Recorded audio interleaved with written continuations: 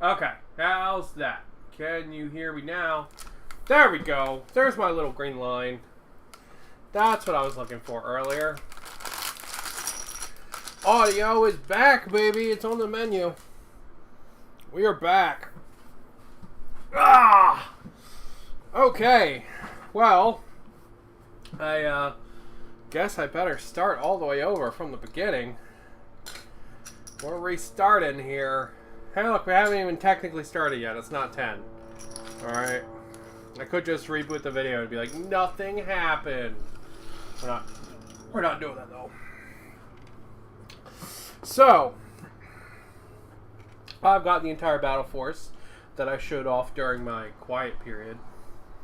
I've got that whole battle force. I picked it up for Christmas, and my intent with it was to build it in one weekend in honor of the new Guild Wars 2 expansion coming out, End of Dragons. I'm going to build an entire army for King Joko. Praise Joko. And bring his glory to the mortal realms. So, for those that don't know, King Joko is one of the, like, bad guys from Guild Wars 2, but he's like a fan favorite bad guy, if that makes sense. People like him a lot. And it's because he has a lot of, like, character, and, like, he's kind of like an actually evil version of Skeletor, essentially. And he's kind of a dickhead, but, like, it's also really funny. So in Guild Wars 1, he was actually part of the Halloween event. And now he's returned to being part of the Halloween event from being a big bad in the story, because he's technically been defeated in the story. Spoilers, sorry. That's like 3 years ago spoilers, though, so... But I wanna have his army. I wanna have his army represented. I built a King Joko army before. It was actually not an army, though. It was a Warcry warband for King Joko. They were actually one of the first things I built in Warhammer. I built them for Warcry. They were from the Feast of Bones box, which was an amazingly cool box. I still have not finished those ogres. I really need to do that. The ogres are fucking cool. Alright, we'll let that dry and set while we work on the second one. Let's see, this one is 11, 12, 10. So yeah, I built them for Warcry before. I really liked how they came out. I was a big fan of it. But I think I can do better now, because I have, you know, lots more painting time under my belt now. I'm a lot more, let's see, 11, 10, 12. Where the fuck are they? I am way more experienced than I was back then. Back then I had pretty much just like started painting my first models, so I think I have a really cool idea for order of operations for these guys, to get them painted quickly and to get them really cool looking and make them really unique. So fingers crossed it works out, but I've got a plan and we're going to try to execute it together on stream. I've been trying to do these longer duration streams.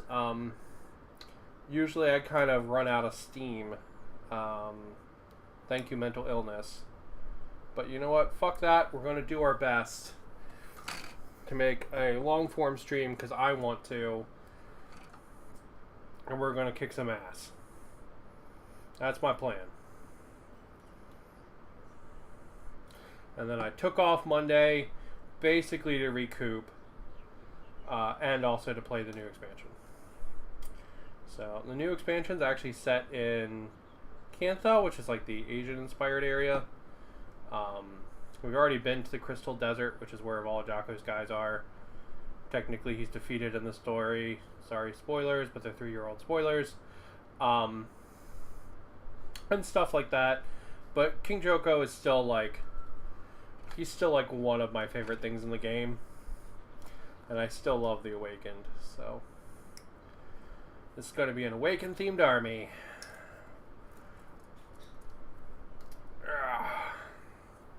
I am very excited for End of Dragons. I even made myself a brand new character. His name is Comstar for Battletech. But he's going to be an Asura engineer with a big like robot buddy. It's pretty sweet. Normally I only play Char because horrible furry, but I like the idea of having an Asura have a big mech friend. I think it's really cool.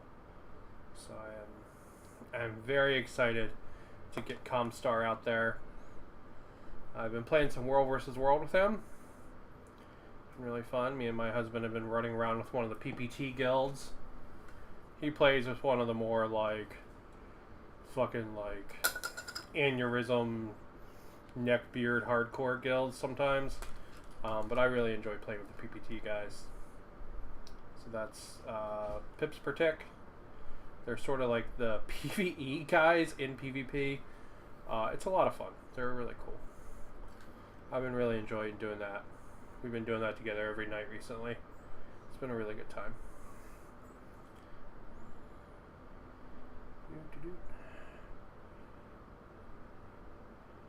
So yeah, one of the things I'm going to do here, I'm pretty much going to get everybody glued to their base, because after that it's easier to do like the next level after everybody's technically already on the base. Alright, so let's see. Do we not have instructions for the third one?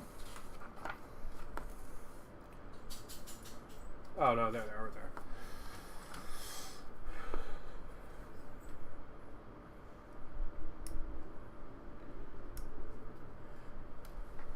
But yeah, so my Sora engineer is gonna go get to explore Cantha. It should be a good time. Check out End of Dragons.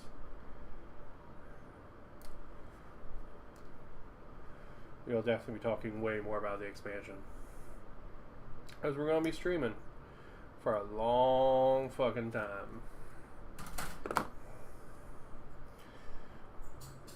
And the nice thing is, a nice event like this can help get your mind off the fact that we're probably careening towards World War III. So, you know, give you something to do, not think about all that fucking horribleness going on in the world with horrible people doing horrible things to just random fucking innocent people. You know, so nice, something else to think about. There we go. And we need some feats.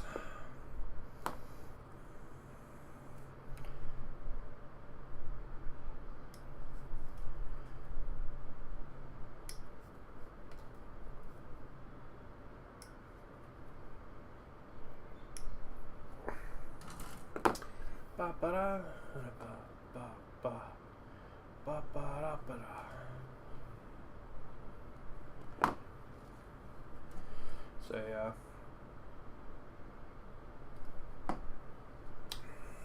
King Joko is a so these guys they're gonna be painted up to match the Awakened, right? A little bit ago, that's why I tried to learn to do the oil painting, make things kind of look like slick, kind of gross kind of oil, right? That's why I did these ghosts here, like that. So we're going to use the same oil painting thing, method. We're going to use the same method on on our skeletons here.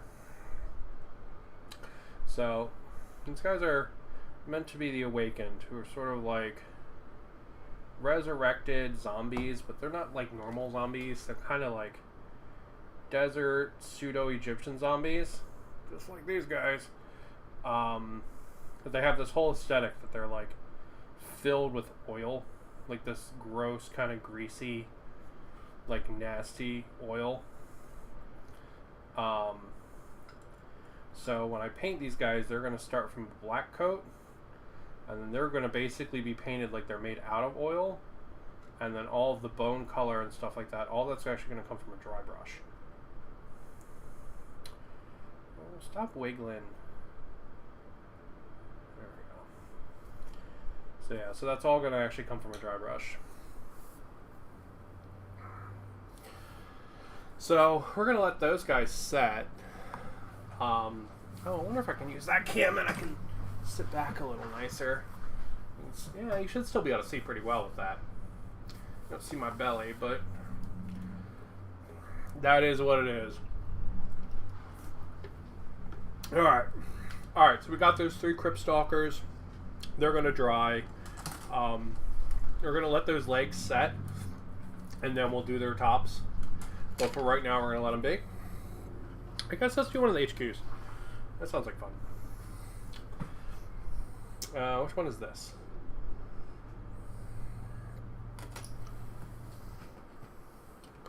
This is the Mortison Soul Reaper. Soul Reaper. Alright. He is. So yeah.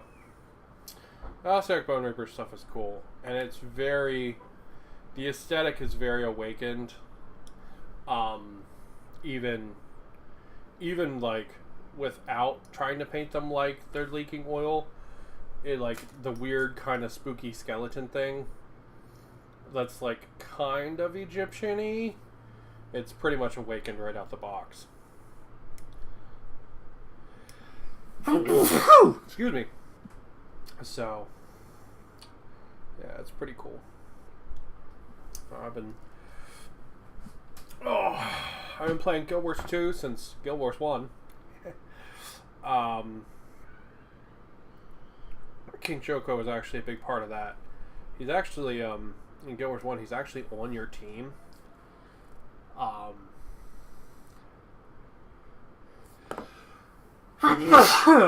Because how the like lore of it breaks down is King Joko is this giant, like, kinda okay, yeah, he's just evil. Let's be honest. He's this giant evil lich, right? And he rules over this massive desert kingdom. And what he does is he resurrects everyone who dies to rejoin part of his army. So like his forces expand like insanely fast because of that. And because he can essentially just like chain resurrect anyone he fucking wants.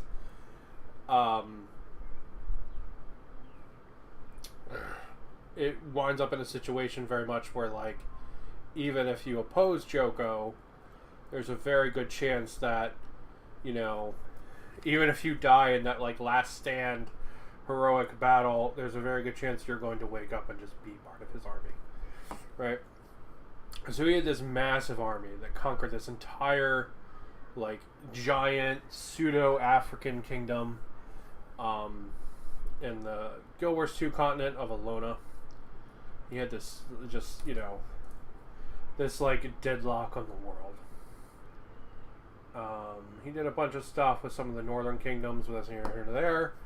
But eventually he's defeated by this guy named Tura Osai.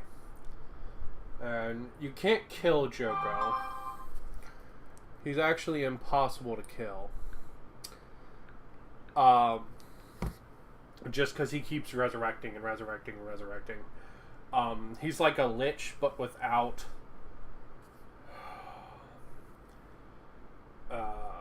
but without like a phylactery, right? Like he like auto is like this auto regenerating thing.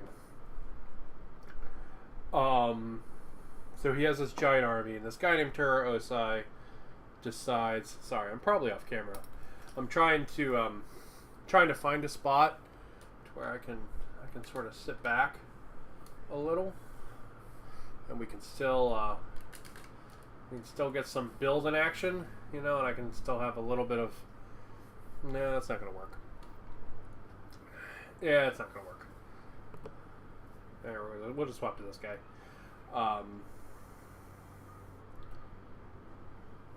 Alright, so guy named Tura Osai decides to lead this war against him. Actually does pretty good, right?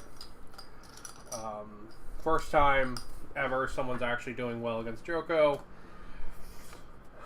Eventually, he manages to defeat and dethrone Joko. And he doesn't do this by killing Joko, because that's fucking impossible. What he ends up doing, essentially, is dismembering him. And scattering him, like, across the known universe, more or less. So Joko, in the time that you get to meet him for the first time in Guild Wars 2, he's essentially just a talking head. That you like that you like free from this imprisonment from Tura Osai. And then you use this talking head to like regather Joko's gigantic and now headless army, so that you can use it to fight a bunch of other bad monsters, right? And it's just really fun. And Joko's this, like, I don't know, he's like an actually evil Skeletor. So he's like, if Skeletor actually, like, wanted to do bad, that's what Joko's like. So, there's this moment, and it's the moment that made me fall in love with Joko as a character. And it's after you defeat the big monster in this expansion, right? You defeat the big evil god and stuff. And Joko, because you talk to him after the event, you know, because you're like, you know this guy's fucking evil. And you know he's going to try to do bad shit now that he's reawakened. But what he says is still probably one of the coolest things. As he looks at you and he's like, I'm not going to try to fight you. He's like, I don't think I would win right now, right? You're super powerful. I don't think, you know, he's like, fighting you is not the best idea, and it's just also not practical, right? He's like, it's really, you know, it's not in my interest. Oh, that should work good, actually. He's like, it's not in my interest to try to, like, fight you with my army right now. But he's like, but your lifespan is limited. He's like, in 50 years, you're going to be dead and gone. And I'm still going to be here. And he's like, and in 50 years, I won't have to fight you. Because you're just going to be gone. Just completely gone. Because you're just going to die of old age, or something bigger is going to come along and kill you. And I don't have to worry about it. I can literally, as a lich skeleton monster, like this guy, I wonder. Let's try. I apologize for a wiggly camera, but I'm trying to get it so you don't have to stare at my fucking hands, and you can still sort of see the model. doesn't like to focus on that. I'm not sure why. Let's try zooming in a little more. How's that? No, it doesn't want to focus on the model. There we go. There we go. That's perfect. Nice. Yeah, we can do that. And he's like, yeah, so I can just outlive you. And he's like, and in 30, 40, 50 years, I can just take over this land that will not have a hero, that will not have you in it. And there's going to be nothing you can do about it. And I loved that. Like, it was such a, like, pragmatic and neat way for a lich to think about, like, the problem of interacting and, like, the benefits of lichdom, right? The benefits of never dying, and this fact that he has this time advantage where he can just essentially wait you out.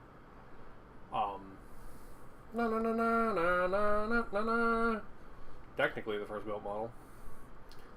But yeah, I loved that idea. And it was like, Joko was funny and a lot of fun and all up to that point, but it was that like moment that made me go, oh, dude, this character's so fucking cool. And I loved it. I loved it so much. I'm just going to pull the rest of the instructions up here and just put them up there, so I don't have to keep bending down to get them.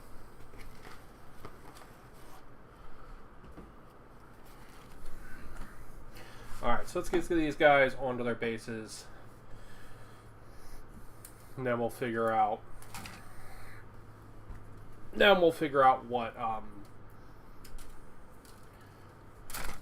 what they do after that. What we turn them into after that. Because one unit I think I'm going to turn into spear guys. Maybe I'll turn them into sword guys. And then I'm going to make a mixed unit with the other guys. And it's going to be swords and spears. The swords are really cool. So are the spears, though. Alright, so we've got... Oh, wow, look, it literally, in the instructions, it literally is like, do what I'm about to do. That's kind of cool. Doesn't usually tell you to do that, actually. But this is a really nice way to, especially when you have a lot of, like, little fiddly guys, it's a really nice way to sort of do it. Alright, so we've got... I'm just going to start snipping. Anyway, I started snipping. Yeah. I gotta, like...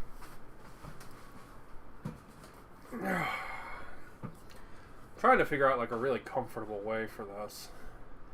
So I've got a long couple days of streaming here, so...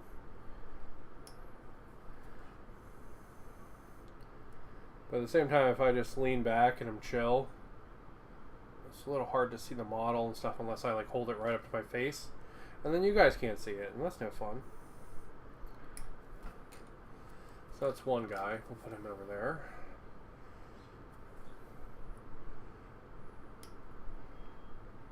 But yeah, so when you come back in Guild Wars 2, right, you're coming back into a post-Joko world. Like, Joko has been running Alona for centuries at this point. He is the big figurehead, right?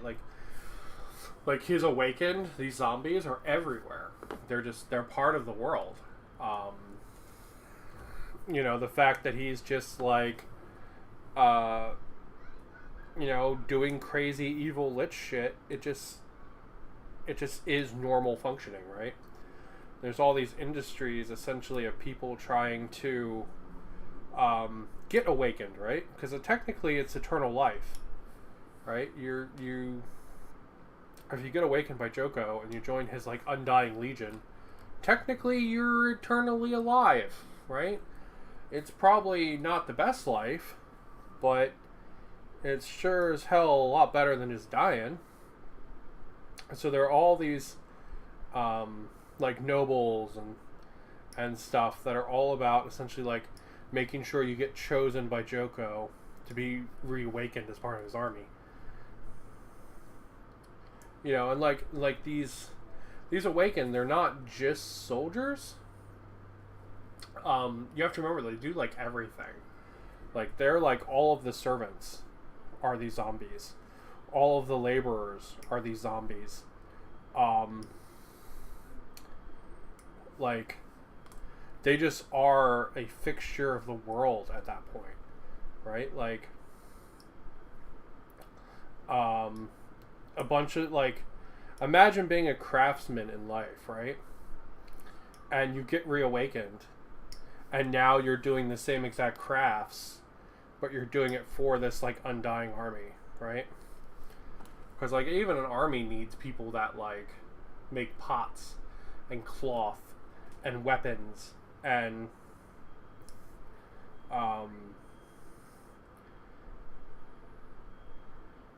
you know, they need animal keepers. They need like all of these trappings of like a real army, even though they're zombies. So, you know, like regular people get just reawakened to keep essentially living their lives. And yeah, technically they're serving Joko's will, but like in a lot of the cases, they're still kind of sentient, right? Like they're not like always just like these mindless these like mindless like oil slaves, right? Lots of times they have like some of their personality, and like some of their post knowledge and stuff.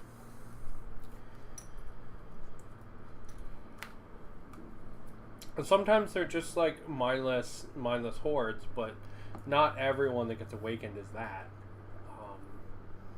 So it's really neat. Coming back into that world is really interesting.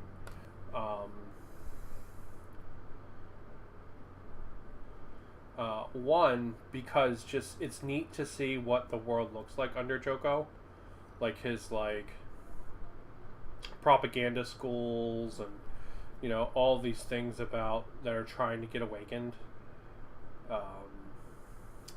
You know, like it's a cool setup.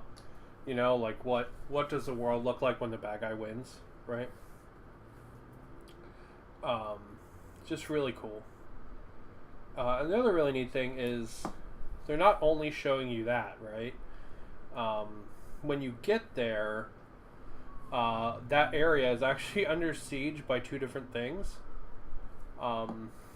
It's under siege by the human god of war, who's essentially gathering up his followers and turning them into like automatons, like hatred automatons, and sending those out into the world. They could have done a better job with that, by the way, but that's what he's doing.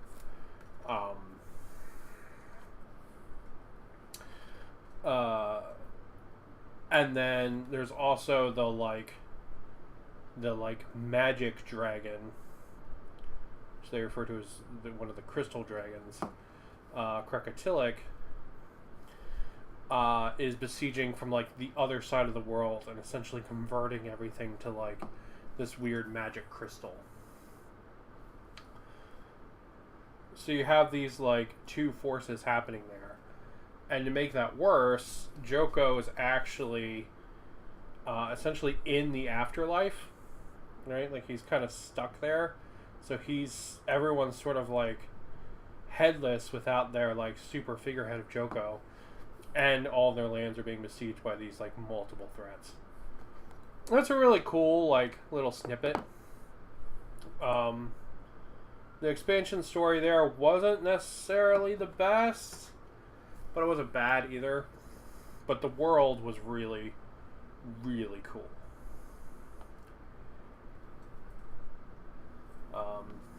Vabi and Desolation are some of my favorite zones.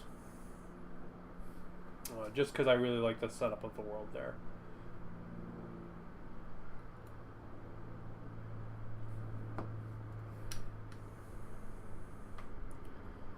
So, yeah. So that's my little recap on how fucking cool Joko is, because he's like the coolest. So now technically he's been. So this is more spoilers, but this is like 2 years old spoilers, so get wrecked. Technically he's been eaten by like the dragon that you're helping to raise in the main story in Guild Wars. And essentially, since the dragon like eats magic, she absorbed all of his like resurrection shit and can basically like res herself now. And the really fun thing here is that this technically puts Joko into the afterlife. The Guild Wars 2 like afterlife, the mists. And that's really fun because he has this rivalry with a human king called Thorn. And they Mad King Thorn and Joko are like the Halloween event in Guild Wars 1. So it's kind of cool to see them come back again in Guild Wars 2, both in the afterlife, like as the Halloween event. And it's really fun.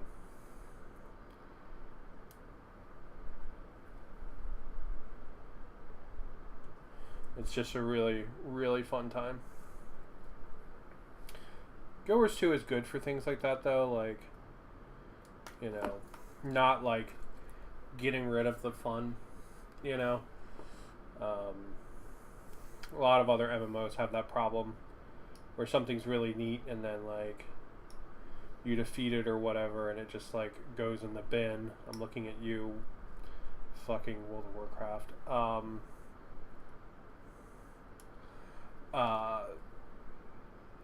Well, Guild Wars thankfully doesn't do that, right? Like, Guild Wars knows that lots of people like Joko.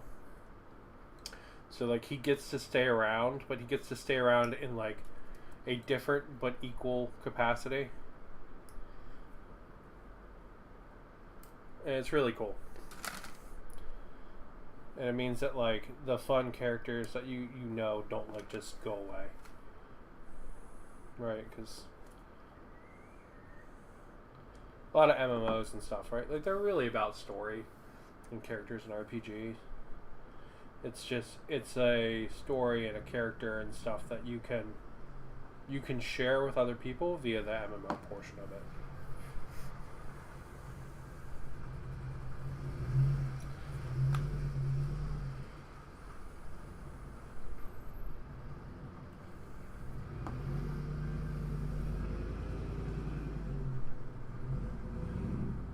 There's a giant truck turning around outside my window.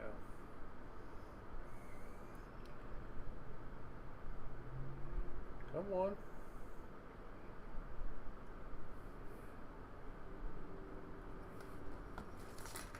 Hold up.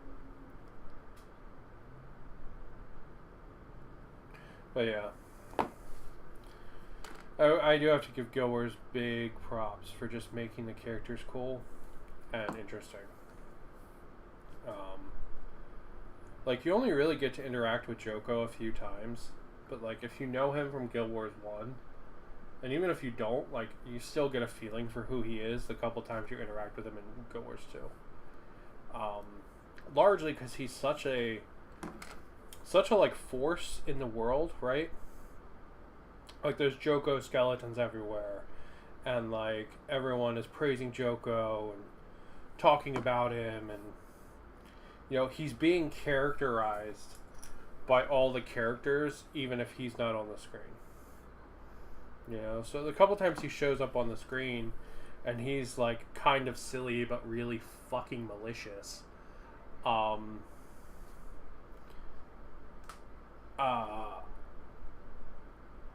It's really cool. Like, you get to see, like, the same kind of character that everyone's been talking about. And it's really fun. I do have to give them props as well for actually making him malicious and also, like, kind of super ability. In the game, he sets up one of your, like, companions in essentially like a Lex Luthor style like death trap, and it's really cool because it feels spiteful, but it's also got that like kind of like Skeletor vibe to it, because it's just this big convoluted thing instead of just like, you know, offing her basically. And I like that. It keeps that Skeletor vibe, which is one of the really big reasons I like these guys.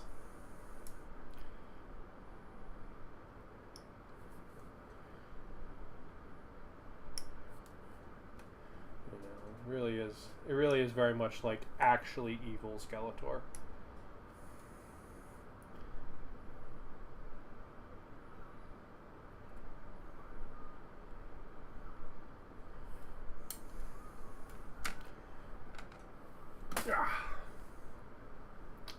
That's pretty darn sweet. There we go. Alright, so we're getting close to having our first group of 10 guys done. Or at least on the bases. They've got a long way after that. So we'll get all 20 of these done, and then we'll go back to the Crypt Stalkers.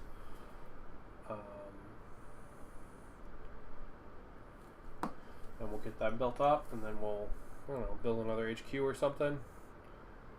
Maybe, yeah, we'll build the Gothazar Harvester after that. Or maybe we'll build a Catapult. I don't know. But we'll get all 20 of these built first.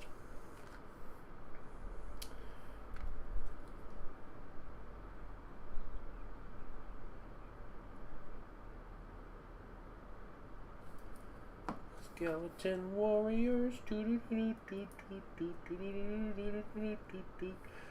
Skeletons are cool, man. Spooky, scary, weird, kind of happy looking monster skeletons, even fucking cooler. There we go. There we go. Alright.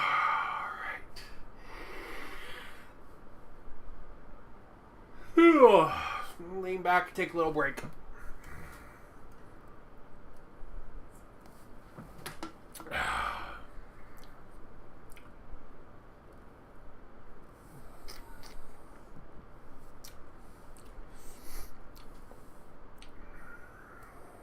Kind of wonder.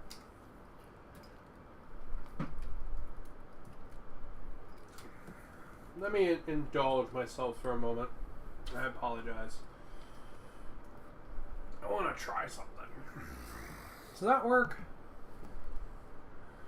No. No, not really. It's like if I hold things, I kind of want to hold them right here.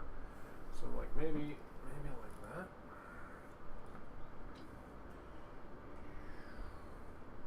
Maybe like that. It's not terrible, honestly. Even if I'm holding it like right here. It's pretty terrible, let's be real. Alright, I don't know.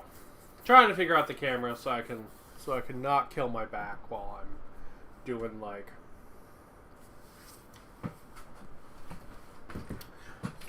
so much streaming, you know?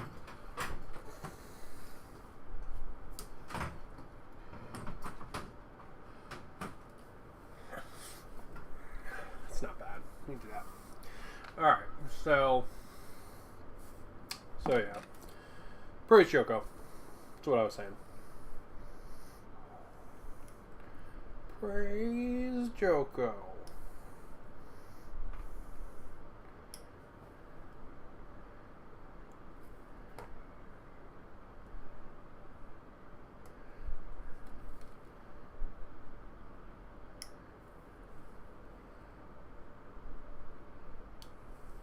But yeah, to be honest, Guild Wars 2 does not get enough credit for its story.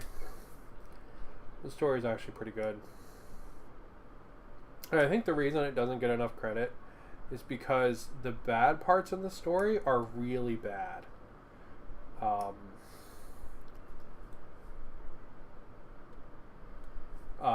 So like the good parts being pretty good, really gets outshined by the bad parts being fucking atrocious.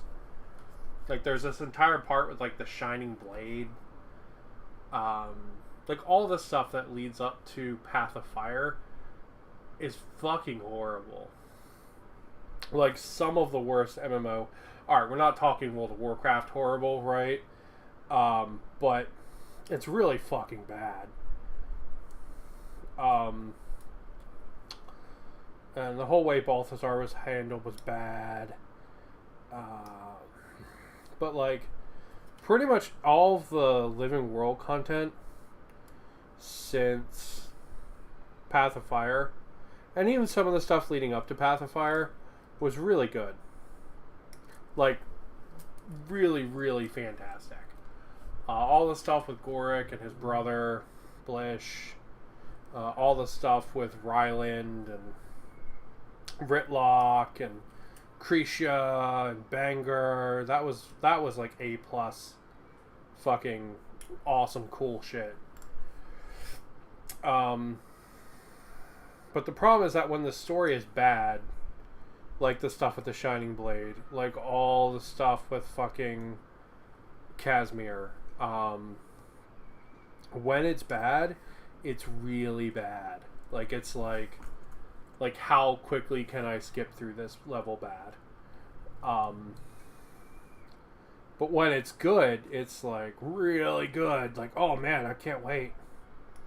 You know? And it's generally good when they focus on the Azora or the Char. And it's generally bad if they focus on anyone else. But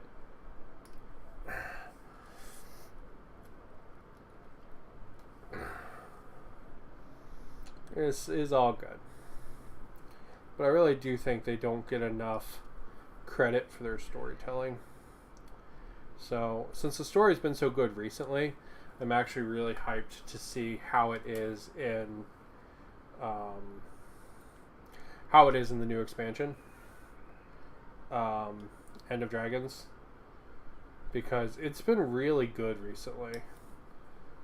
I really enjoyed all the stuff with Bangar and all that, and you know, they wrapped it up nice and quick. It didn't take like 40 centuries.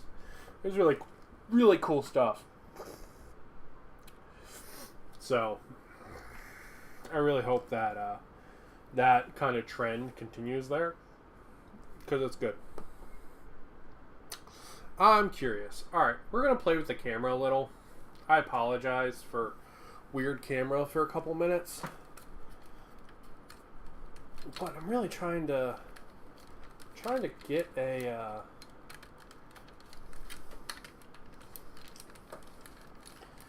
trying to get like a spot where I can like sort of sit back a little, because I've got a lot of building and a lot of painting coming in the next couple of days.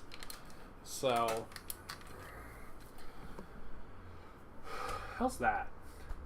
Oh, that's actually not bad. That's not bad at all. I mean, it's focusing on the wrong shit. Focus on this, please. This, please. But that's not bad at all. Yeah, let's run that for a little bit. See how that goes. Alright, where was I? Was it these two go together? Yeah. Yeah, because I can lean back and that's not bad. It's not bad. So yeah, what was I saying? Guild Wars 2 story is cool. I like it. It's fun. And Tyria is an awesome world. It just feels really nice to be in that world, like, as opposed to a lot of other MMO worlds, like,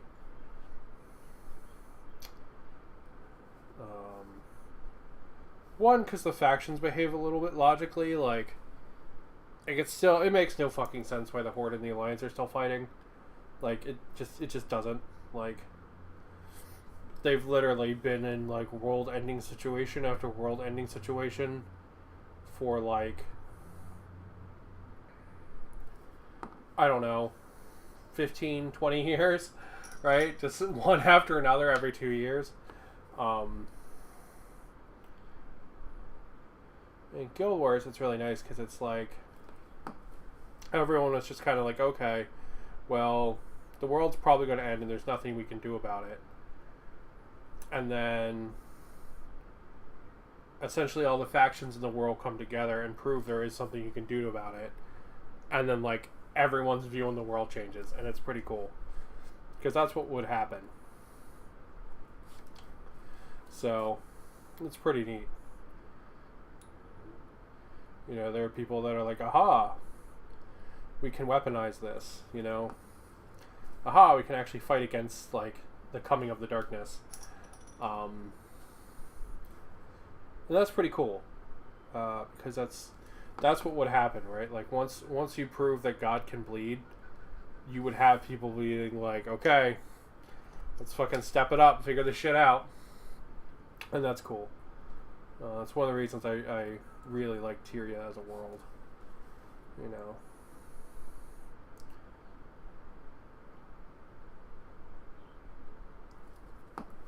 Also, like, it feels like the kind of world where there's multiple,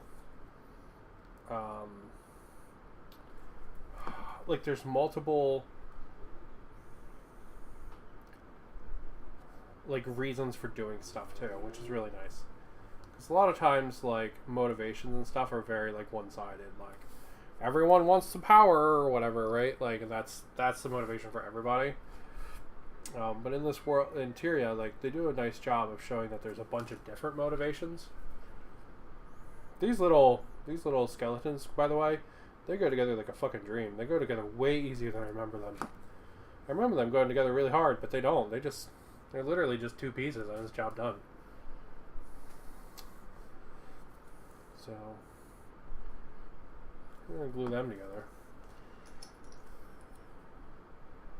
And then we're going to mess with the camera a little bit more. And then we're going to start putting the arms and legs on the Necropolis Stalkers once all these guys are built.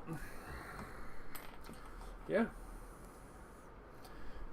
Skeleton warriors.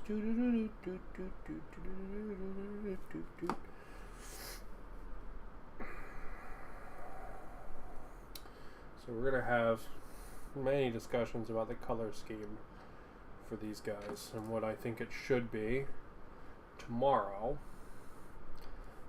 with lots of photos of the Awakened, so we can talk about that and get a feeling for what their color scheme should be, because I think I messed it up a little bit last time. It's one of the reasons I want to repaint that war brand for Warcry that I made originally for Joko. I think I messed it up a little bit. I think, yeah. So that'll be a discussion for tomorrow. We won't belabor that point today because it's hard to talk about colors without looking at colors, and we're not going to get there today.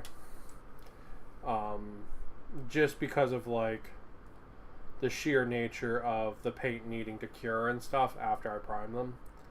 We're not going to get to painting minis today.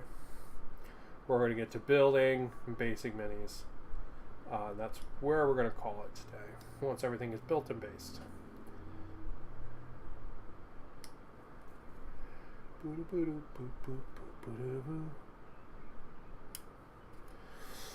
Oh yeah, I love the designs of the Ossiarch Bug Reapers.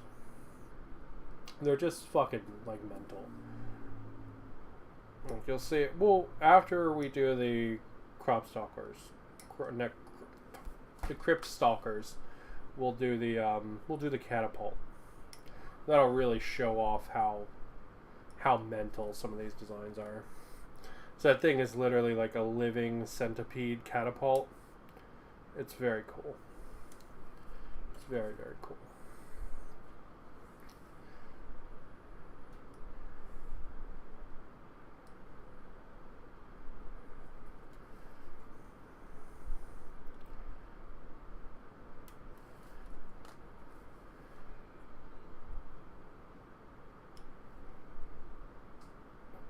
There we go. All right. That's all of them snipped out. They gave me the right number of bases. get to work.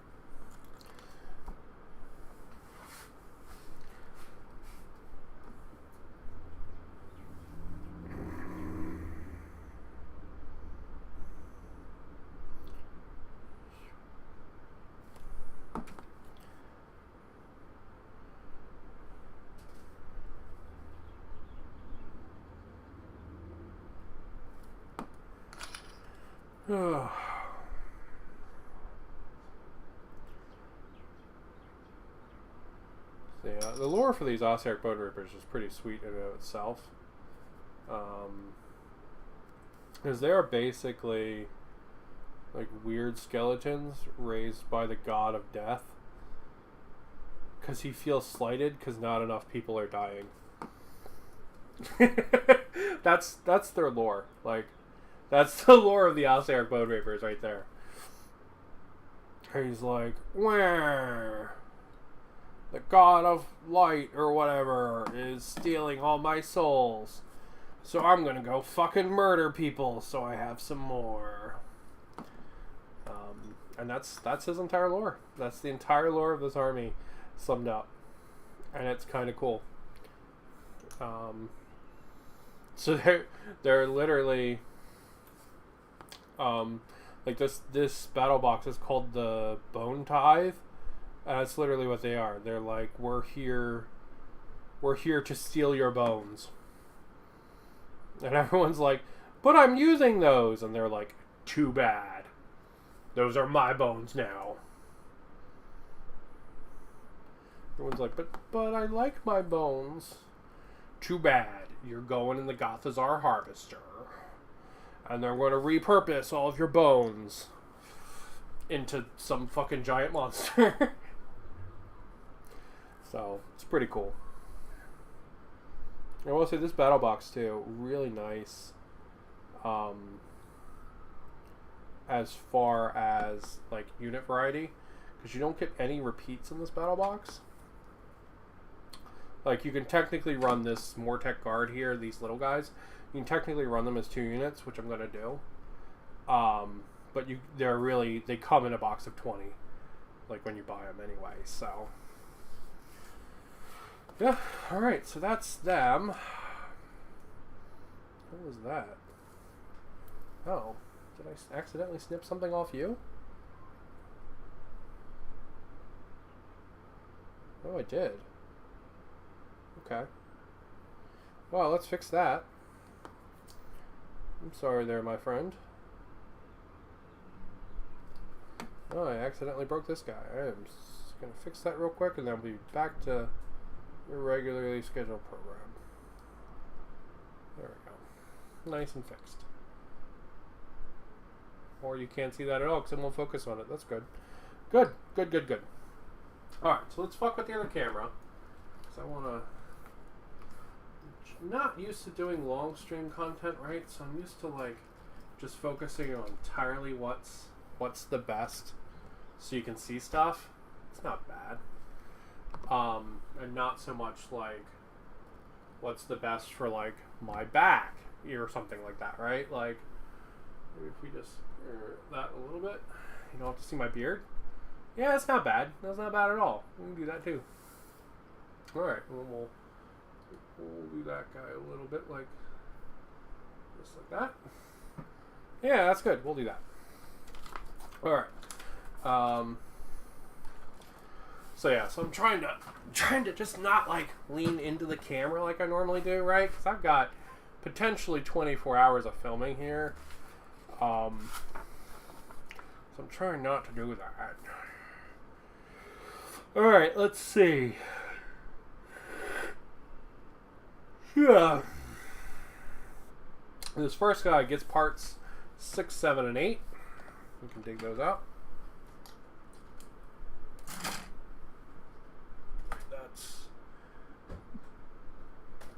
That's all Mortec guard. This is the one we want. Here's number 24. Well, we need that, so we'll go ahead and snip it out anyway. 24.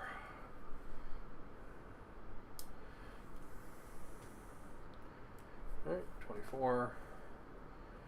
26.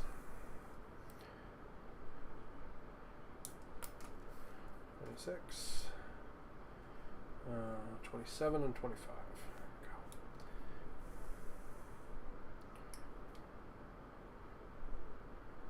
So yeah, so we're going to build the guys with the shields and the halberds because I don't have that unit yet.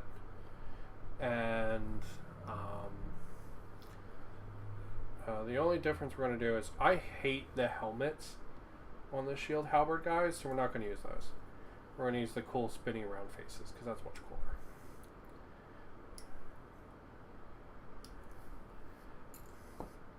cooler. Okay, let's see. Alright,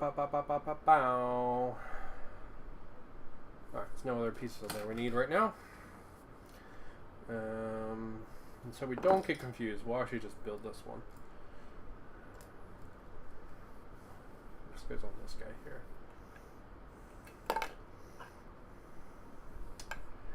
Oh, one of his back tines is broken. There we go. We can try to fix that a little bit. I must have just broke it manhandling it. Go.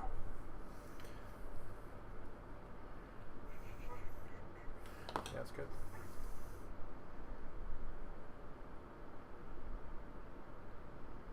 Go.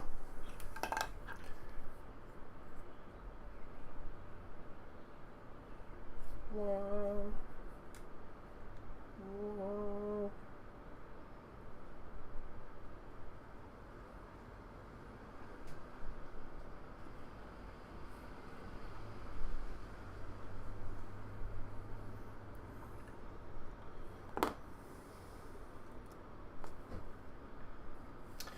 Okay, and then he gets even more spines. What do you need in your life? More spines. It's like that alien from Men in Black that's just made out of fingers. One from like Men in Black 3 is like the main bad guy. And they reveal it in like the last like 5 minutes that he's just a creature made out of fingers. And it's like, oh, that's not creepy at all. You know? And you've got like 400 fingers.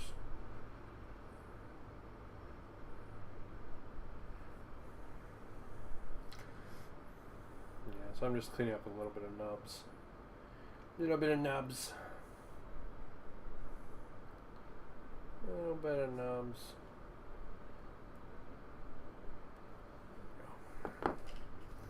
Yeah, so I don't really care which chest goes on which guy.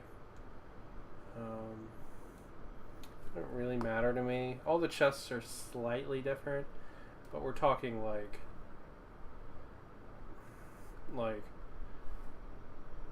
I don't know, like basically no difference, right? Like they have a different rune or something. Like they're essentially the same. Not a big difference there. So.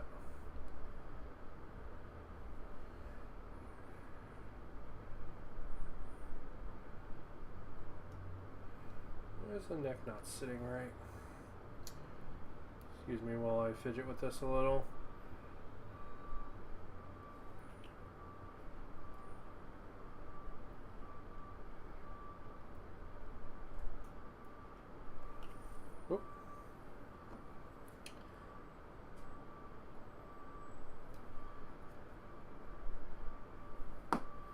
Now it's stuck in the beard. I guess it needs a contact point going down the back. Okay. Need some glue on the back too.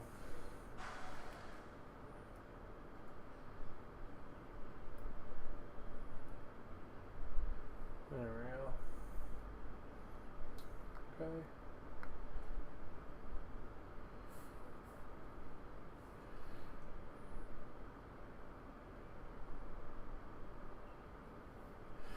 Sweet. Alright, so that's number 1 done. Next up, let's see what we got. We've got part 4-6. There we go. Clip out piece number 7.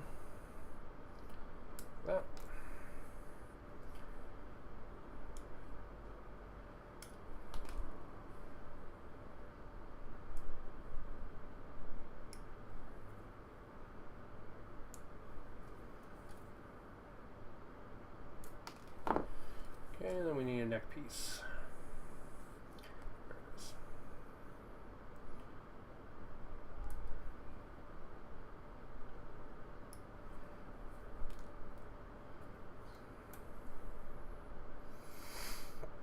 All right.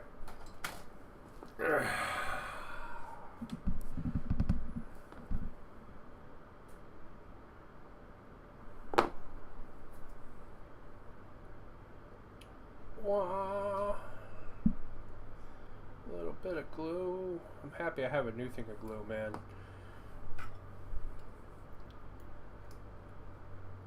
It's like literally the worst when you're like, I'm gonna build this whole army, and you run out of glue. I was doing that with some 3D printed stuff, and I totally ran out of fucking super glue, and I was like, fuck. It's like the absolute worst.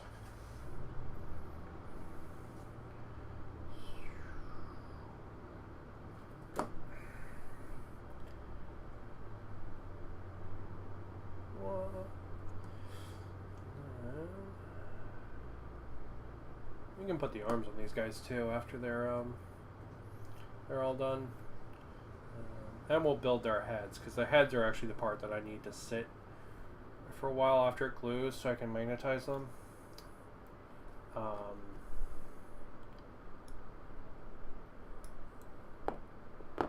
Yeah, they're the part that I really need, that needs to sit. Because the three heads like glue together, and I'm essentially going to drill into the three heads to sink a magnet between them. So since it's going to be drilling on the contact point for the glue, it's going to be really the piece that needs to set. So maybe we'll even do that before we do the arms. Alright, so let's finish this last body up and then we'll go from there.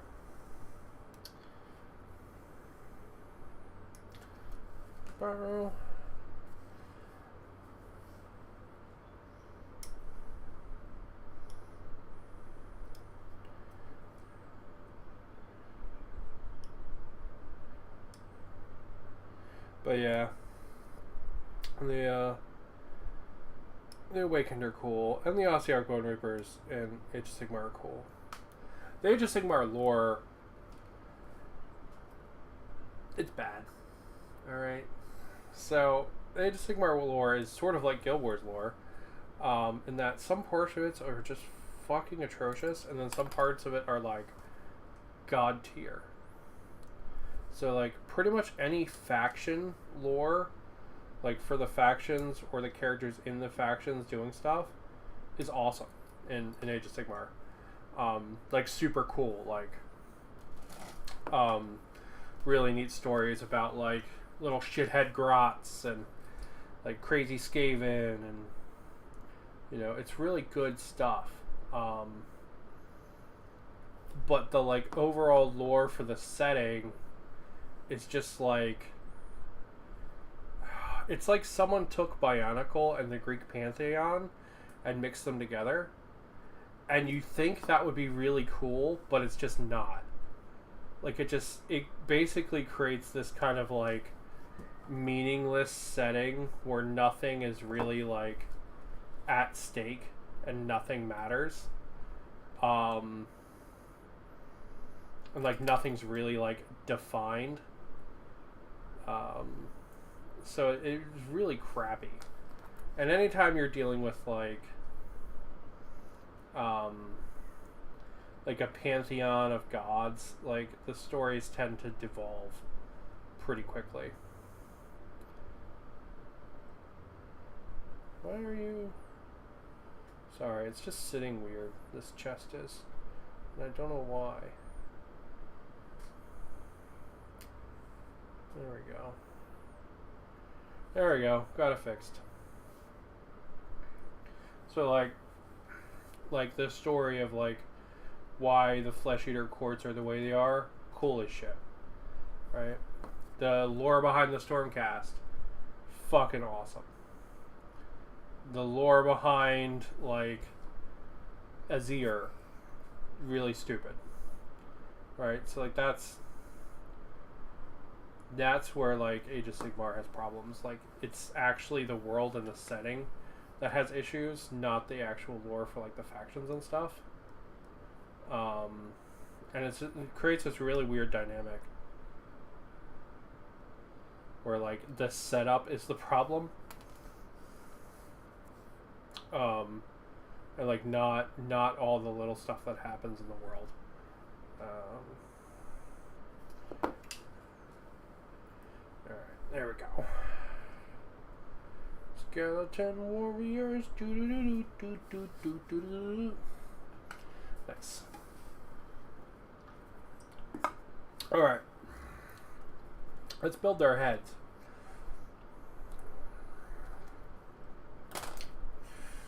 And then we'll put the arms on them. And then we'll let them sit and dry. So, you look at the instructions for the Crypt Stalkers.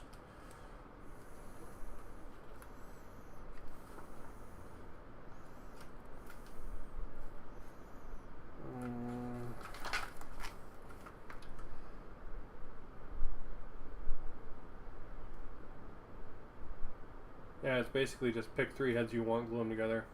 Oh, it's actually 4 heads. I stand corrected. Alright, so let's cut some heads out.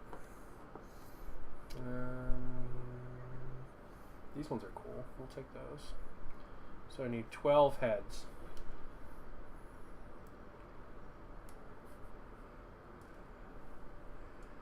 Two, 3,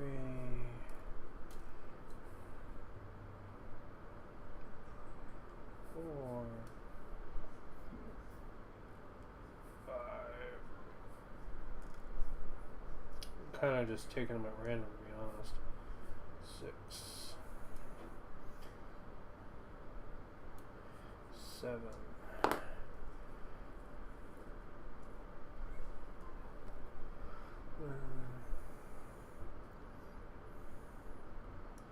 8.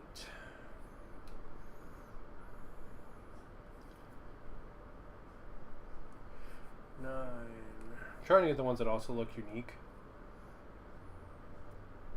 So a lot of them are kind of duplicates, it seems. 10. 11. And we'll take this guy. Alright. So anyway, I started gluing. So yeah, so now it's pretty much just glue it together.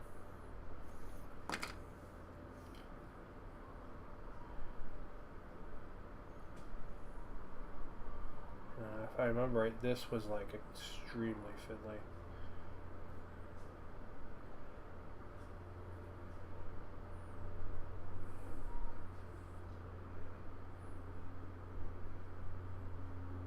So they have this is going to be impossible to show on camera because it's so small. They have a male peg. So they have a male peg coming out the back of their head, right?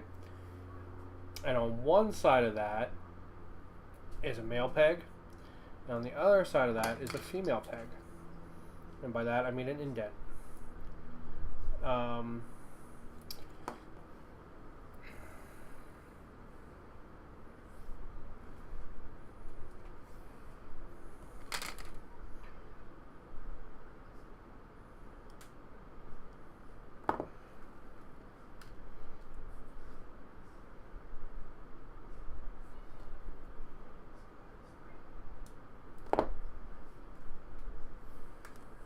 You have to like get the pegs to go into each other, but they're very shallow, so it's like they kind of just need to rest in each other.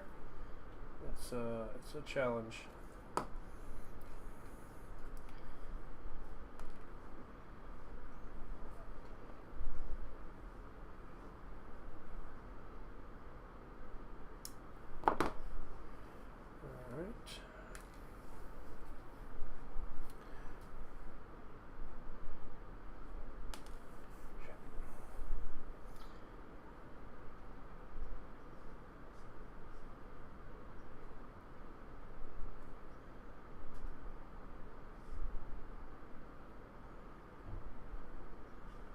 See, I already fucked this one up.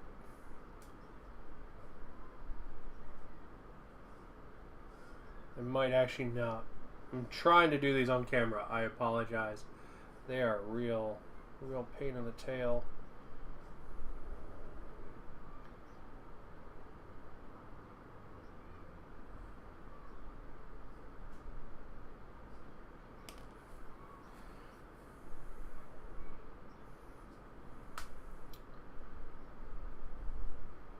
Alright, so that one's done.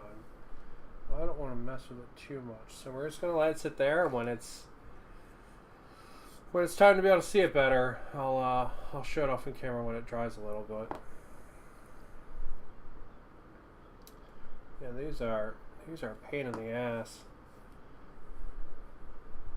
These are like the definition of a pain in the ass.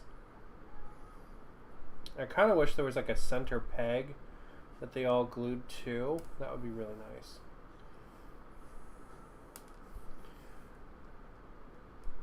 So probably all you're getting on camera right now is beard. I apologize, but I really have to zoom in with my face eyes so I can see these.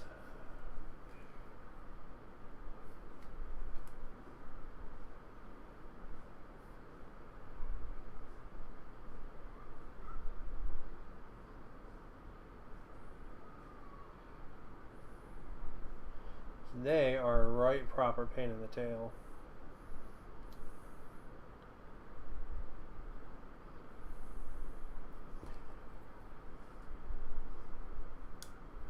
And if they have nubs on them, they will not sit either. Will not sit together correctly either. Fuck.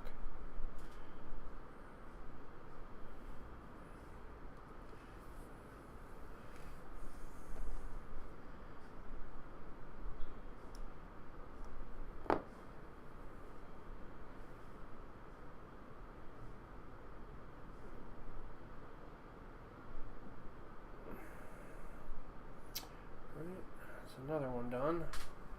2 out of 3. Last one up.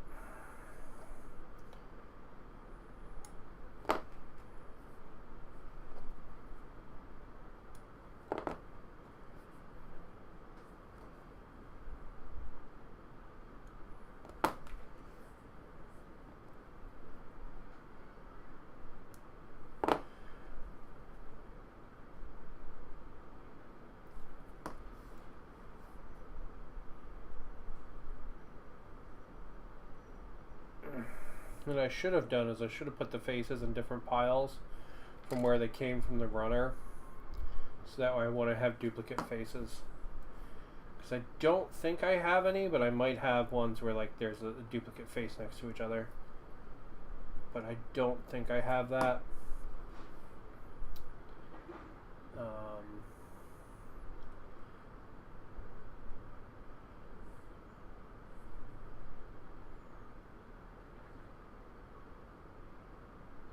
So, it should be good. Okay, those are all going to dry now. You dry, and I'm going to pretend I didn't have to just do that pain in the ass. And we're gonna build some halberds now. That's what we're gonna do. Cause that was a right proper pain in the ass. I'm not gonna lie. All right, so. Let's see. We want 74 skeleton warriors.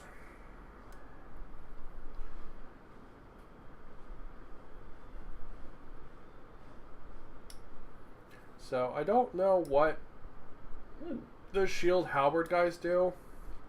I assume they can do some kind of protection thing.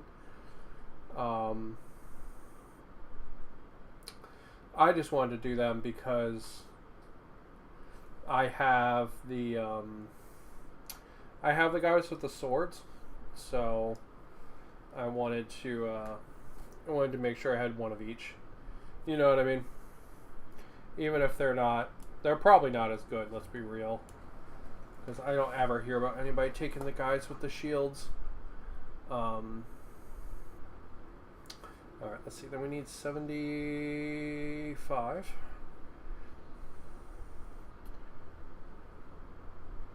Yeah, I don't ever hear about anybody taking these, so they probably suck.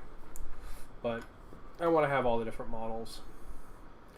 And then we need 50, 54, and 76. 50. 4. There's 50 right there. And then we need 76. Just one of the ones down here.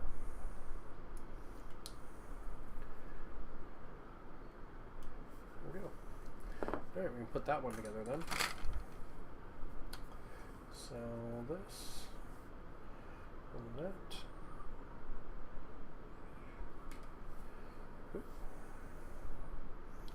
Man, this all it does is really make me realize how much I like lean over my hobby desk as I do it, right?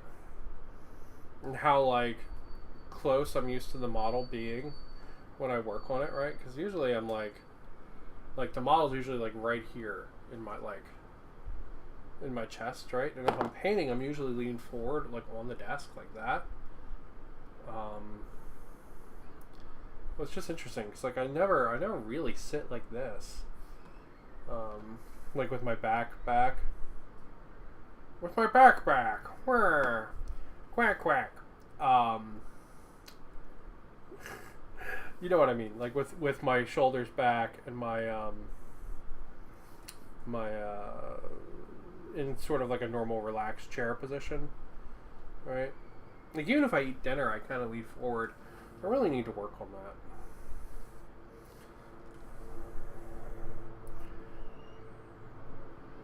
The rivetingness of this stream. Learn that Josh has bad posture and has had bad posture his entire life and will probably continue to have bad posture forever, although he's going to make a conscious effort not to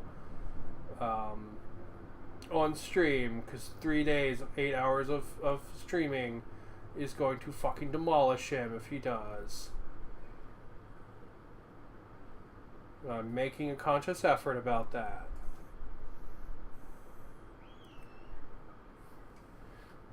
Alright. Where the fuck did the handle one go? There it is. Okay. Skeleton warriors. Ooh, this is fiddly. Yeah, that's really fiddly.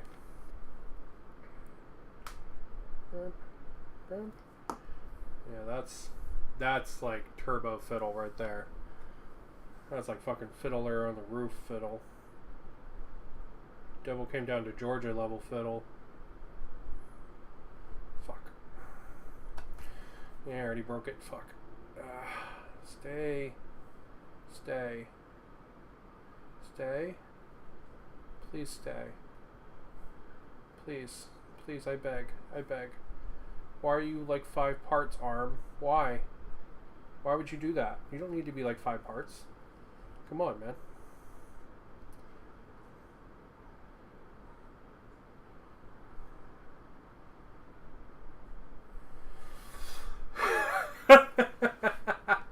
Oh, holy fiddly hell. Wow. Now I see why nobody chooses to build the shield guys. Christ. The sword guys are not this fiddly. They just have 4 sword arms. That's not a big deal. They're not like trying to get double hands to go into the shield to hold the handle, and like they are not that bad. Alright, hopefully this part's not going to be that bad either. Or hopefully this part's not going to be that bad as the other part was.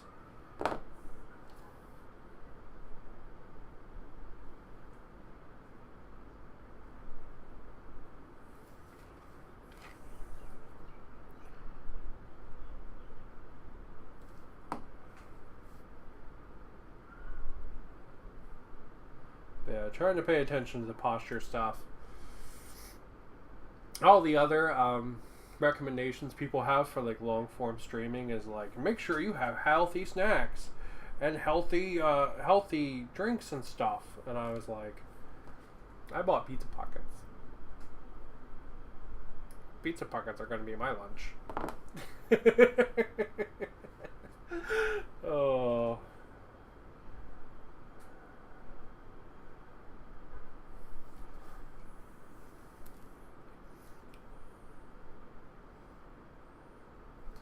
So we will be taking a pizza pocket break during the stream to get them pockets of pizza. Alright, the halberd is not nearly as fiddly. It's still a little fiddly, do not get me wrong, but it is not nearly as fiddly as that shield was. Holy shit. Yeah. So there it is.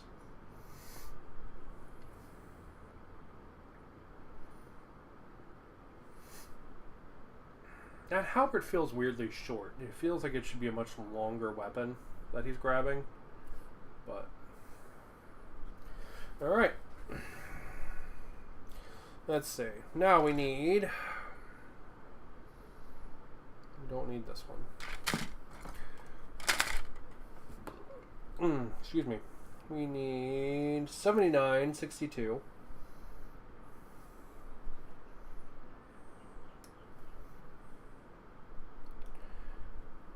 79. I guess 62 is actually not on that. I guess that is on this one. There it is. We're actually going to glue these together so they have a little bit of strength when we come back. So this is the one holding the handle. This is like the wrist holding the handle. So what we're going to do is we're going to glue that wrist into the arm. So that way it's got a little bit of strength for when we put it in the shield. Okay. So that's that one. What's the other one? It's 46 and 73. We'll do that one as well. Just because I think it'll make the shield arm stuff a little less fiddly if there's not like a bend I can force there by pushing on it.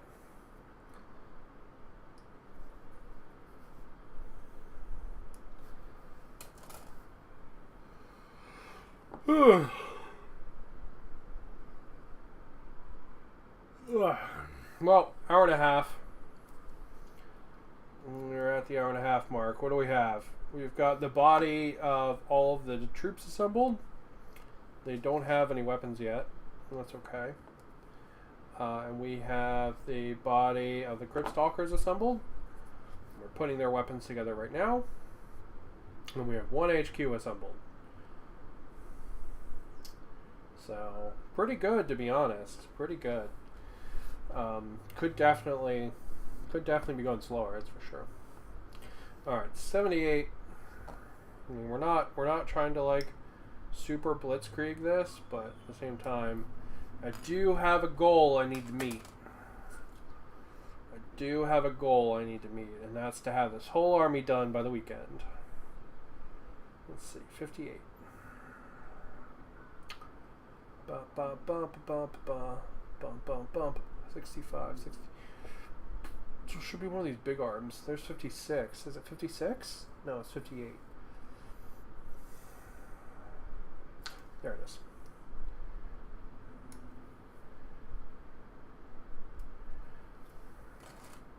Alright, I tell you what, we're going to glue this one in as well.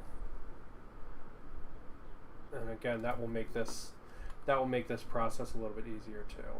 So we're going to go ahead and we're going to glue that in to the shield like that. Glue the arm into the shield, and then we're going to let it set. That'll make this process a little bit easier. Okay. Alright, so that's that arm and that shield. Let's do that for the other side. And then we'll let those set while we put the halberds on.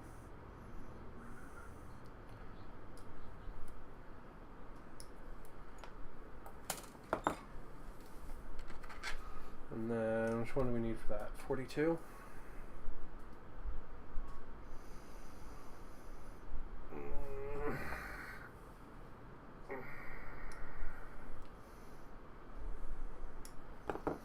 we go.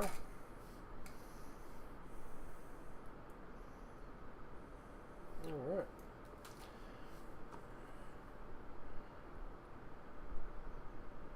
Glue on there. And put this Mama Jama on there like that. And now we're going to let those set while we put the shield arm, while we put the halberd arms on.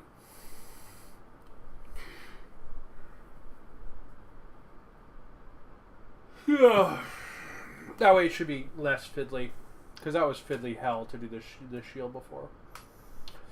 Alright, so we need 60, 77, and 56.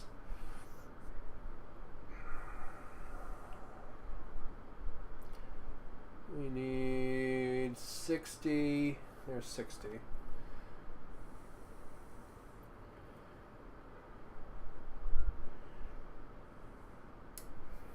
$60, 77,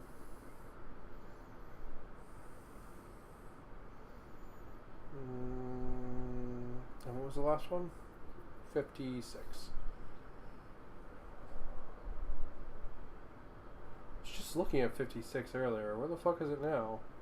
There it is.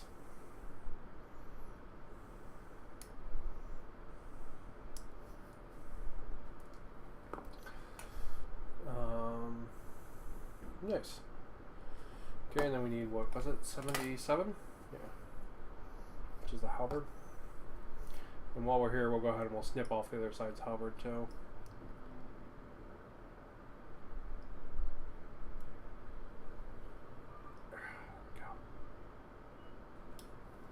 I like the little faces on the bottom of all their weapons. Like on the hilt, they have this like kind of like tortured face. It kind of reminds me of the Jabberwock from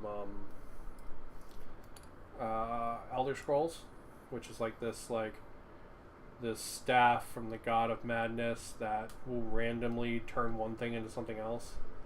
So like if you hit like a giant with it, it could turn it into like a chicken or something. It's pretty cool.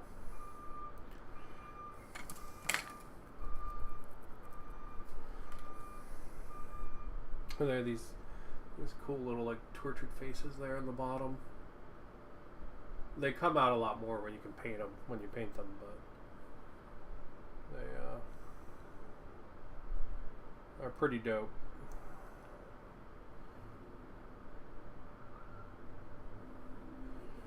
So I'm just nipping off some of the nubs because there's one really weird connection point on these that's like on like the back of the halberd head. Yeah, this guy has a really nasty nub. I'm trying to get rid of. There we go. Alright, sweet. Alright, so then this one goes in like that. Okay.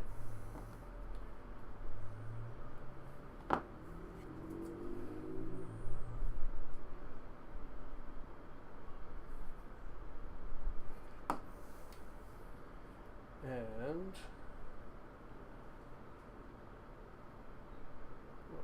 come on. There we go. And the last one goes in like that.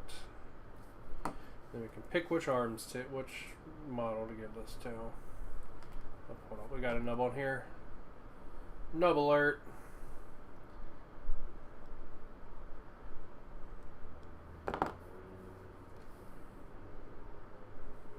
Nub alert.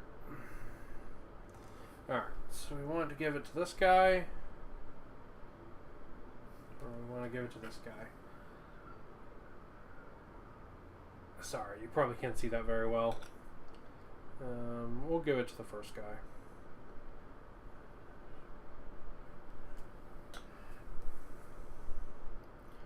And then we will try...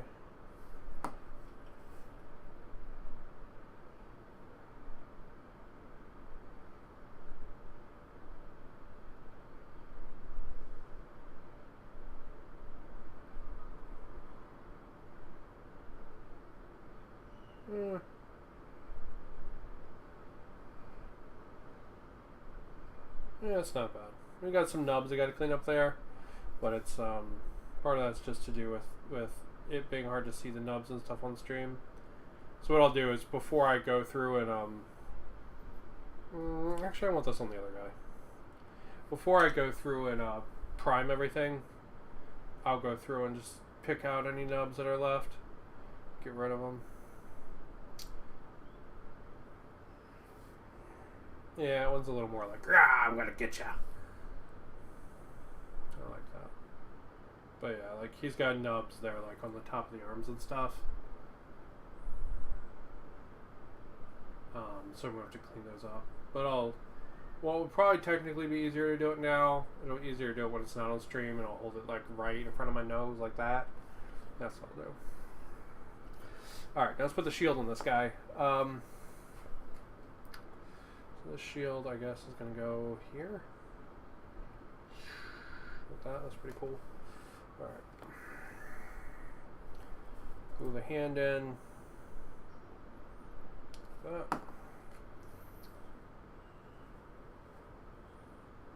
Fuck.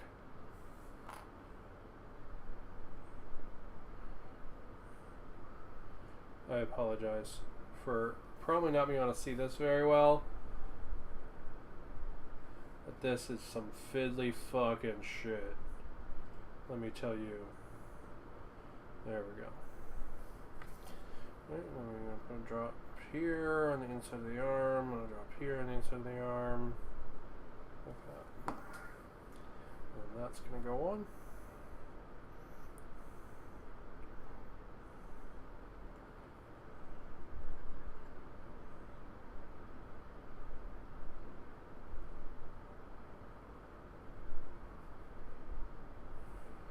There we go.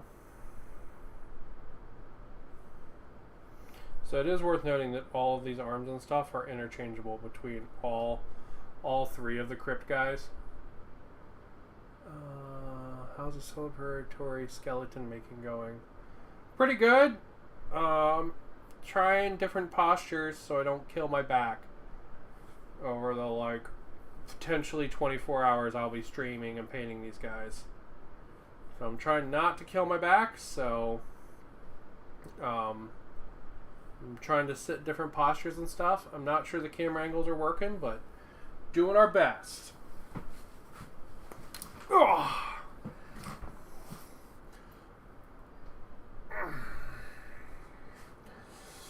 Alright, last halberd. Which ones do we need? We need 40 and 44. Yeah. Let's see, we need 40 and 44. Here's 44.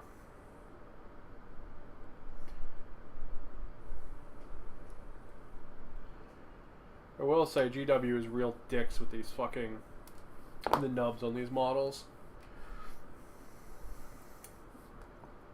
They just put them in real asshole locations. There we go. Alright.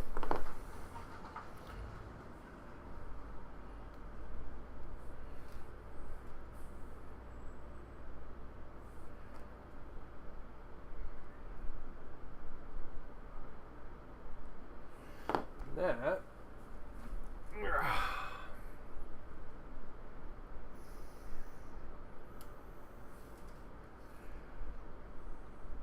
This is going to be our last Necropolis Stalker, or whatever the fuck this shield guy's variant is called, done until we magnetize the head.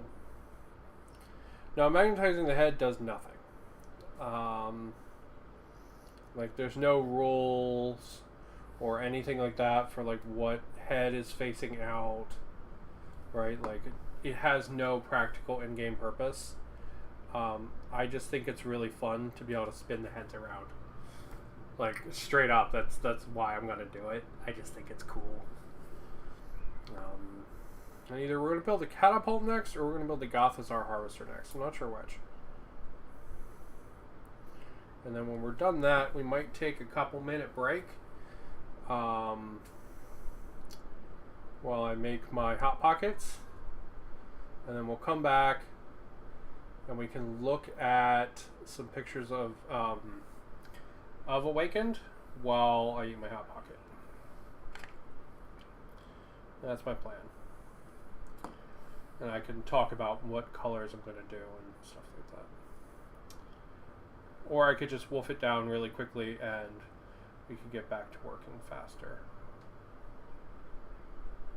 I think both of those are good plans though. Alright. Come on, arm. Don't be as fiddly. Let's go, let's go.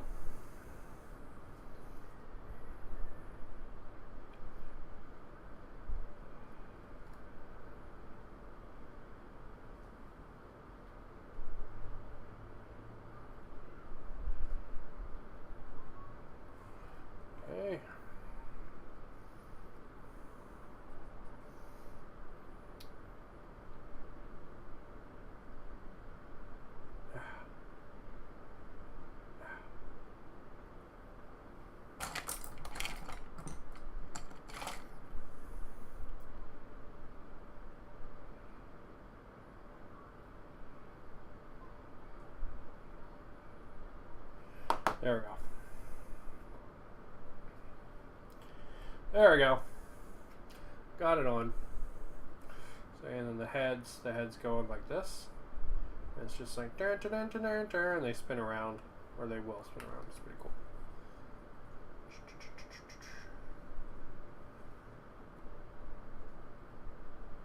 I don't know. They actually seem to sit better. I could do like some. I might be able to do better poses with them if I don't magnetize them.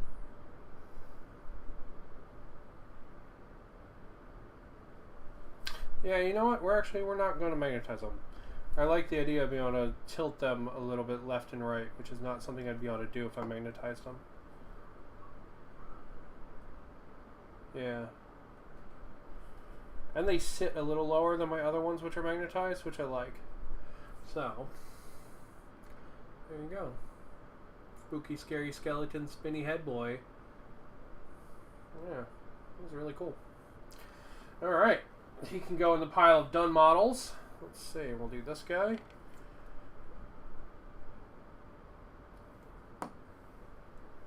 I'll do... Does he have like a yelly face? He does. That can go in the front.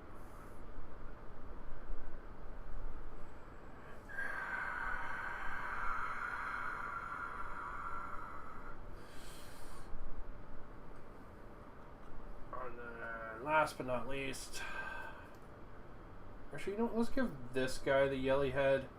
Let's do that. Let's rip this guy's head off, and we'll give this guy the yelly head. Alright. So then he's like, charge! Yeah, I like that. That's cool. I'm going to give this guy the other head.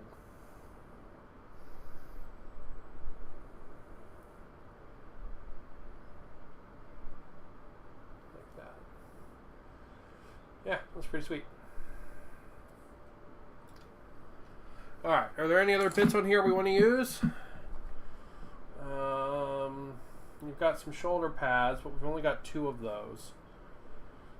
We got some helmets, which are fucking ugly, we don't care about.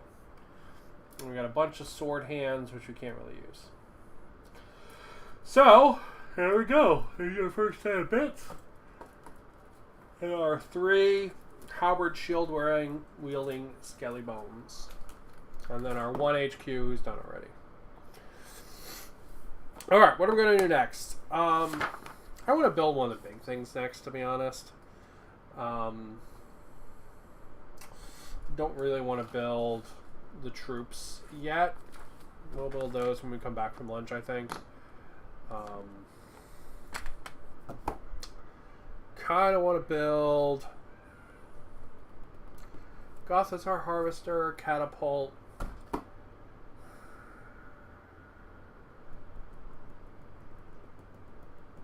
Let's look at the runners. Alright, so this is the Gothizzar Harvester. These are his runners. These runners, they're the Catapult. That's the HQ we're not building yet. We will build him today.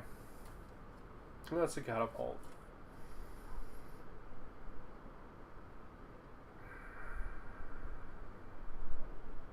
Let's save the Gothizzar Harvester for last, because I think he's probably the coolest model. The Catapult's really cool too, but I do think the Gothizzar Harvester is probably the coolest one.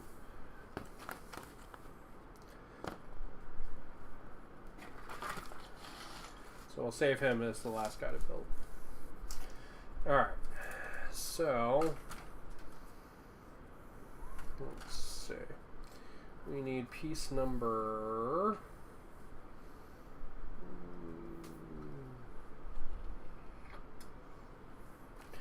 piece number 1, which is sort of the big thing here.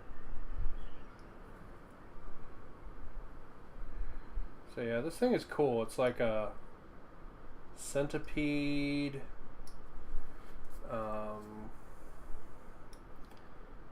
Centipede catapult thing.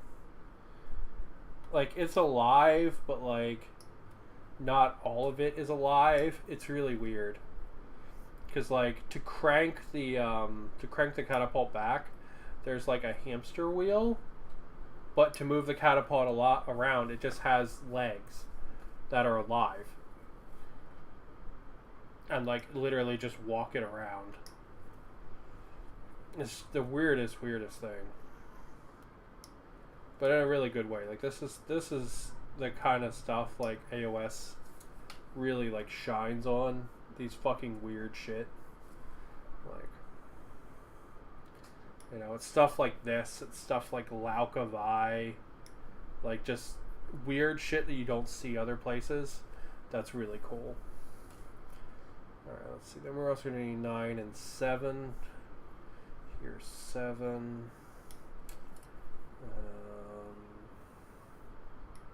Right. And then where's 9? Assuming it's on this runner. Maybe it's not. On this one.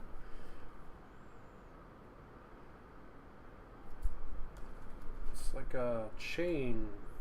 There it is.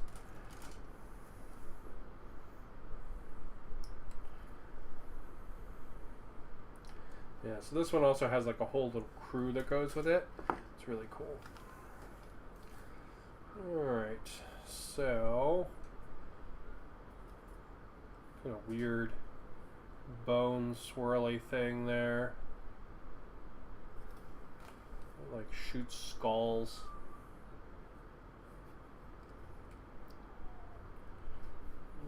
That goes like that, and then this goes like that. Okay, cool. Alright, nice and easy. I think this guy will probably be a little fiddly once we get into some of the details, but first couple pieces, nice and simple. Nice and simple.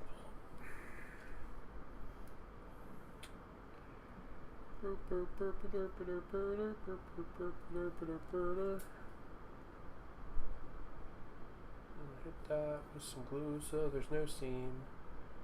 So there's no seam. So there's no seam. Right, and this goes somewhere. Where does this go? This goes right here, like that. With the tines facing forward, is that correct? Yes. Just gotta nip this nub off so it fits, right? There we go. This one off the back here too.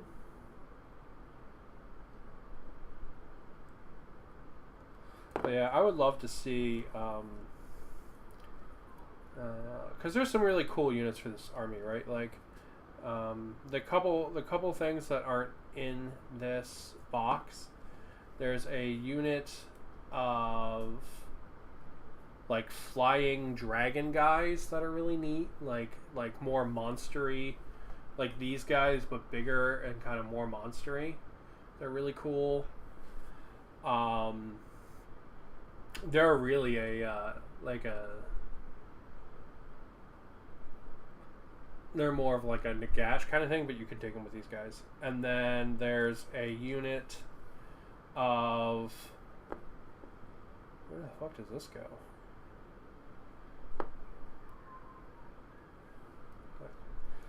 There's a unit of like riders, like big monster horse riders that are really cool. I tried to pick out those up, but the hobby store didn't have them yesterday.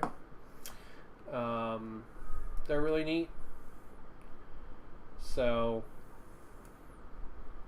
there we go. So yeah, so you get almost everything from the faction in this battle box, which is really cool. There's really just a couple of things that aren't in this battle box.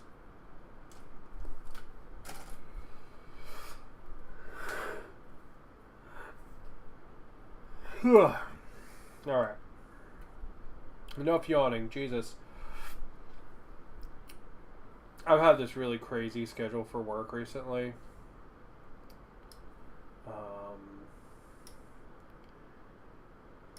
Even I fucked that up because I missed a meeting yesterday. Just because I fell asleep from the crazy schedule. Yeah, I was trying to get set up for the meeting and I totally just zonked out of my chair. Didn't miss my class though, so that's good. But I still missed my meeting, which is fucking lame. But neither here nor there.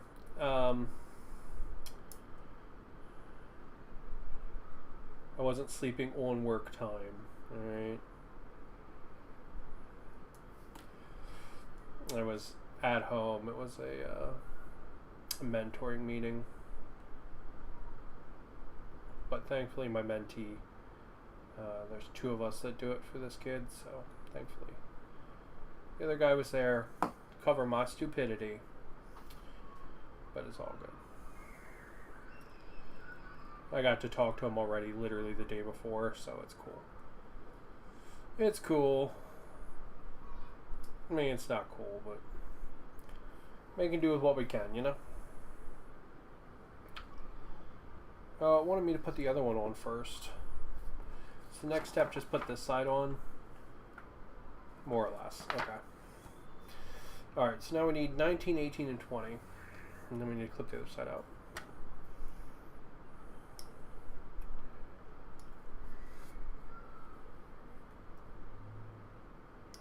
Anyway. I evolved to talking about my dumbness and work. I apologize. I've only been streaming for 2 hours, damn it. Gotta keep going. One of the guys at the hobby shop was telling me this thing apparently can hit on 2s. Apparently it's a catapult that hits really, really well. Which is pretty cool. I don't know how that works, but definitely pretty cool.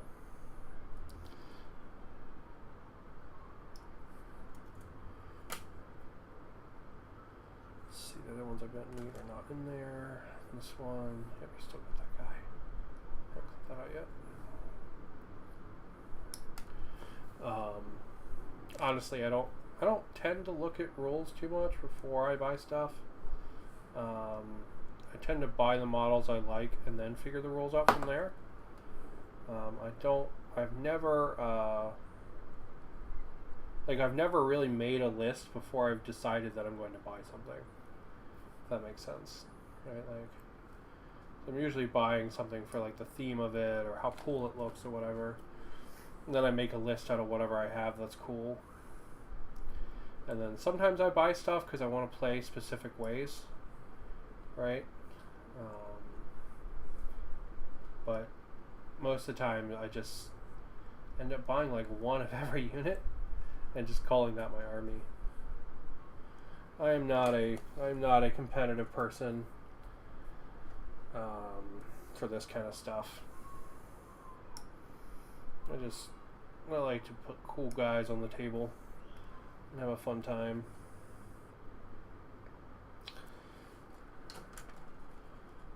So I don't really stress that stuff too much. 19 and 18. Where the hell are they? Hey, the bots are here. Nice. Vor red to you too, friend. Vor red to you too.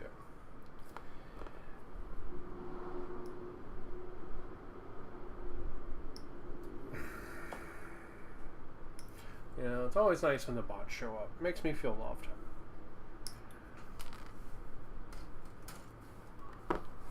Oh, I'm actually on the wrong chat. Oh. That's my bad. If anyone said anything in Twitch, I'm sorry. I didn't see it. I was on the wrong chat.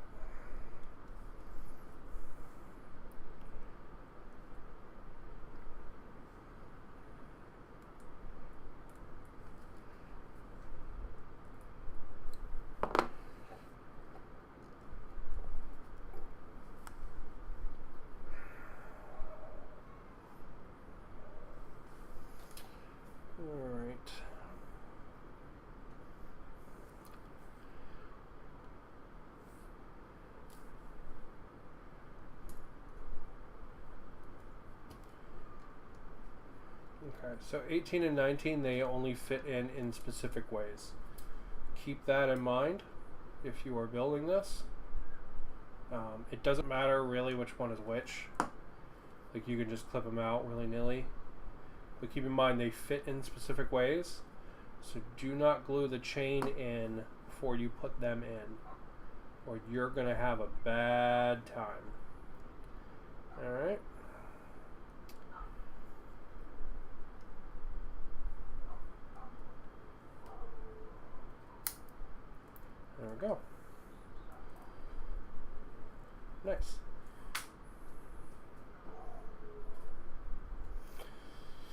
Okay.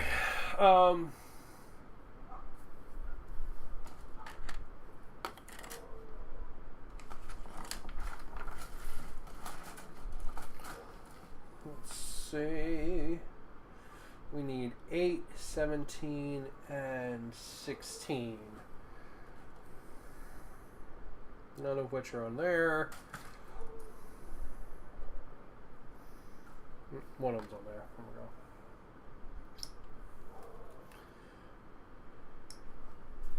So they say not to glue the arm in. I don't know how well that's going to work. I don't know, because like if you want the arm up like it's throwing stuff, you're going to have to glue it in. Because it's not going to stay up on its own. Giggity.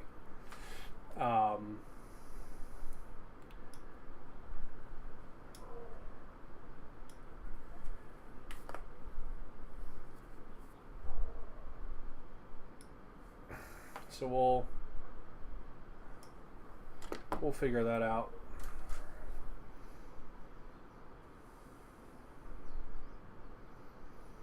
We're also gonna have to look up if those things. Ooh, ow, that hurt. I nip off part of my finger. Jesus. We're gonna have to look up if the things that it's throwing actually have different rules or not. I imagine they probably do. That's probably why it gives you different ones. They're probably like different ammo types. But if they are, I might have to glue it in. I mean, I might have to magnetize it in. So I'll have to look it up on the war scroll real quick.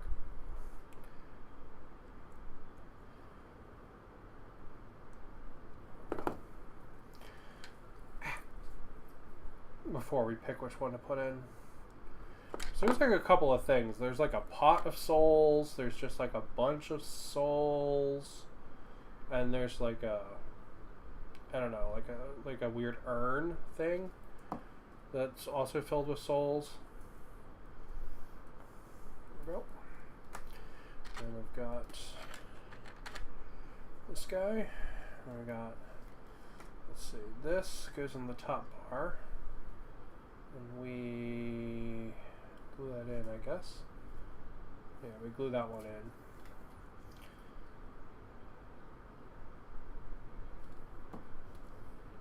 Okay, like that.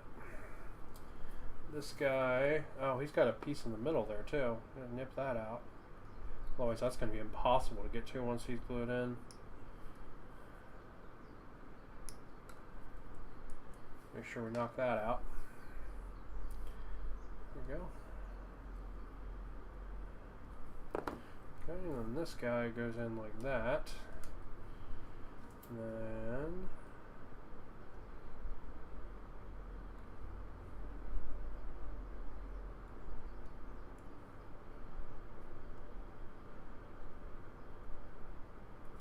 the other side goes on. Just like that. Look, we're gonna put some glue on this guy here. Alright. There we go. Bob's your uncle. Fanny's your skeleton. Yeah.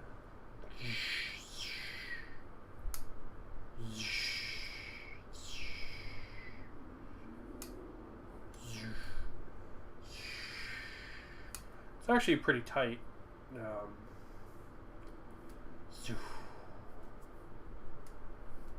It's actually not bad, to be honest. Alright, let's see what we got here. Okay, so that's all those steps. And now it's like you either put it up or you put it down. And there are a couple of options for what it's throwing. So let's take a good look at the options here, and then we'll see if there's different rules for things, stuff like that.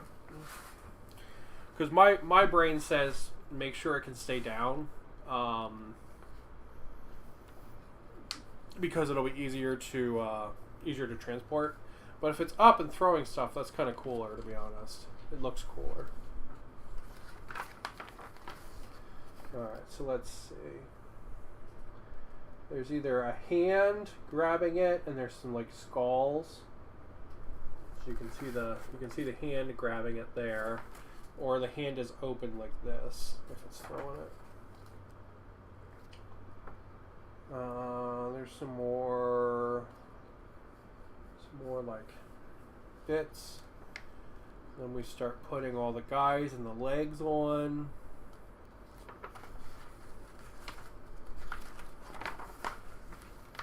And then she goes on the base.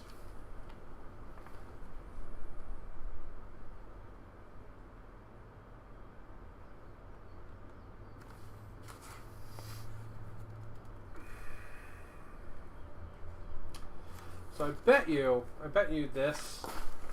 that there, bet you we could put that on without gluing it on. Or without gluing the thing up or down. Let's see.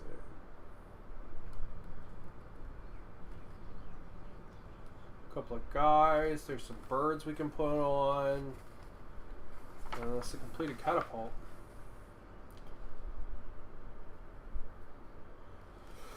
Okay, let's see. The Dread Catapult can shoot necrotic skulls. A Cauldron of Torment. Or a Cursed Steel.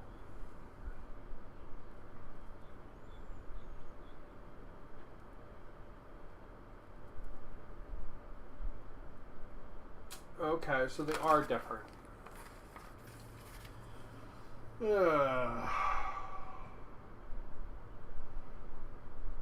Alright, so let's investigate that. Let's investigate some options for this thing before we make any choices.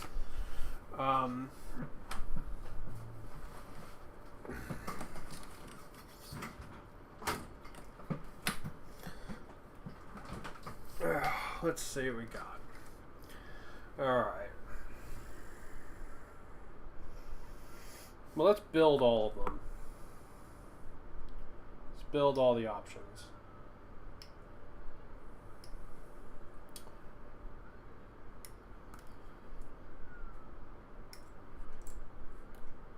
So what I'm thinking right now is I will probably build all the options for having it thrown, but not actually glue it in the thrown position. So that way I can put the catapult down to transport it, and I'll magnetize the thrown options. It's kind of what I'm thinking. We got this one here. I really like the idea of like the pot. I think that's just thematically really cool. Alright, then let's see. Is there anything else on here? And there's a lot. Well, we might as well let's just nip everything out. These are all just pieces that are going to go on it. These aren't going to be leftovers. These are just extra aesthetic thingy-maroos for it. Like this one's like a finger steps that go on the side. Stuff like that, so we're going to want all of these just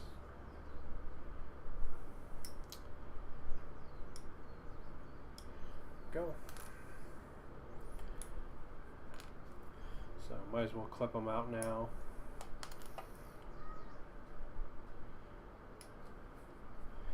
Okay, is there anything else on this runner that I missed?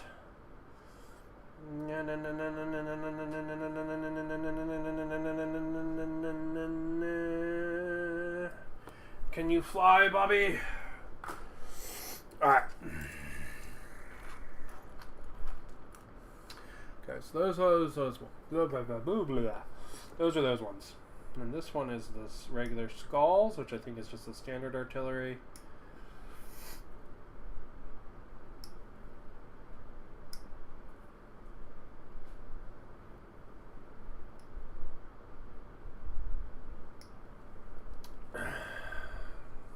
Standard artillery. And I think one of these is the skulls haven't been thrown yet. I think it's this one. We're not going to worry about that. Because we're pretty much going to keep our boy, I think, in the throwing position. We're just not going to glue it there because I think this counterweight's actually going to move. So we're actually going to build the counterweight now, even though it's like one of the last steps in the instructions, just so we can see if it actually moves. Because I think it will. Alright, so if we build the counterweight, okay, so these two pieces go together, and this one, it gets stuck in the top. Okay, cool. Alright. I see how it works. I sees it.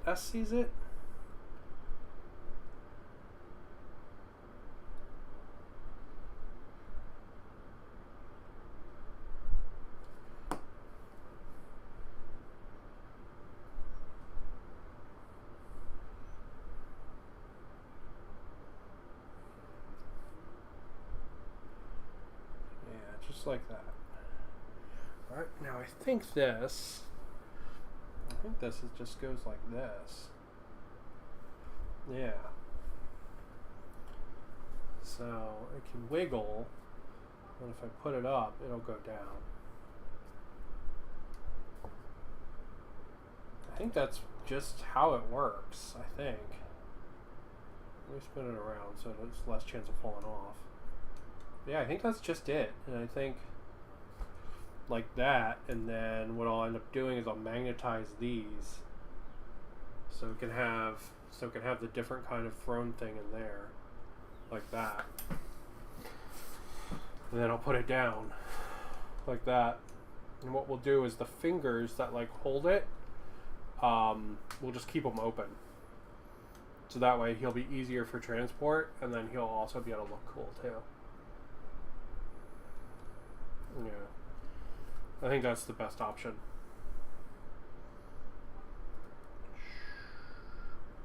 Yeah, like that. That's the best option, I think. Alright, so let's build these soul different ammos. And we will magnetize them.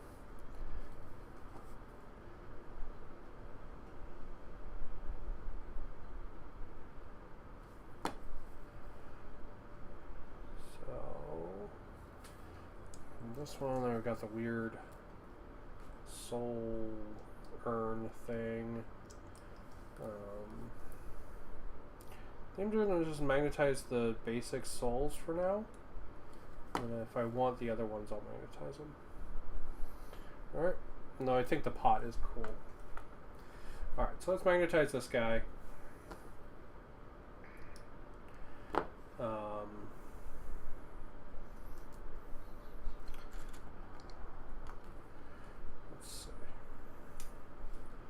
So if we drill a magnet in there and then just put one like that, that should look perfectly fine. Yeah, that should be perfectly fine. It'll stick up a little, but I mean, I'm fine with that. Yeah, it doesn't need to like sit in there. Yeah, I'm fine with that. That way we only have to drill one magnet in. All right, let me get my magnets. Sorry for like manhandling the light there. Magnet time, magnet time.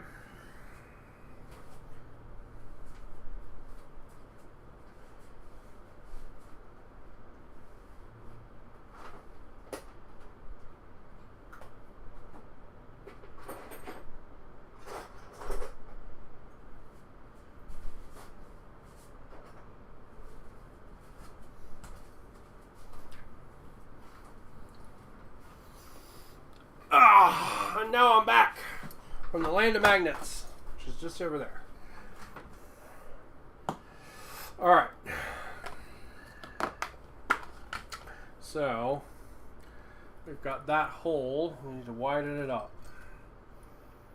Because I want to use I want to use a 5mm magnet in the base of the hand here. The reason I want to do that is it'll give it a nice stronger grab, and this hole is almost 5mm anyway. So this is a 5mm drill bit. What I'm doing is I'm just trying to get it down to the bottom, right? I don't want to drill through it, anything like that. I just want to open those holes up there, so I can put that 5mm right in there. All right.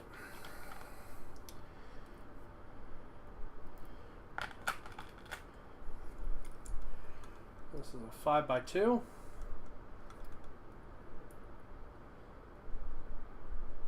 She should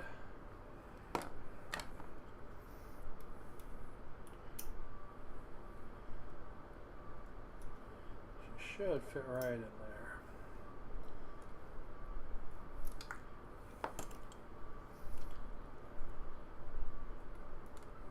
Yep, just like that. So let's put a little glue in there.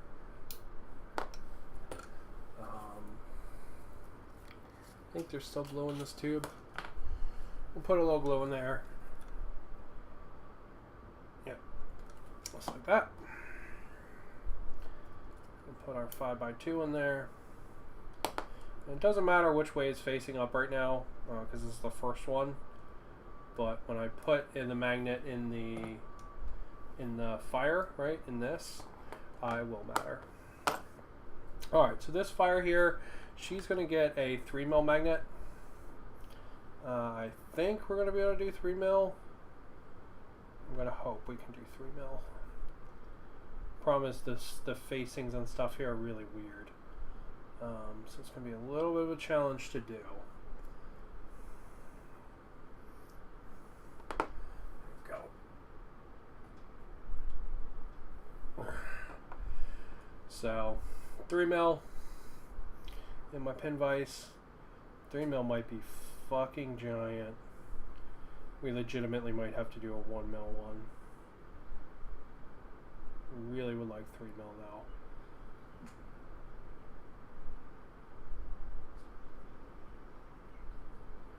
Okay, let's see. Got a little bit of it screwed out. Just keep working on it.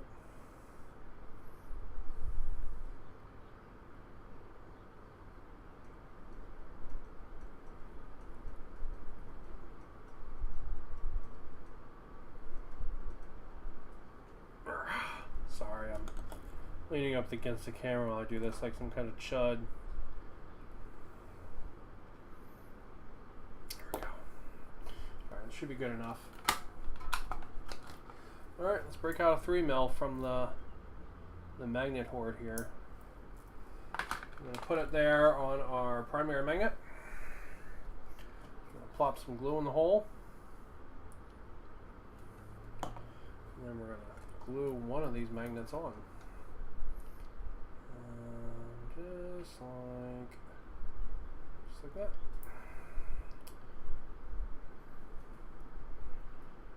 Okay.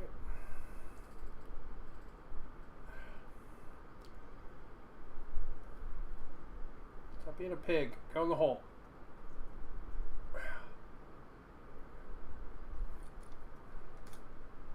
Apologies. 1 second.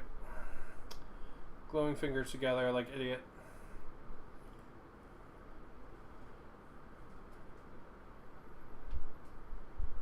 Okay, I see. I didn't quite make it deep enough. It's all good. It'll hold still.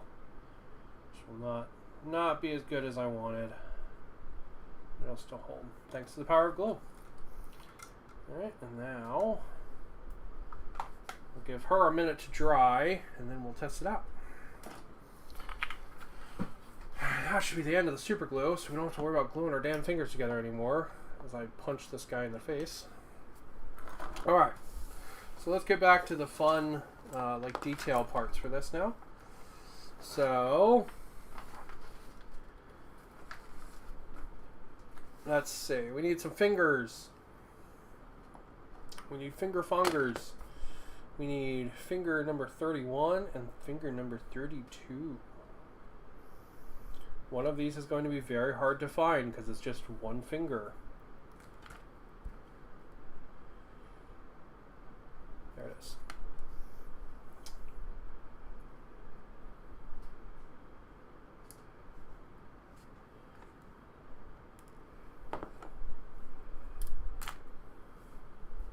no, that's if you want it closed. What do you do if you want it open?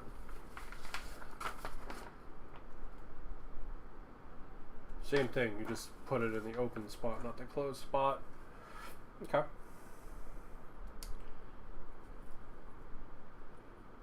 Okay, we can do that. That's that guy, and that guy, and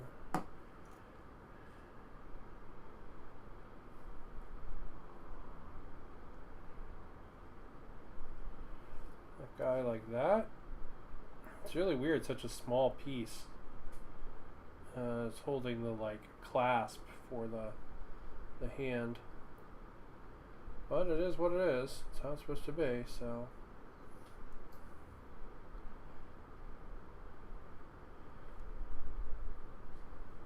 Yeah, so there's the claw open, and this just goes down and sits like that.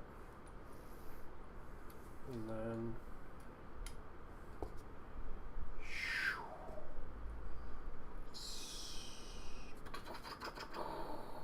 just like that. Alright, so let's see. That's on. The fingers are on. Next, we need to put the steps on. We need piece 37. Which is right here.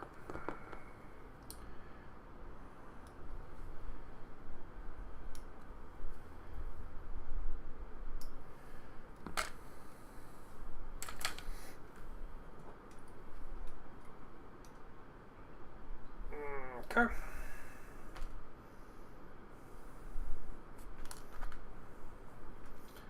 There we go. And this goes like this, I think. Yeah, goes like that. No, that's really cool, actually. How that fits in there. The engineering in this one's actually super cool. I'm really impressed by it, to be honest. I'm super, super impressed by it. I also gotta get that hot pocket in me soon because I am getting hungry. So once this guy's all snapped together, we'll take our 10-minute hot pocket break. And then we'll be back to finish it up. So after we get everything built, we're going to do a couple things to the bases. The first one's actually applying hot glue to them. What I'm going to be doing with this is making like little like awakened oil puddles, right? So trying to give like little puddles of glue.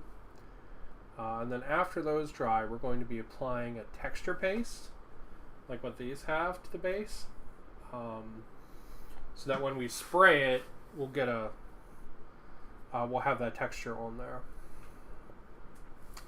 Alright, so that's that one, and this one, what the fuck does this one do? This one...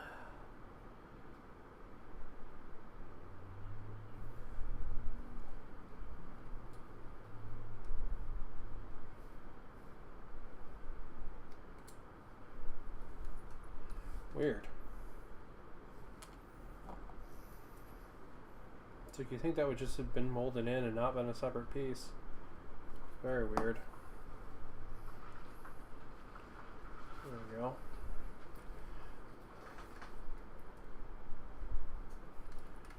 Okay. And I've got this cool ass face here. Get the nubs off him. So yeah, we've got our guard there to do. Oh, it's like coming out this mouth. Look at that. Hold on, you guys will be able to see it better in a sec. How fucking boss is that? It's like a big mouth vomiting up all the skulls. And that's cool as shit. Yeah, that's really fucking cool. Man. This catapult's awesome. One of my friends that I played AOS with has one, but I guess I never really took a really good look at it. It's way cooler than I thought it was. Just a really rockin' model.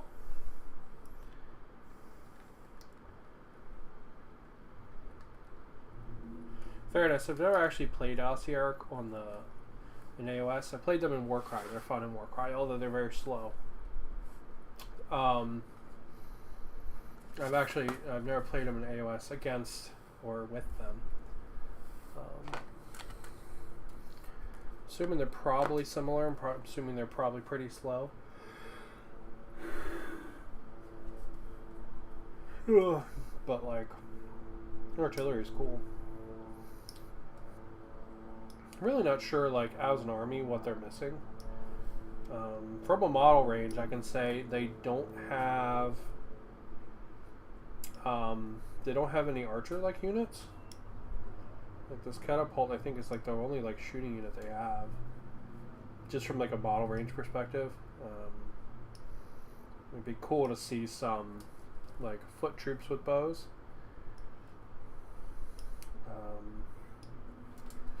Or even better, like maybe like a couple person like arbalist unit, but the arbalist is like a big like I don't know, walking like creation like this is. That would be pretty badass.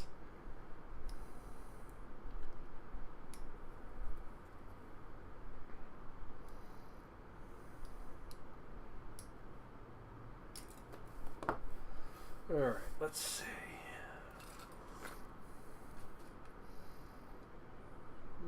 Okay, that's all the legs. And we just put the legs on.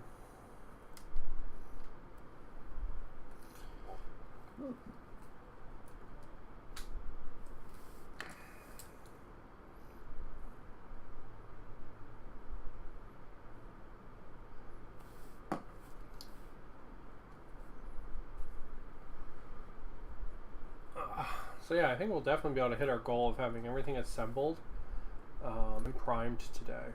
That's definitely doable.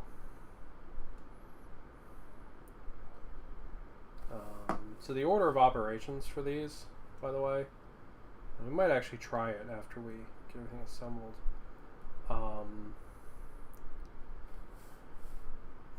The order of operations is pretty much... Wait, where does this one go?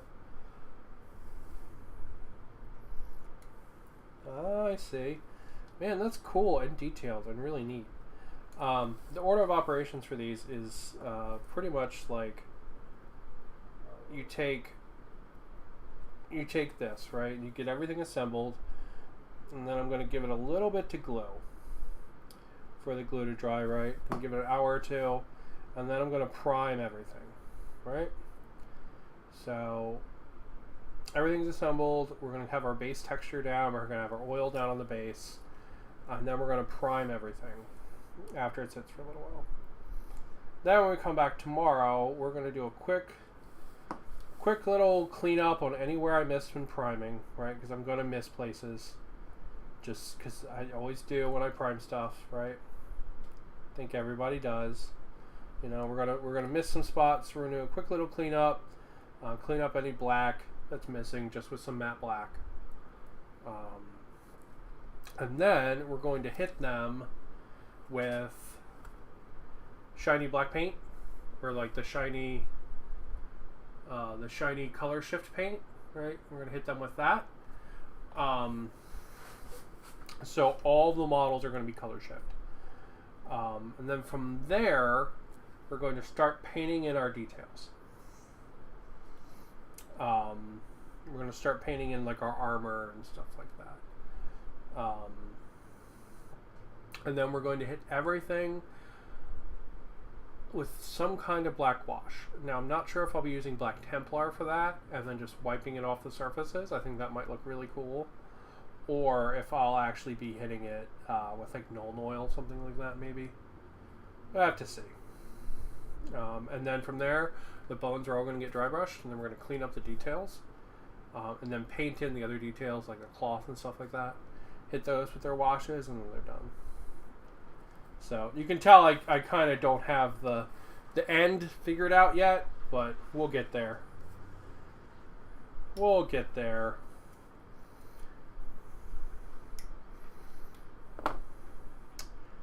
Alright, let's see. I've got these these like pieces here that get drug. I think they drag this like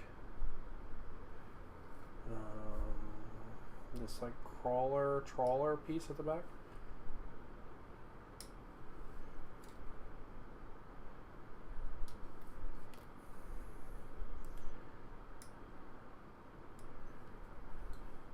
Oh, well, we'll figure it out. I'm not there yet, so it doesn't matter.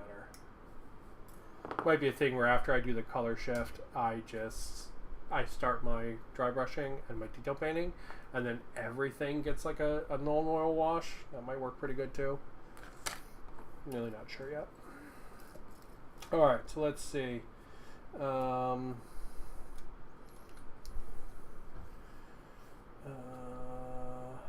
These ones go like up and under. Yeah, because they're like dragging this like weird, like fingers crawly piece. It's really strange. It's really strange, as I say, building a sentient centipede catapult. I do really like how weird all the Osseric stuff is, and it's a really nice, nice relation to the Joko Awakened. So it's pretty sweet. You know, like just painting these guys like oil. They're like I'm content to call that with like no kit bashing. You know what I mean?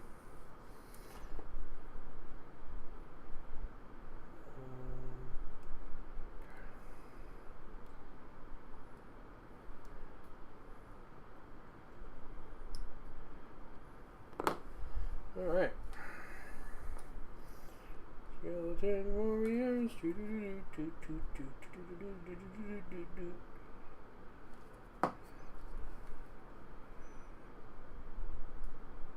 we go.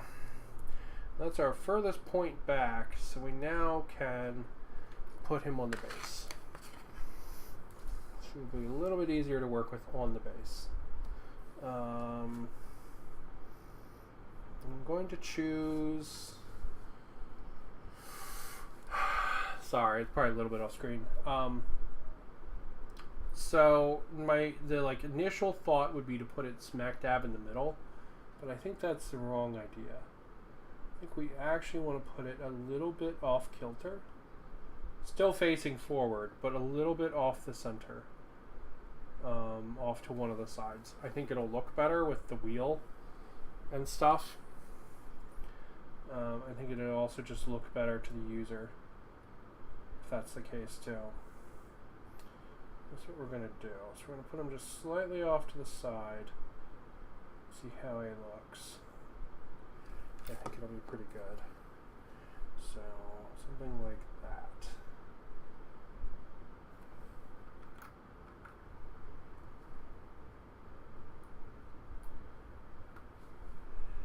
Yeah, I think that's going to be pretty good. Just slightly off center on the base, I think is the right way to go. Still facing the correct way, right? Because you don't want that weird dissonance where your model doesn't match the direction of the base. Because technically which way the models and the bases are facing in this game isn't important. This isn't Star Wars Legion. But you don't want that weird dissonance for the user that's looking at your model. You know what I mean?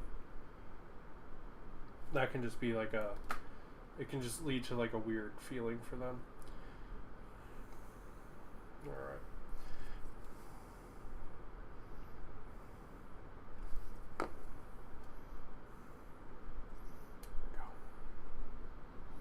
Cool. Excuse me. Now it wants me to build. I want to kind of build these other connection points to the base first. It wants me to build the wheel, but I don't want to build that yet. We've got these other like chain connection bits. I'm going to get those on, make sure they're in spots that make sense.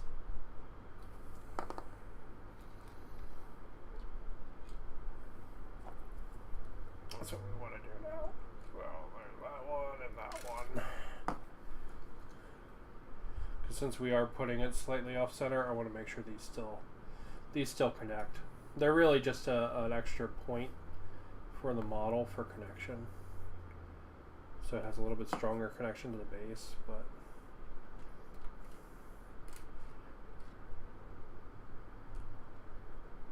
alright, cool. They'll still work. They will still work. Perfect. Perfect. Yep.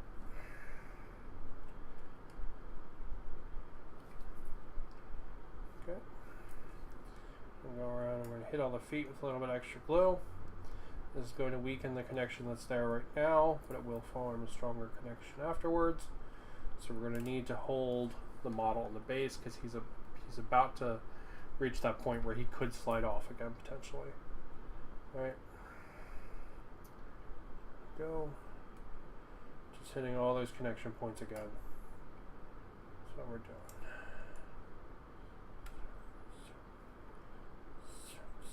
Alright, cool. And he is on the base, and we're going to let him sit for a couple of minutes while we work on some of the other parts. Alright, so we can build this like whole wheel and stuff without messing with him. So, let's get our guy in the wheel.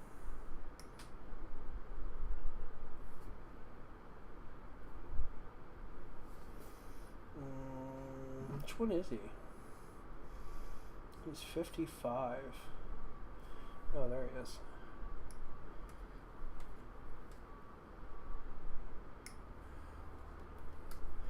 Okay, and then he's 54 and 58.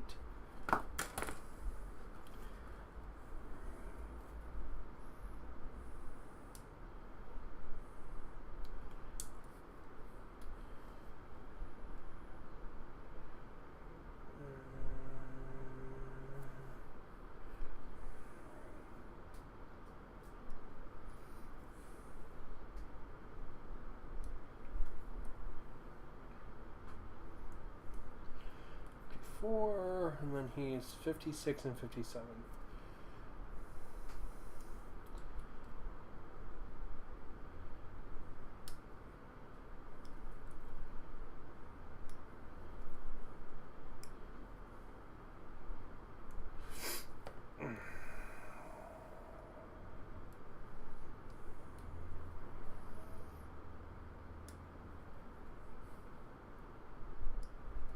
There we go.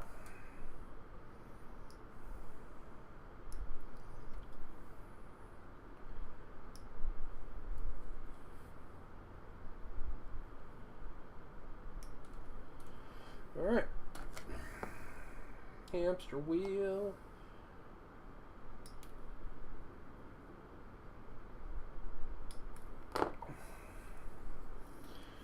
Okay.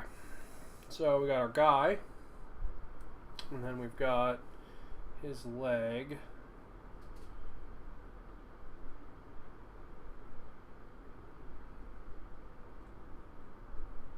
Oh, like that? Okay.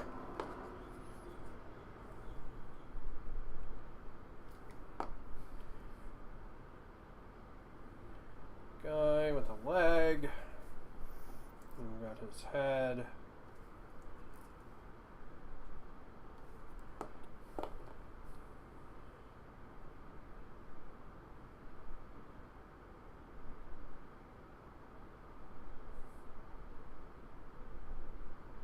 Ooh, sorry, one sec. I left some really bad nubs on this head apparently.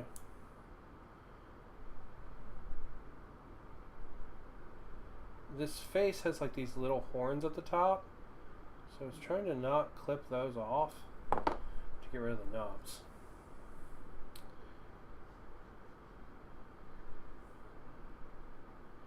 Alright, and then you get some hands.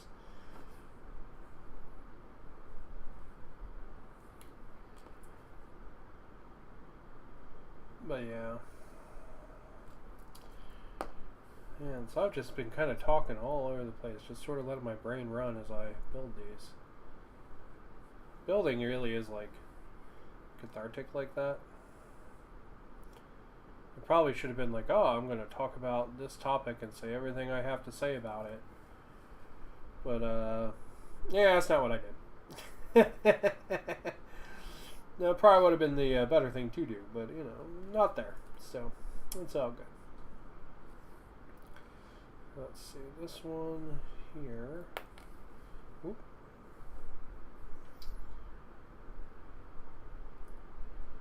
This one is here, like that.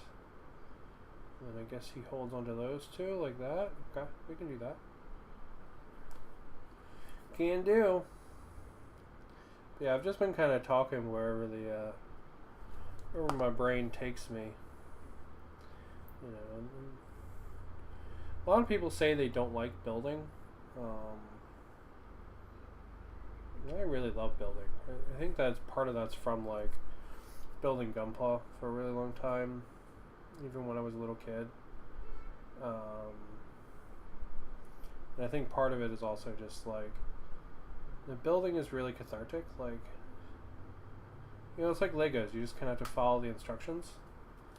It's not like you have to be like super creative or, you know, anything like that. You're just like, oh, okay. A, B, C, and my guys go together. You know?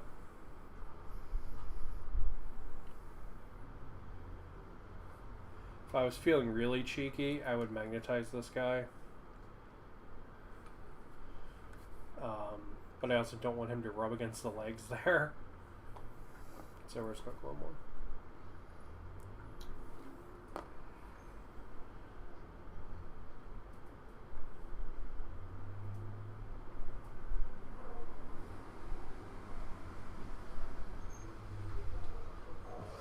All right. Where's our ammo? Let's put our ammo on. There we go.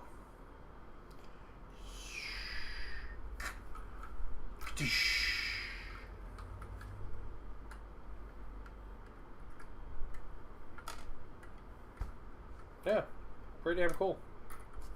Alright, we still got a ways to go though. We ain't done yet.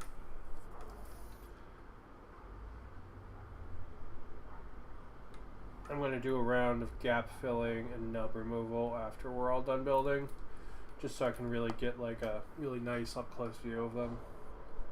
Make sure I got everything handled there. Alright, so let's look at the instructions, see what we got. Oh, I'm getting really fucking hungry. So, better be done soon, damn it. Let's see, we did that. 28, 29, we can do that. And then we need 27. Just right here.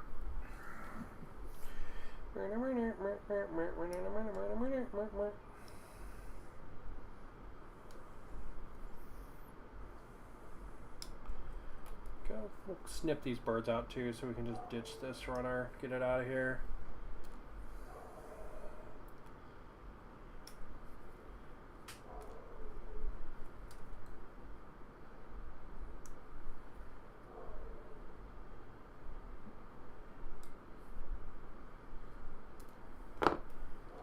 Alright. Another dead runner for the pile. Okay. So, this thing is really fucking cool. This just goes up under there like that. Yep.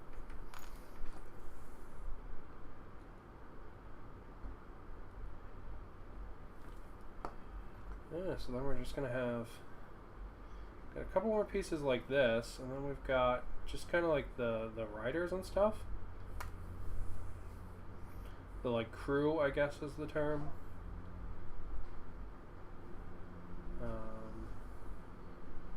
And then this catapult's done.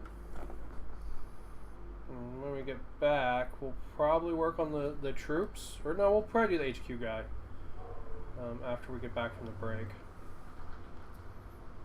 So, after I'm done here, what I'm going to do is I'm going to put up the break sign, maybe, see if it works. If it works, we'll do that. And then I'll come back and we'll actually look at some stuff online while I eat.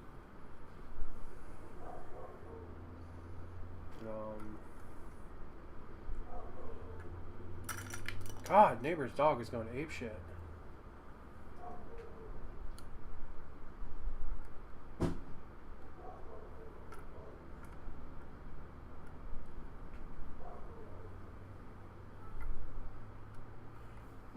How do you attach?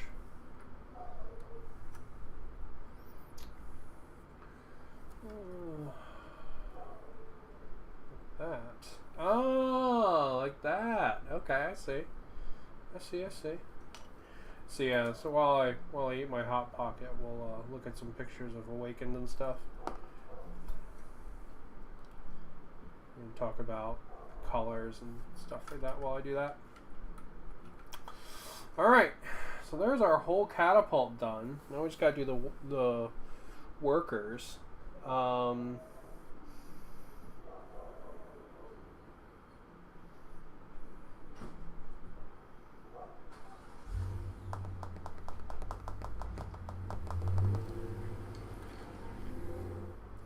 So let's get them built. We've got 59, 60, 61.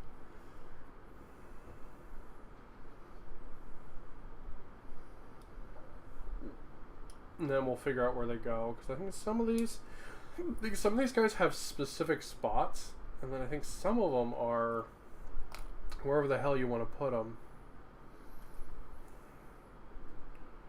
So I think this guy has a specific spot. 59, yeah, 61. I think this guy, yeah, there's actually a toe missing in the toe ladder here on the side, and this guy goes in that toe that's missing. That's a weird phrase. There's a toe missing in the toe ladder. It's not a phrase I expected to be saying today.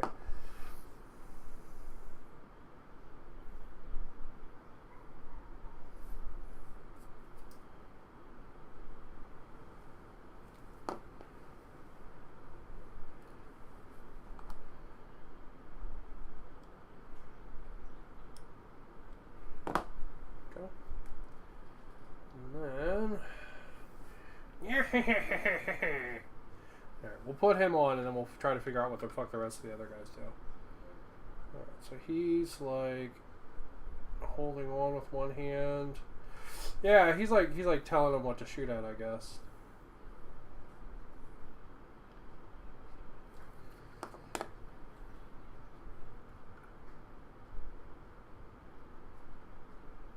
Yeah. That's really cool. Look at that. It's like, over there!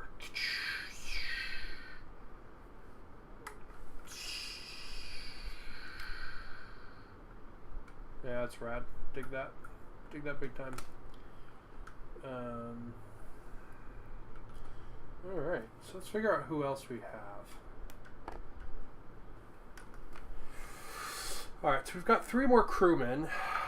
Let's figure out. We've got this guy holding some kind of item. And we've got this guy holding a bone? No, this is the same guy. Okay. Oh, he's holding the, like, lever to, like, trigger it. Okay. Okay, I see. I thought he was holding some kind of, like, weird technology thing. Alright, so he's 50.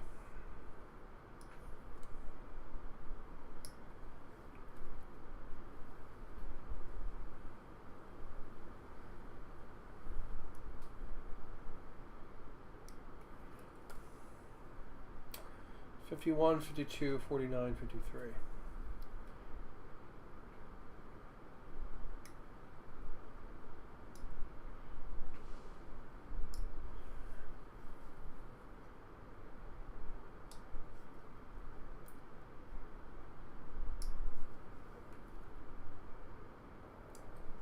Go.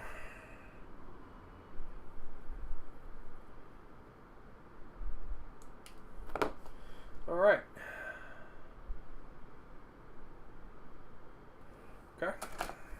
see that. He's got like, it looks like an air cleaner on one side in one hand, and then like, I don't know,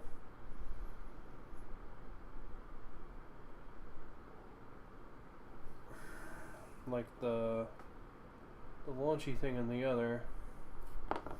Just weird like air cleaner piece. Alright, let me check the arms for nubs. There they are. We'll get them glued on.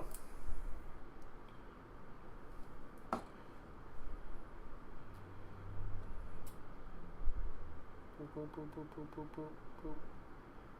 Glue the neck one too. Okay. First weird arm cleaner piece goes there. Second one goes here as I knock the first one off.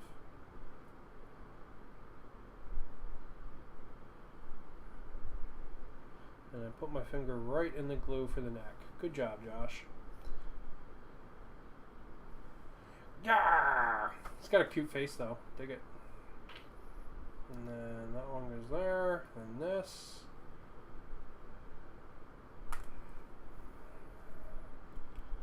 Glues into his hand. And also onto the platform. Somehow. Okay, so that goes on there like that. And then it also goes into his hand. So like that. So I need to glue his feet. I got some glue on where the hand will go. Okay, this catapult hasn't been that fiddly until this guy. This guy's a fucking nightmare though.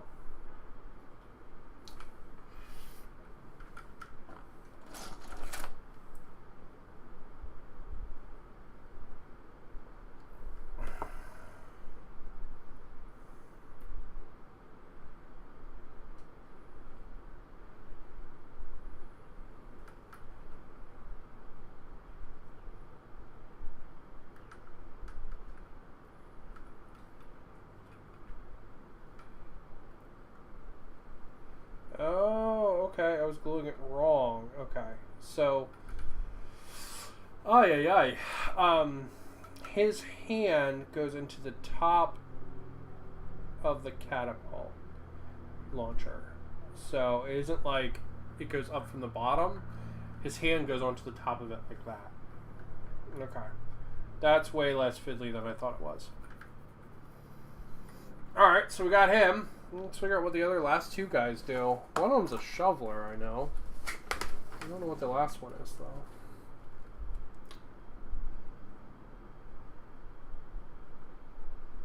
This one's some kind of like hammer guy.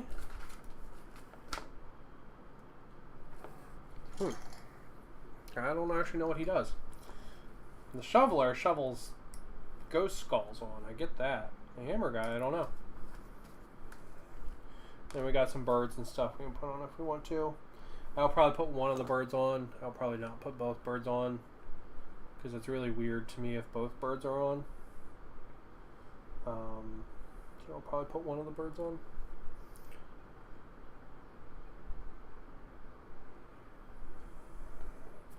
Alright, so we got, let's see, 46.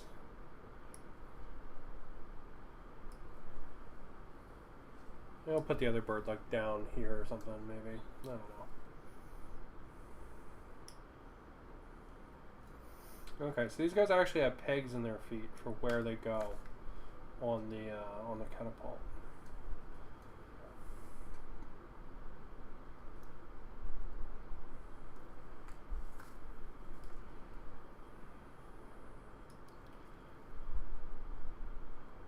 So yeah, not terrible to assemble. The catapult guy on the bottom there was way fiddlier than I thought he actually was. Way less fiddly than I thought he actually was, because I was assembling him wrong. So that one's on May.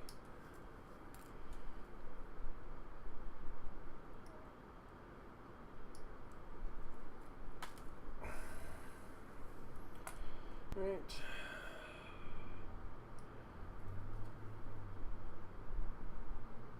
There we go. And we got another dead runner.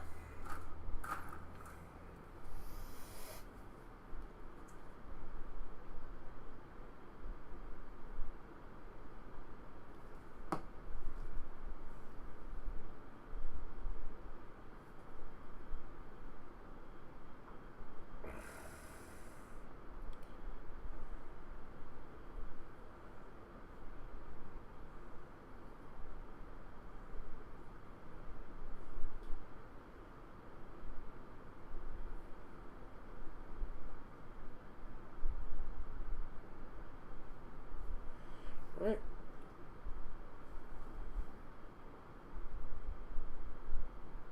There's the guy with the hammer, and then we'll just glue them together all at the same time.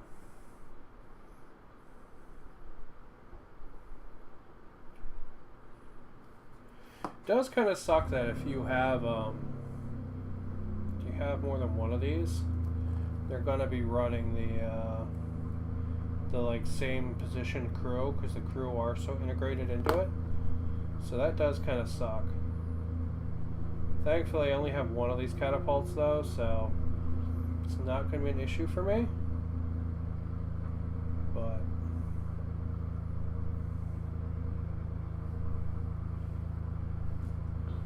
if you were like, I want 3 catapults, if you put the crew in all of them, they're all going to be the same. Because like they have footholds and stuff to go into, so you would have to like fill those holes and then move the crew around. I kind of wish there was a little more option there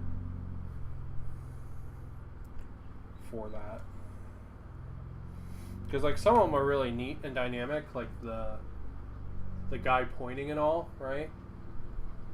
And it's cool that they're all like very clearly like integrated.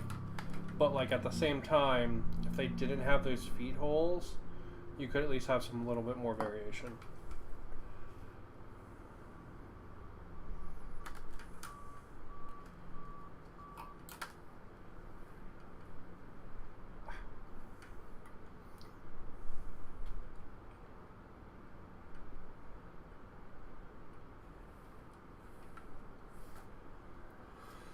Yeah, there's the shoveler, and then here's the hammer guy.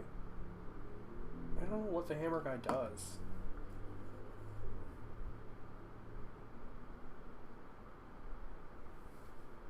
He's a weird one. I don't know what he does.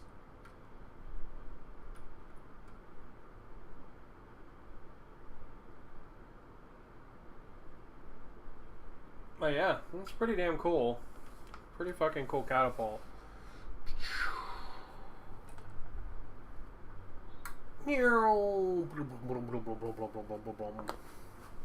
Pretty fucking cool. The details are really nice. It's just filled with detail. Like,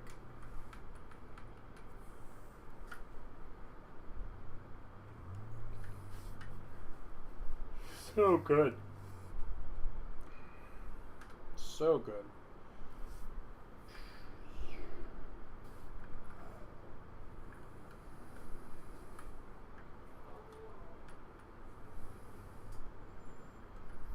All right.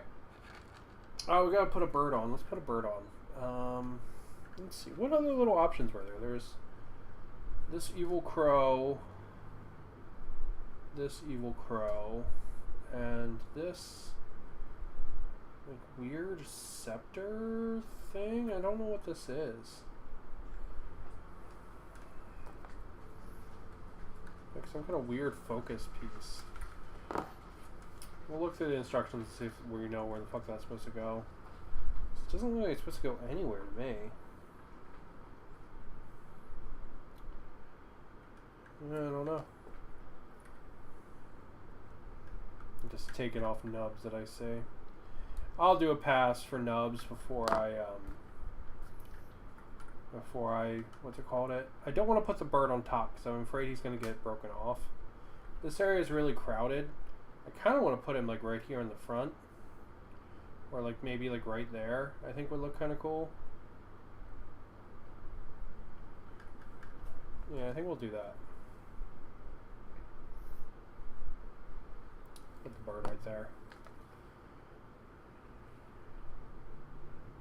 Because I think if I put him on the top, there's a good chance he'll get broken off.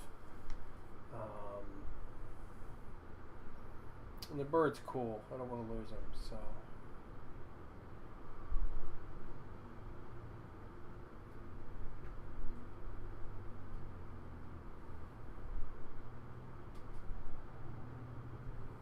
Yeah, there he goes. You can sit on the front and be like, "Quack! Fire the cannon! Call, call!" Could put the other one like back here. Like on the base or something. Yeah, this area is busy enough. It's going to be hard enough to paint as is. One little bird, I think, is enough. Alright, now what the fuck is this thing? There's a weird tab here. Does it go there?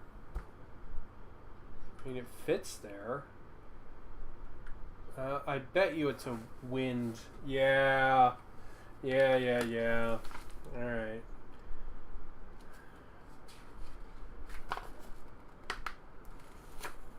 Yeah, there it is.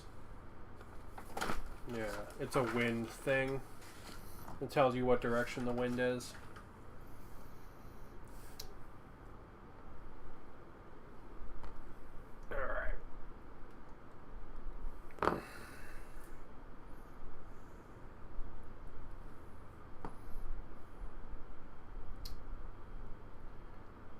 Alright. There we go. Okay, and with that, I'm going to take like a 5-minute break, and then I will be back. And when I'm back, we'll look at some pictures of the Awakened while I eat my Hot Pocket. So, keep on keeping on.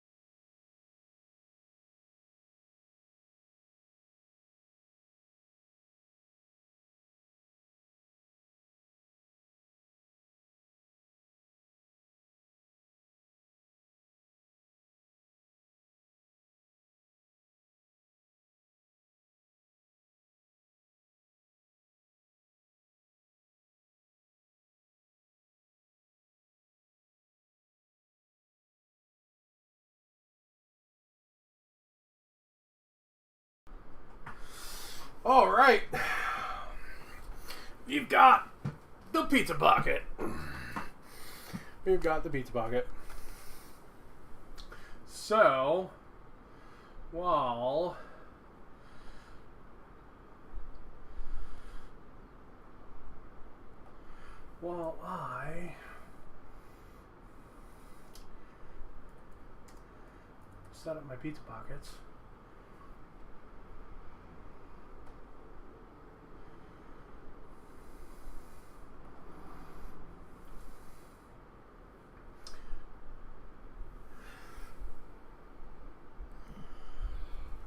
I set up my pizza pockets, I figured we could look at some Awakened.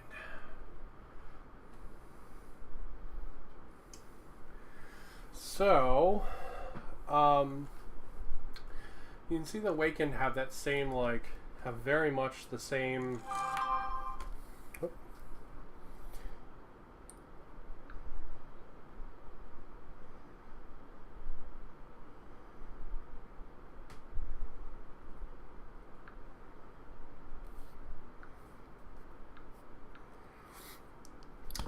They have very much the same, like weird skeleton vibe that the what's it called still, that the Osiric Bone Reapers do, right? Like you can see he's got the like same kind of like pointy teeth and like not quite human like bone structure going on, right?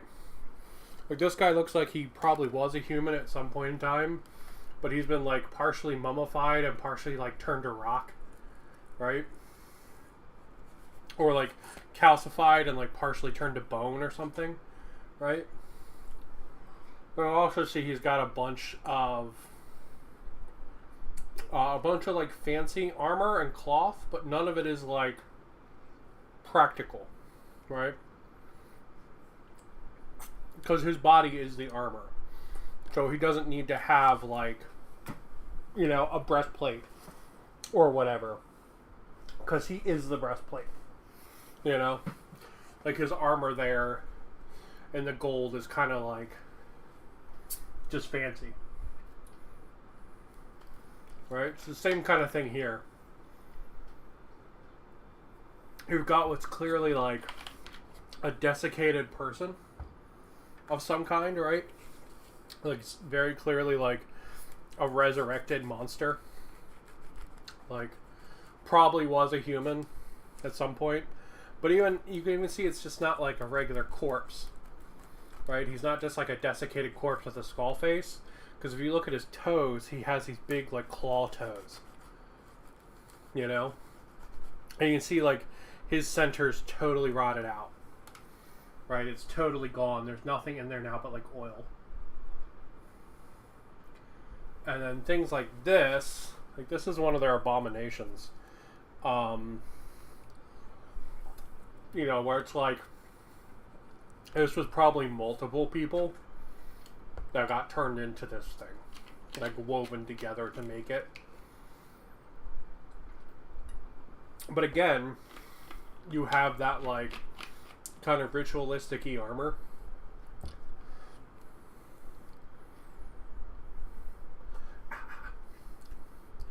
Fucking hot pizza pocket, Jesus. Wow. You know, we've got very ritualistic-y armor. That's a player armor set.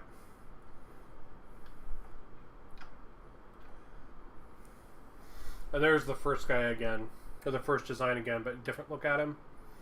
But you can see like the claw toes, like the fanged teeth.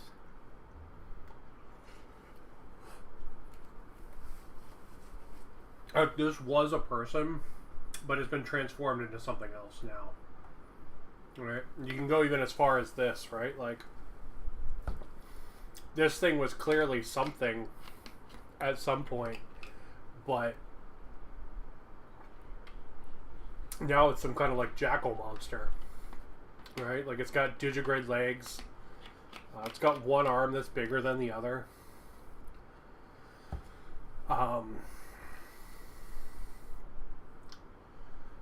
But yeah. But a couple interesting things stand out between all of them. Well, you can see in all the sunken areas, there's the black oil, right?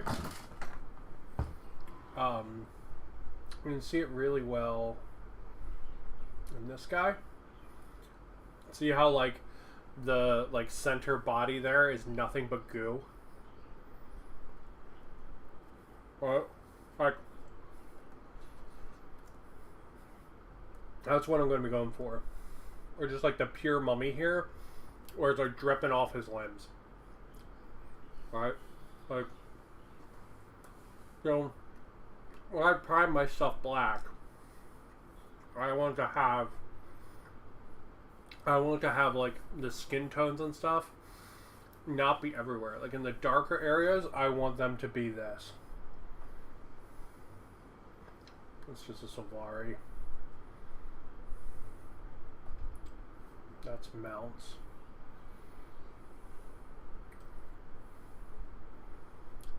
There's a piece of art for the abomination. No. You can also see the cloth color. There's a pretty lot on them, right? Well, a bunch of them have kind of like mummy wrapping cloth color. But not all of them do. This guy's got blue. Some of them have red.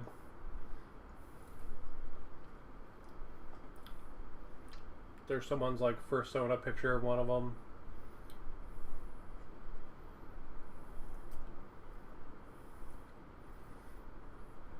But yeah, see, this guy's got red.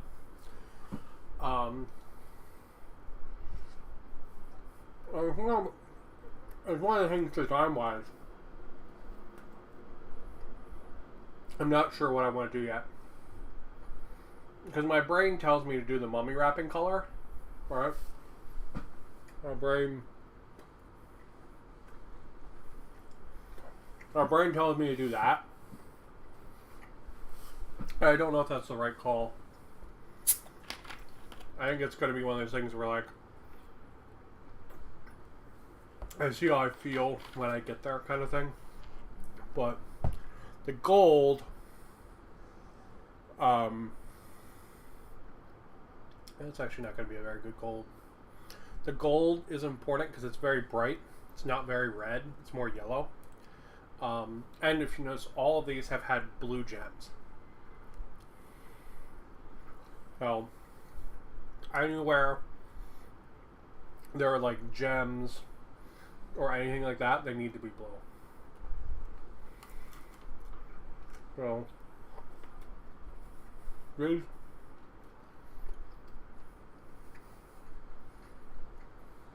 these are all using like a slightly teal, like a pastel teal blue.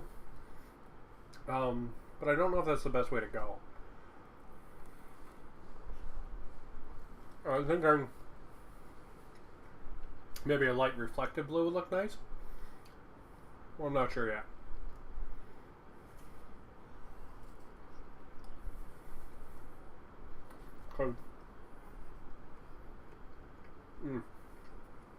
This color, that blue color there, the like kind of like opally, looking like ancient Greece kind of color. There's an army painter color called Royal Cloak. That's pretty much that color exactly. I used it for my Caradron Overlords. Pretty much that color. Like spot on 100%. Same thing with the wrappings there. There's a slightly pink white.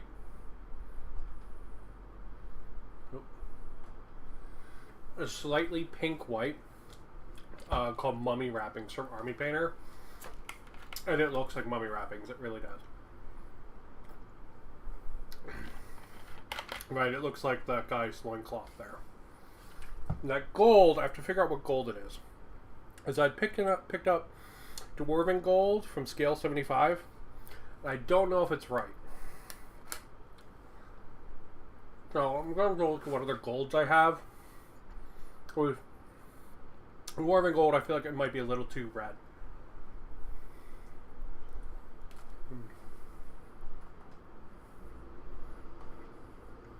Alright, guys. That's a little bit more of just like a pure bright red. Or pure bright gold. Like a yellow based gold. I think I have something pretty similar to that. Yeah, I've got Glorious Gold from Game Color, which might be pretty close. Or I've got Bright Gold.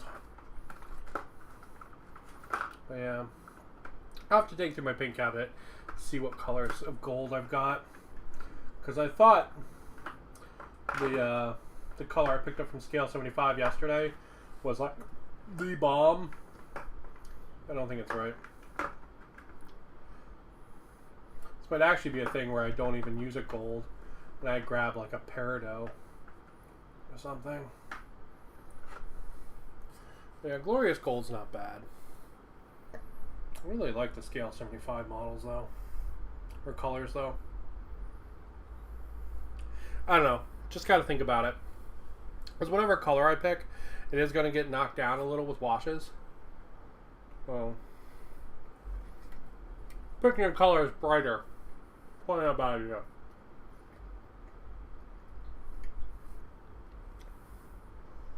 Oh.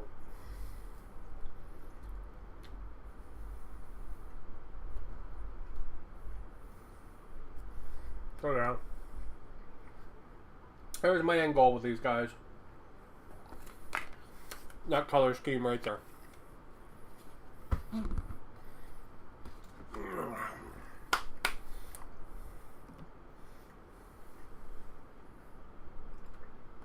And we're back. Alright. So, 3 hours, what have we done? We've taken a break to eat some Hot Pockets.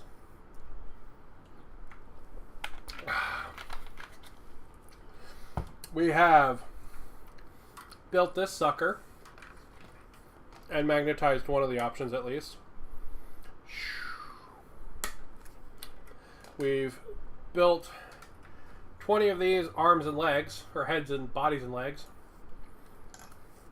We built these 3 guys with their halberds and their shields and their crazy smiles. I think I like this pose the most. And then we built this HQ with his scythe. His scythe of dreams. And there he is. Alright, so that's what we've got done so far. What do we have left? Well, these guys here, these guys need their arms, legs, and heads. So we got 20 of those to do.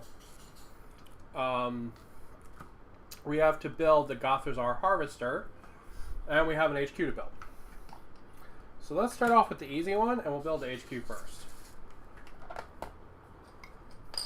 I think that's the easiest one to do. So, don't need these instructions anymore. Oh! I have a New Year's resolution. I have determined that I'm not keeping any instructions. I'm just trashing them all. Something I did last year. I've been sticking to it. So anytime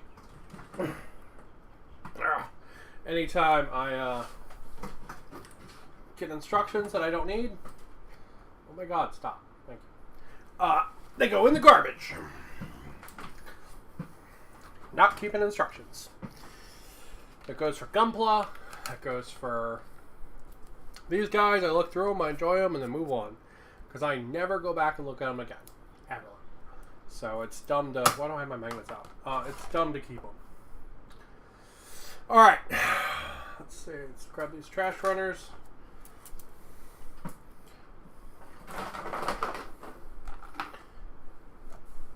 Okay. Let's find this guy's instructions.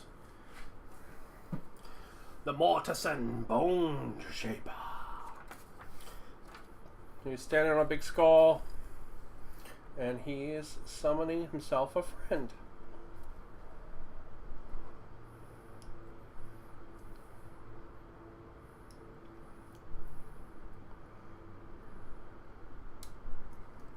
Now, it's really interesting. Anytime I hear anyone talk about this model, they talk about how cool it is that he's standing on a big skull.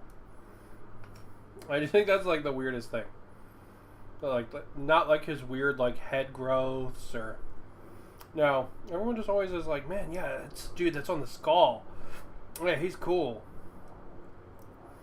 I'm just like, okay. I mean, it is cool, don't get me wrong. It's just, it's really weird. Like, that's the thing that always comes up.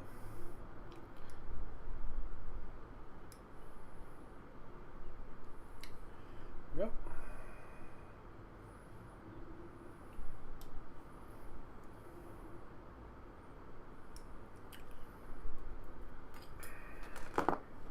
Yeah, when I was at Foodland this morning, I should have got myself a snack too. Oh no, I just ate two Hot Pockets, but fuck, I'm still hungry. Though to be fair, as a massive fat guy, I am always hungry. I never am not hungry. I have two methods of feeling, and that's hungry and like vomitously ill. And that's definitely not good. But it is what it is. I'm doing better to try to recognize it. The fuck do your feet work? Okay. Weird fiddly feet.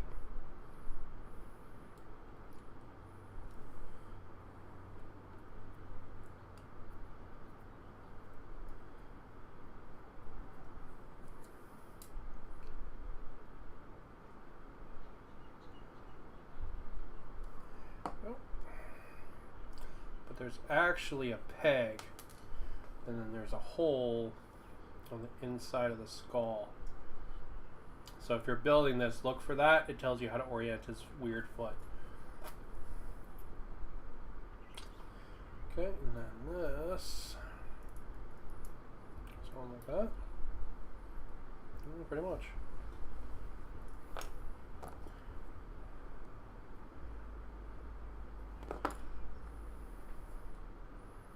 So yeah, I was trying to think of a model that would be good for Joko.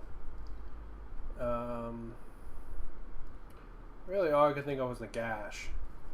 He's such a big model, I'll probably never play with him. Like if I was to buy a Nagash. Like he probably is the clear option to be Joko. You know, put the ring in his mouth.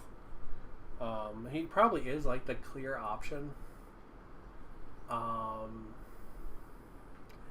But I don't know.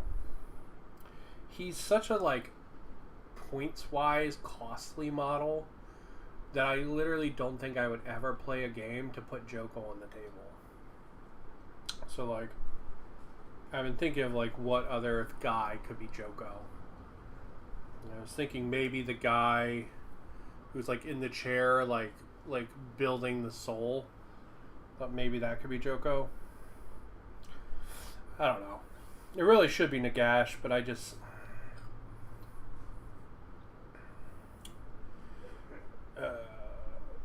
I don't know. If I got a Nagash, I don't see myself ever using it. No, like you can't use them in Warcry, and like you can't use them in anything under a 2,000 point game.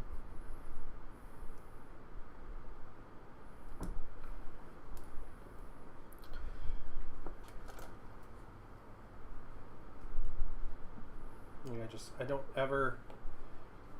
I don't ever see him getting to the table if I picked one up. Even though, in my opinion, he's the clear choice to be Joko.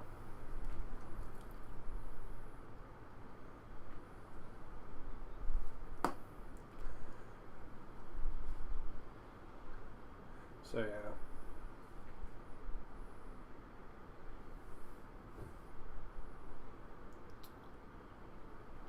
I definitely don't feel like any of these models should be.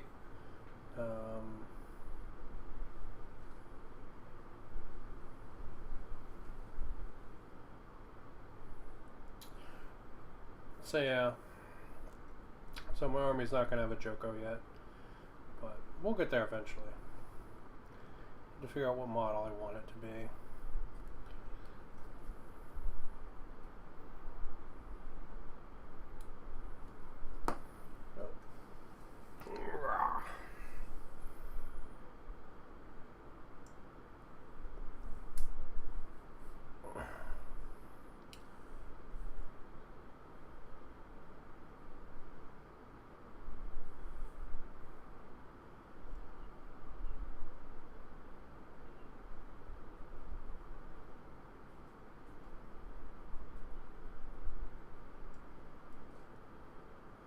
Okay.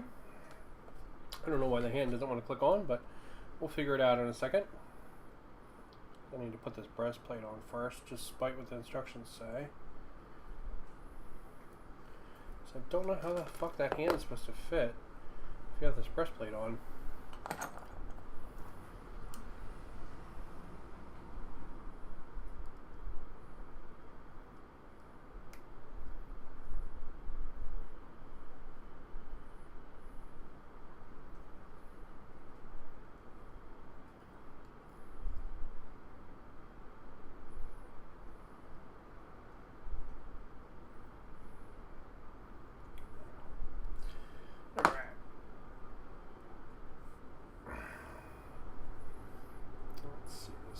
Go like that. Okay, cool.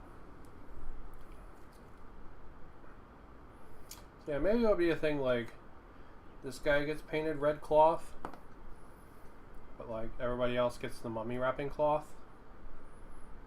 You know? Maybe I'll do something like that. I don't know yet though. Like,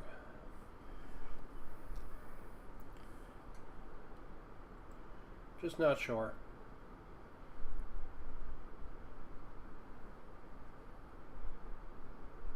So I'm not sure how the fuck this arm's supposed to attach.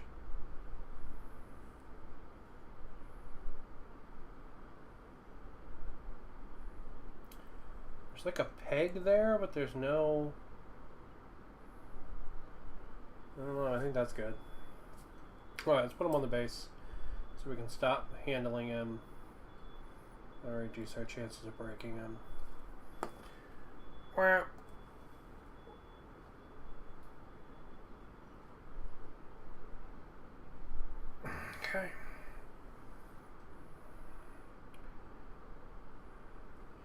Yeah, this arm feels like it should like click in, but it just doesn't.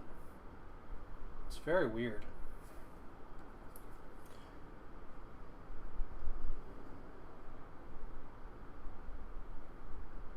Putting a little glue where I know there's going to be gaps. Alright. Let's see, those are garbage. Okay. Let's see. We've got...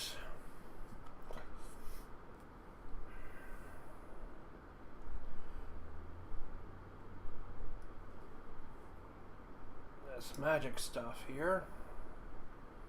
Woo!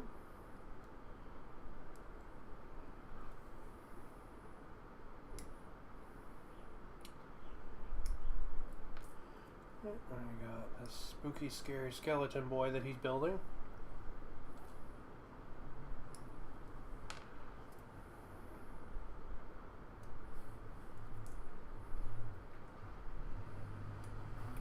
And we got this guy's head.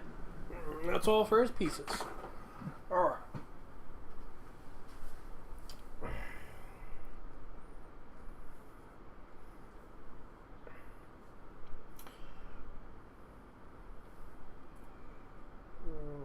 Okay. So his head goes on, and then he has a little spine that connects to the back of his head. It's like the bad guy from the bad guys from Astartes. And he's got like a little spine that plugs in there.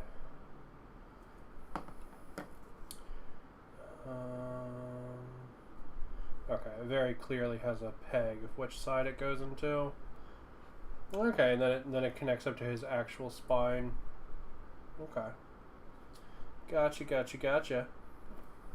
That was way less fiddly than I thought it would be. And then, I guess if you don't want him to have the skeleton, you don't have to. But I think the skeleton's one of the cool parts. I think that like comes out of the head, like right there. I guess if you just wanted him to be like, "Whirr," you could do that. And it's cooler that he's like putting the skeleton together out of the ground. Let's figure out where the fuck that connects now.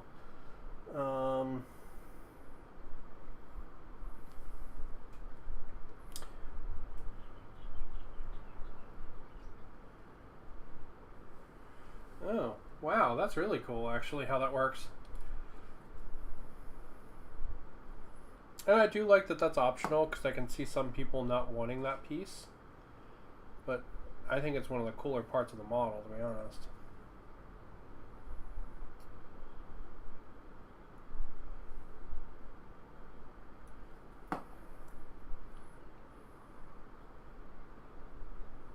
And it like, I don't know, it very clearly shows what he does, you know what I mean? Once he like puts these guys together. Right, like you get a sense of like what this guy's role is, you know what I mean, to build these like guys. Yeah, that's actually really cool. This model is the one that I am actually really impressed, and is way cooler than I thought he would be. Like, I knew the catapult was going to be cool. It's cooler than I thought it would be, but I thought this guy would actually be lame. And he's actually really cool. So yeah, that's pretty awesome. Alright, another instruction bites the dust. Now we gotta move on to the Mortec Guard, because I want to do the Gothazar Harvester last. We almost got it all built. Almost there, team. After this, the glue gun comes out. Ooh. Alright, so first off,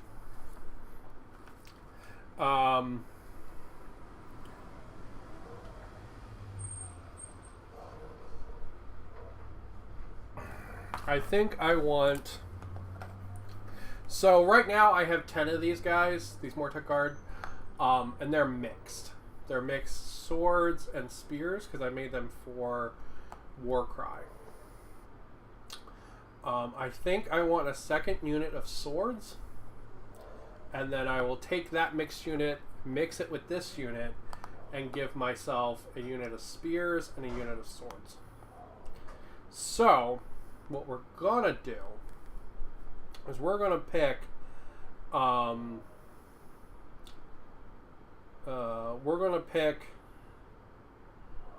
swords. We're gonna build 10 sword guys, and then I'll see how many of the others I need. So, alright. Let's grab 2 guys and make 2 banners, because it's gonna be 2 units.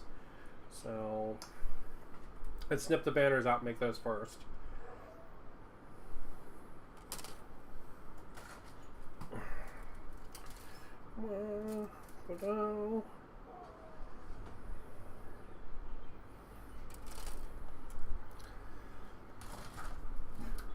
Alright.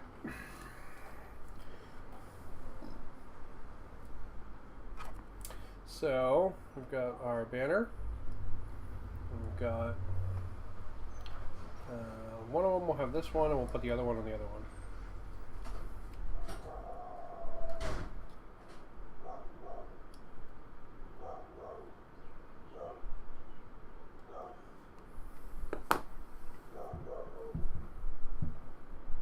UPS again, wow.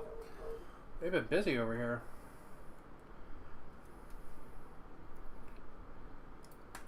Alright, and then we need arm number 44. Which I kind of thought would be on this, but I guess it's not.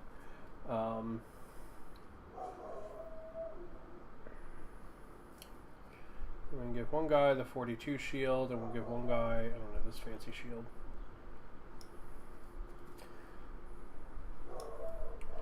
Alright. Oh no, there it is. There's 44.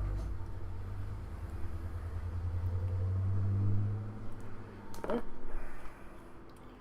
So there we go, and then we're going to need 2 heads. So we're going to pick 70 and 50, 67.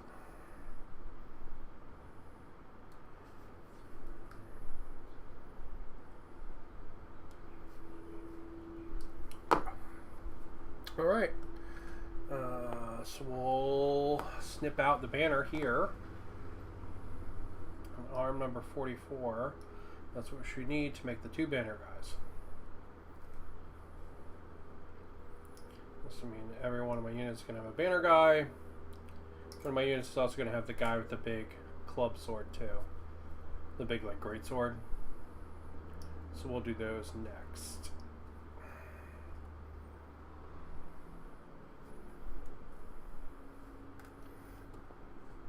Alright.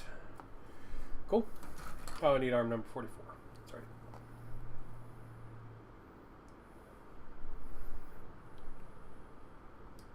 right. Cool. Okay. So, let's glue this banner up, and then we'll find a nice body the banner works well on.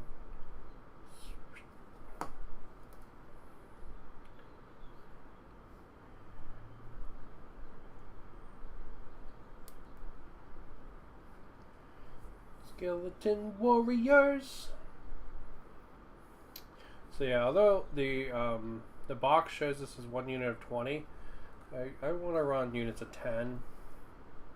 One, because I've got the whole like has a shit ton of troops thing from my Skaven, and 2, I actually like smaller units, right? Like I kind of wish these guys could run in teams of 5. But maybe they only get the banner and stuff if you have 10 of them. I think that would be pretty sweet. I understand why they don't do that, but I like small units. I hear that puppy. Yeah, the dog next door. He's very angry that there's a UPS man.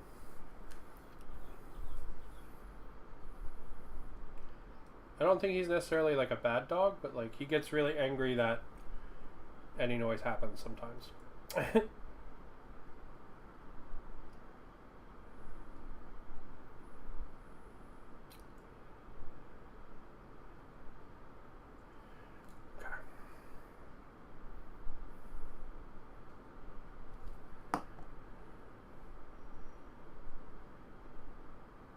There we go. No! Not banner guy's arm. That's what makes him banner guy.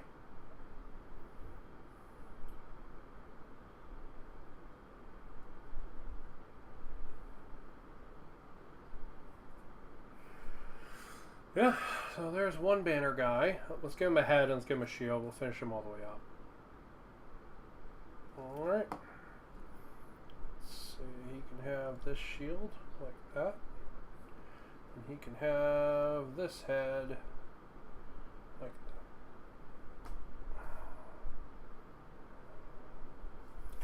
Yeah.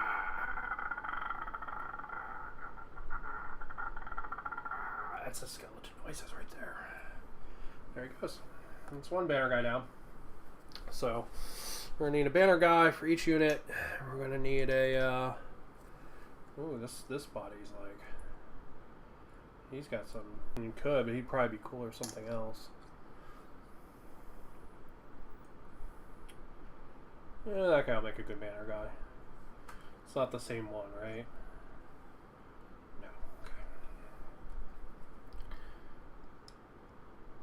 I should have lined the bodies up so I know which one is which, so like I don't have to check that, but meh.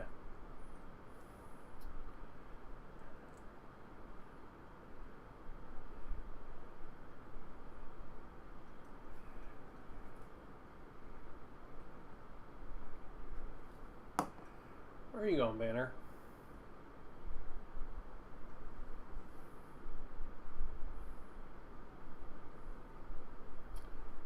And then there's...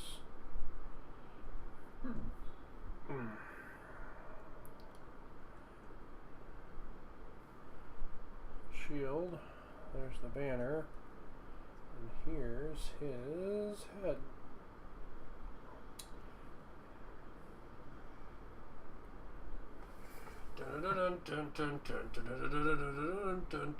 Yeah.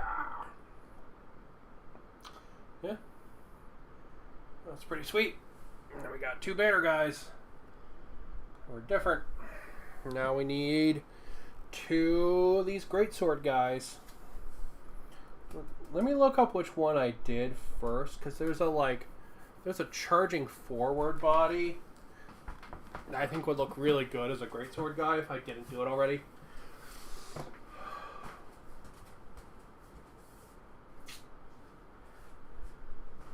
So you can see I started to respray these guys. They need a second respray though. I didn't get around them as much as I should have. Alright, so the charging forward one I didn't use before, so I can use that this time.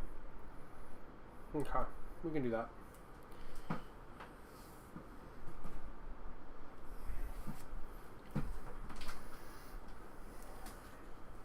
Okay. Where's the charging forward body? There it is. I like that one. So he's going to be a greatsword guy. The greatsword guy is 54 and 53.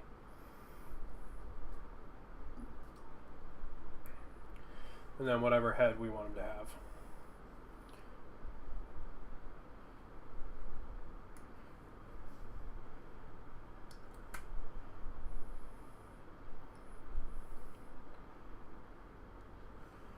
Go. And then...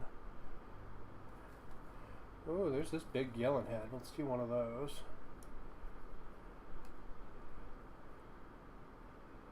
And then...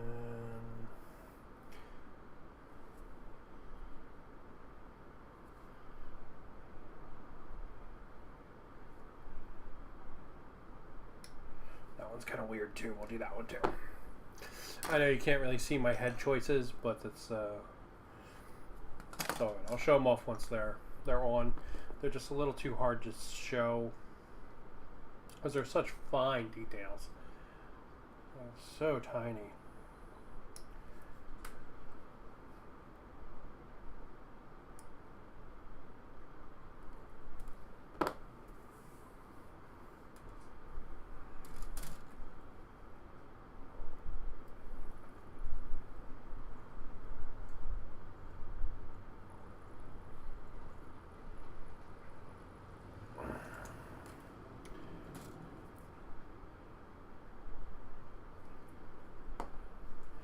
Do like we did with the Cryptek shields, and we'll put the arms together before we glue them on, and that will make them a little more stable, less fidgety.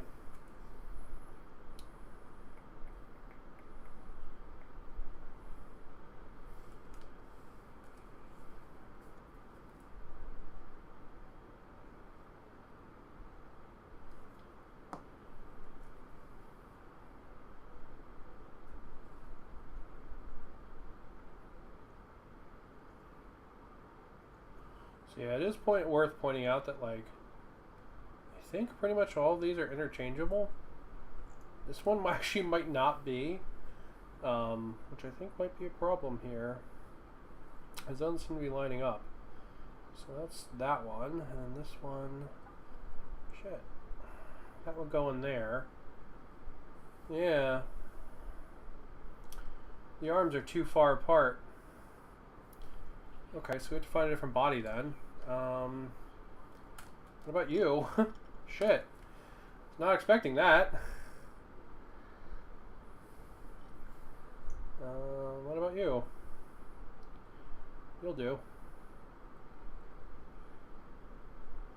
Yeah, just weird that it worked for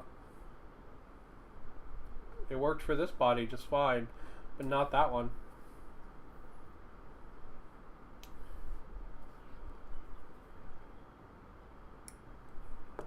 Yeah, really strange.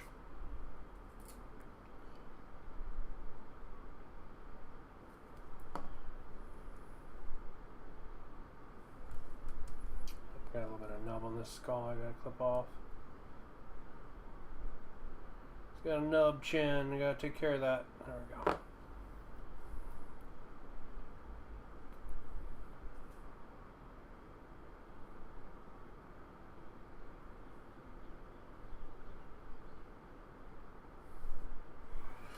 Yeah.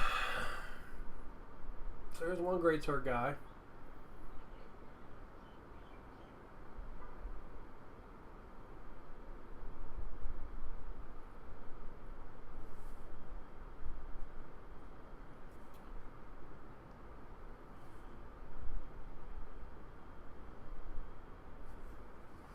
I guess now we gotta find another body that works, because this one didn't. It's really weird.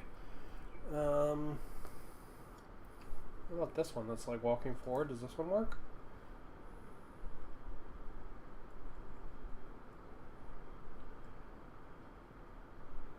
Yeah, that one works fine.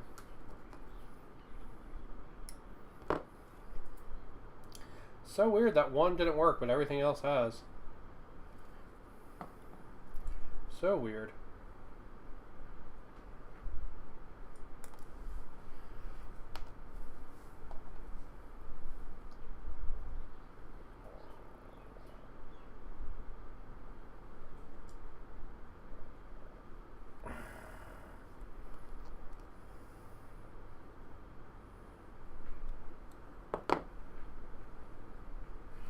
There we go.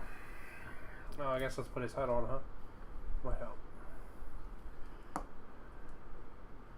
Alright, and this way they'll be a little bit different from the other one. Alright, so they'll all have different poses.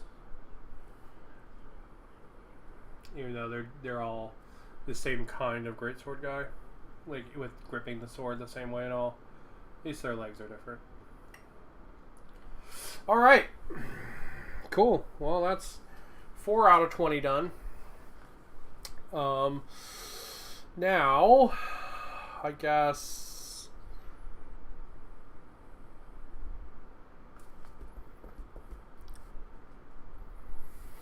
Alright, so now let's do some math.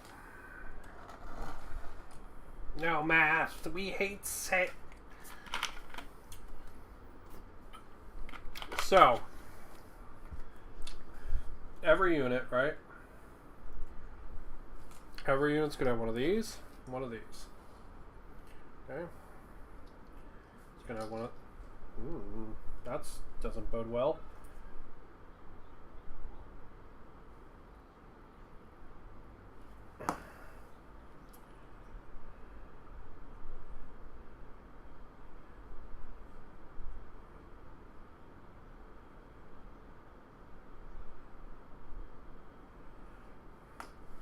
Alright. We're going to have a banner guy and a greatsword guy. Okay. I'm going to pull some of these guys off the painting stick here.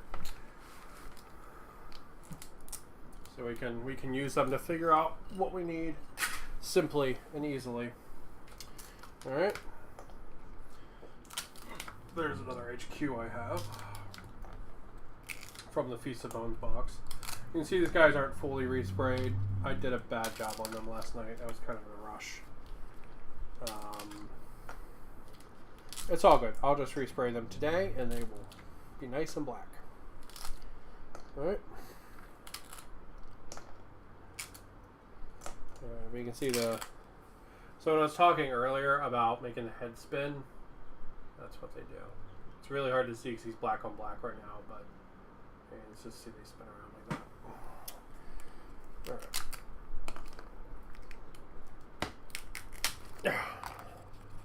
So when I spray those guys, I'll just spray these guys with them.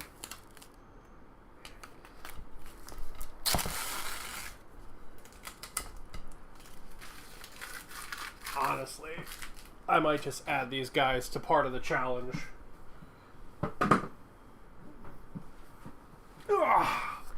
Alright. So, let me get some of these out of here. You guys can just, like, fuck off somewhere. Up here. You can fuck off up here.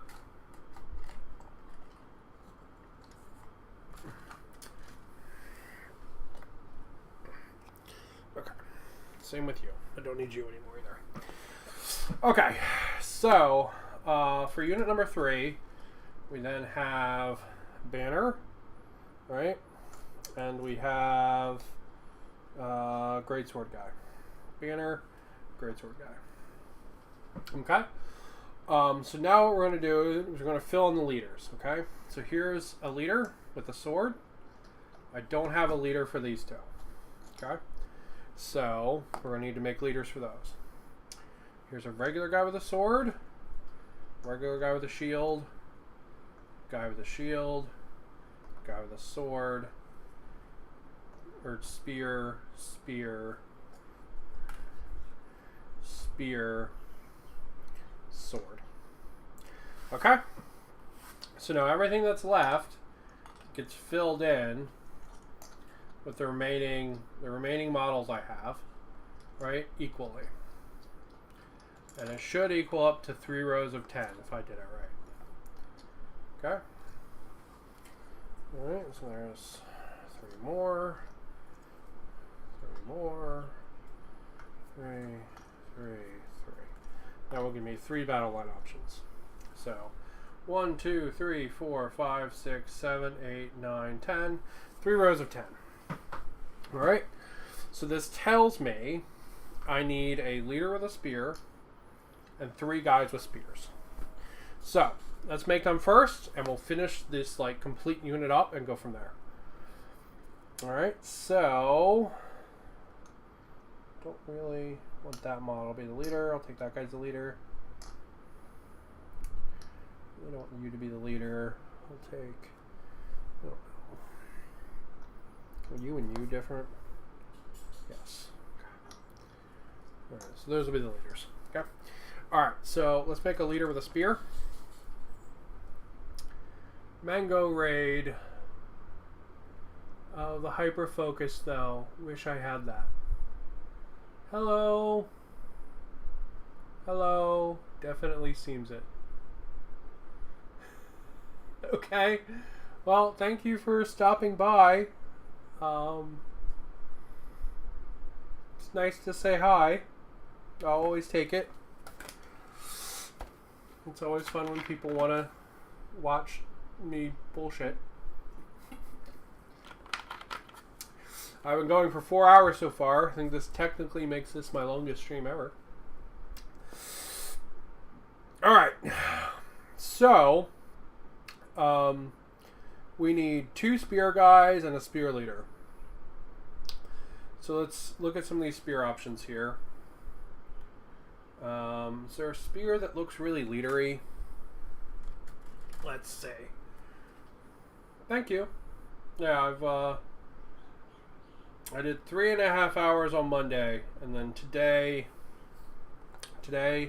as I've broken the 4-hour mark, is my longest stream. It will not be my longest stream by the end of the weekend. That most likely is going to be tomorrow. Yes, bullshitting is kind of what Twitch is about. I'm not gonna lie. Let's give our commander guy this one here with these cool teeth on the top.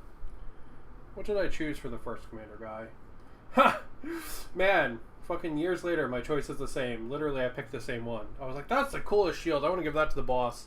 All right, so we have to pick a different one. We'll do this one.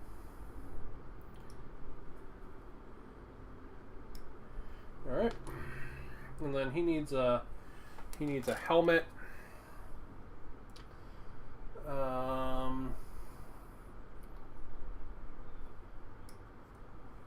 We'll give him this helmet.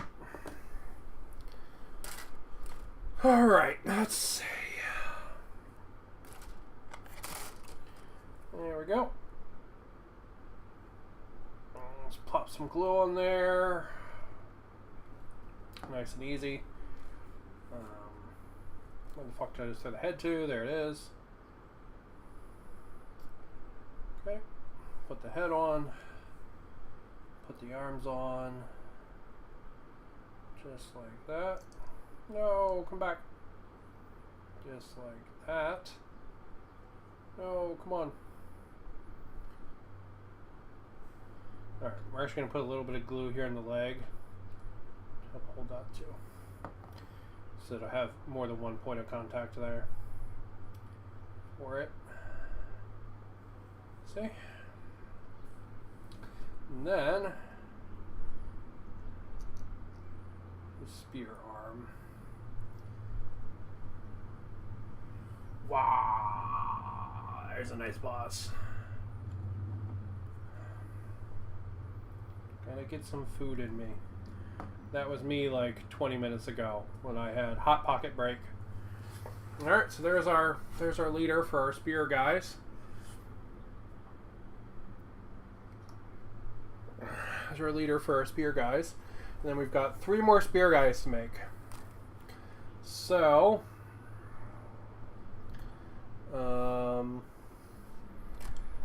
I've got some with their spears down and some with their spears up. So I think I'm just kind of going to pick the ones that I think look cool and go from there. I'm not really going to focus on, like, you know, everyone has their spears up because it's a phalanx. You know, I'm not going to do that. I'm just going to kind of do the spears that I think look cool.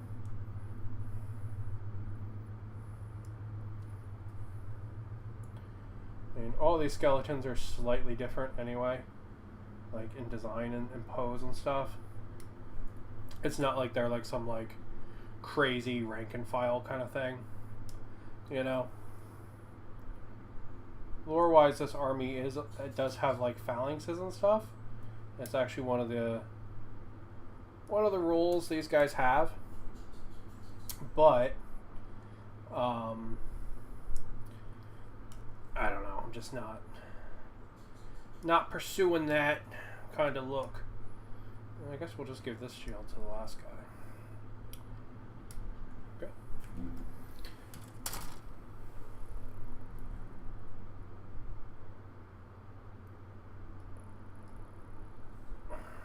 Just like that.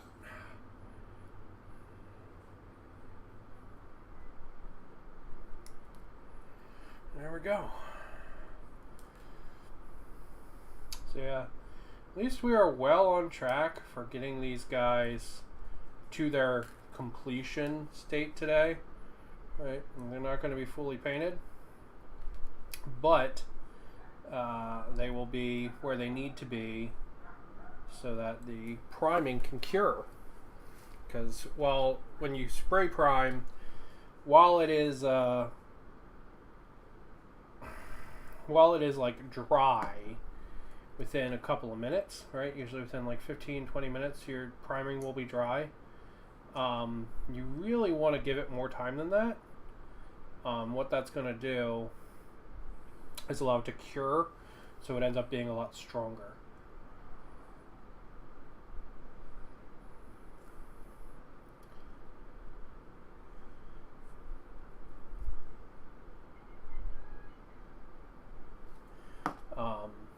Because really you're priming for color consistency, and you're priming to give your model a tooth. That is something that other paint can stick to. And the curing helps with both of those.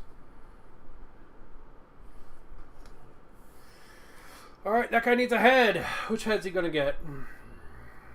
Let's give him one of these, I guess. We need a couple other heads. Let's get this maniacally laughing one, and then we'll get the weird one with the zigzag, like anime furry mouth next to it. We'll give this guy the maniacally laughing one. Sorry, it's probably really hard to see me work with the heads because they're just so fucking small. These guys are fucking tiny. Right, like...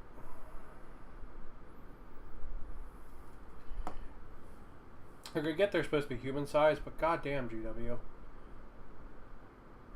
They're fucking micro, man. Yeah, there he is.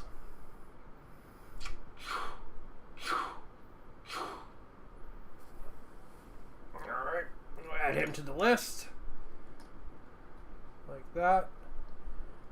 I'm going to just grab the next one and keep going. Okay. So laying the models out like this, since I already have some completed, it's just going to make my life easier, right? It's what it's really all about. Just so at a glance, I can be like, if I pick one up, I can be like, oh, this guy needs to be a sword guy, or this guy needs to be a spear guy, or whatever. Right? So I'm not sitting here like, oh, I need 7 spear guys because I've got 2 banners and I've got this and da da da da da da. Right? Like, just so I'm not like doing that. I should put a little bit of glow here in the foot. That's going to be the second point of contact for that spear. With these spears, you always want to have a second point of contact, just in case they like nick something, so they don't break off at the source. It will just make them like a billion times stronger, twice as stronger, in fact, because that's how math works.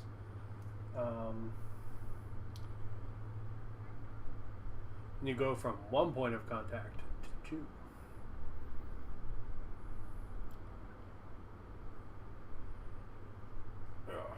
Alright. There's just... Come on. Come on.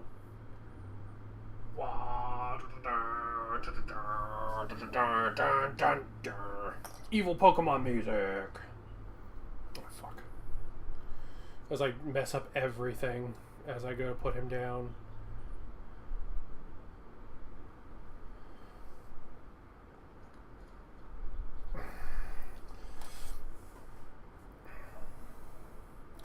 Alright, last up, we've got this guy.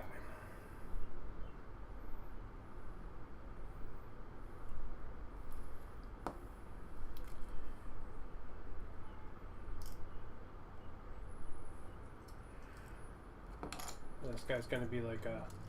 It's going to be a mix between like having his sword down or having his spear down and having it back. It's like he's going to be like in the process of lowering it.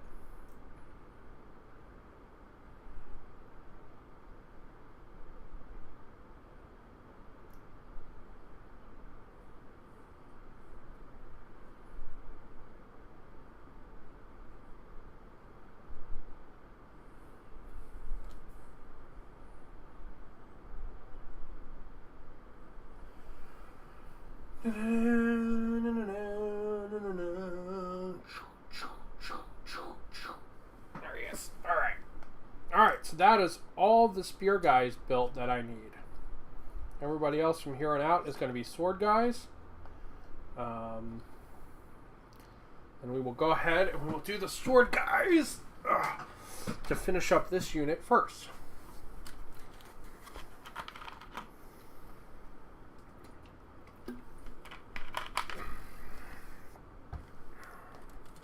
Alright, so we need 4 shields. Which ones did I pull shields off already? Okay. That one. And, okay. So, grab these shields. Alright, need 4 shields. Do that one.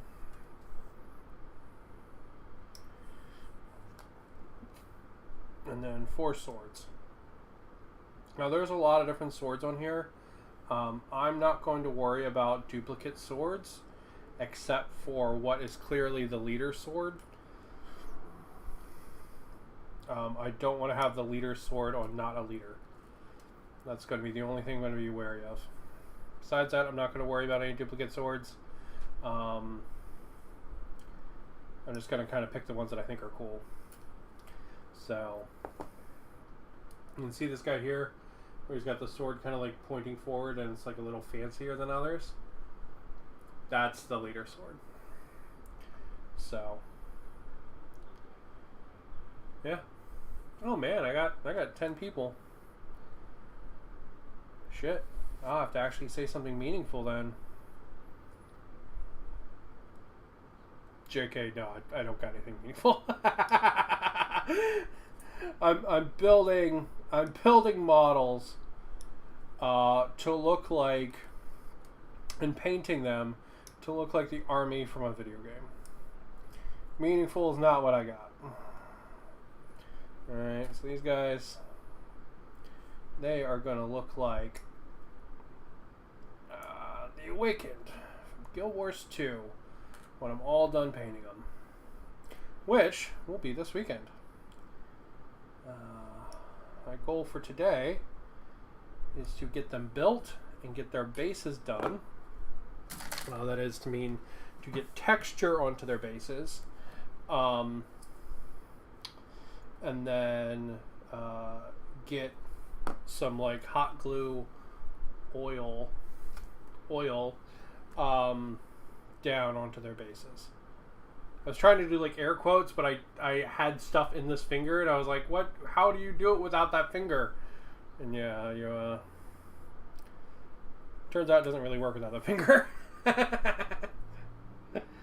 Yeah. So yeah, so these will be my Awakened. I've previously done a kill team in Awakened colors, which is why there are some that are like half primed, half painted. Because I decided that I would reprime them so that they could all match together and go into one big army. Which is why I've got some of the prime guys down here, and that's what this weird like 1 by 1 by 1 setup I have here is. That's so I know what units to build. So I can wind up with 3 battle line choices at the end. Because previously I'd built these for Warcry, and like Warcry is just like 1Z, 2Z kind of models. You don't have a ton of like big blocks of infantry. So like if you buy a box for Warcry, you end up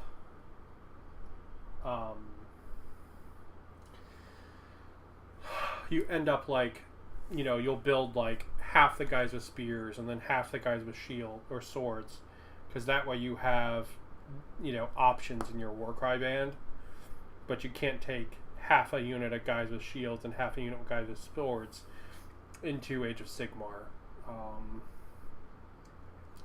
So because of that, I'm taking that original unit, mixing in with the 2 that come in this battle force, and then we're going to wind up with 3 full units for me to be able to play with.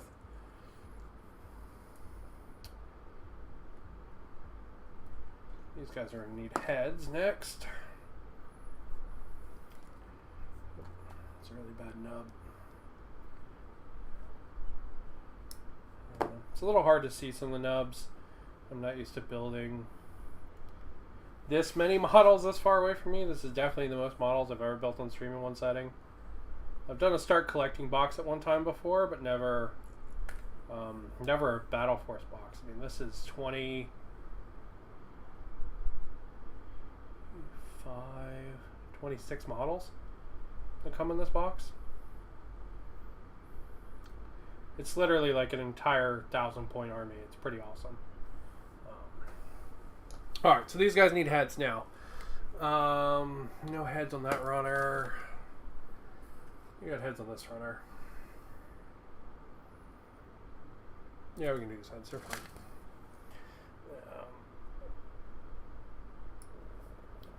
Okay. So yeah. So it'll be cool to be able to be like praise Joko and have a whole Age of Sigmar army to go with him. Alright. Oh, let's see.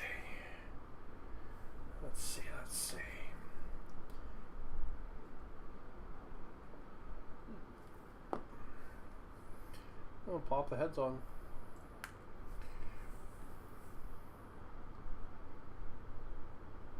But yeah, I I am very excited for End of Dragons.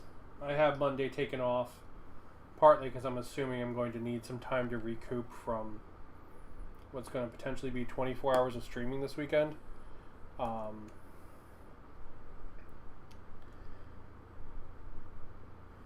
with his sword raise should be the guy with the screaming head. And also, I just want to get to play it a bunch. I'm pretty fucking hyped for it. I've got my new Asura, Comstar. I've been taking him out in World versus World, which is like the PvP 3 faction thing. I've been playing with my husband in the evenings. We've been playing with a guild called Knight, who are very nice. They're led by a guy named Valagard. They are a PPT guild, which is pips per tick. So they're the ones that like go around and they do the like PvE kind of parts of the World versus World. So like they attack the castles and stuff. They're not really looking to like PvP, which seems counterproductive, but it's really fun. They aren't the best guild ever. They're a very casual guild. But no one's ever yelled at me for not playing a meta build or, I mean, anything like that. So it's been pretty badass in my opinion. I've just been having like a good time with them. They've been pretty sweet.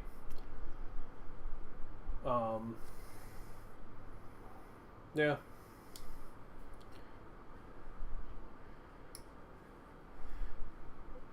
It's been really fun. I'm looking forward to having my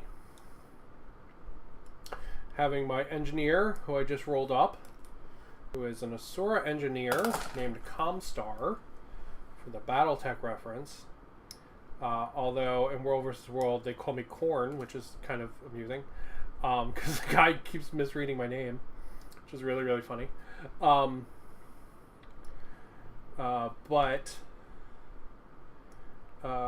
he's gonna get himself a robot soon, so on Monday he's gonna have a big fucking like kick your ass robot, which is pretty cool.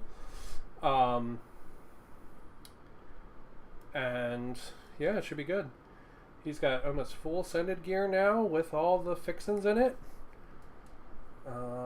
Missing a couple pieces. I'm working on vision still, which is one of the legendary trinkets that I don't have yet. But yeah, it's been a good time. And I'm really looking forward to seeing some more story content, because I really enjoyed the End of Dragons story stuff so far, or the Frozen North stuff. We were like fighting the Frost Char and all. That was really cool. I really liked that. Plus, anything with Goric is great. He's like the autistic as fuck little Asura bug guy. He's also like the king of fucking adorable. He's so adorable. I like Goric quite a bit. And he reminds me of my husband. Which I don't know if that's a good or a bad thing, but he really does. Like, I gotta get my wire. I'll be right back. So I can clear the glue out. I'll be right back. Oh!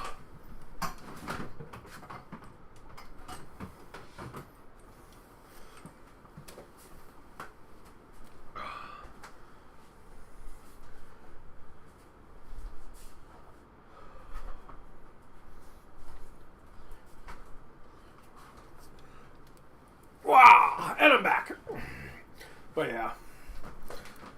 The characters in Guild Wars are a lot of fun. So the little scientist Asura that's obsessed with bugs named Goric, he really reminds me of my husband. Because he can be like mega literal And my husband does that from time to time. Or he'll like hyper focus on something. So like you're having a conversation, and then like boom, instantly the conversation's about this other thing that you like just happen to like off mention, and it's like fuck. But yeah, it's kind of cute once you like get used to it, I guess. You know what I mean? Like I can see very much how like someone would say it's annoying and obnoxious, but it's very cute to me, because I know it's just like how his brain works, and I think that's cute. And yeah, Gork very much reminds me of that, with his like same kind of behaviors.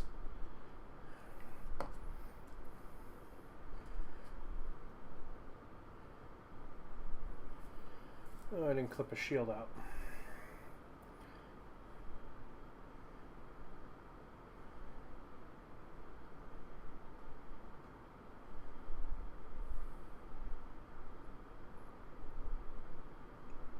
So yeah, so I'm excited to see a lot of the new story content.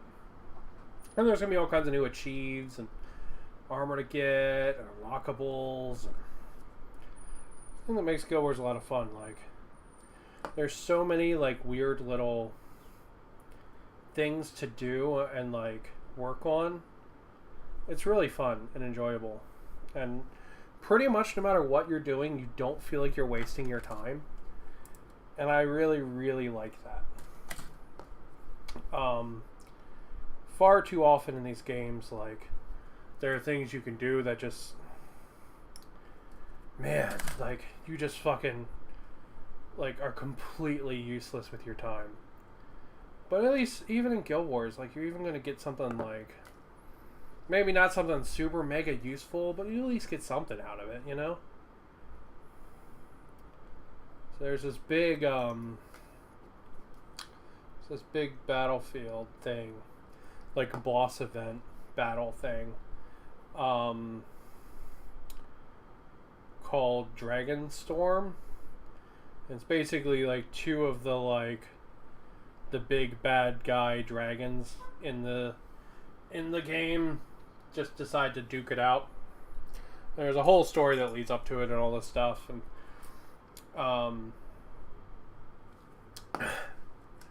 you know, and a bunch of people do it because it gives you a couple gold, right?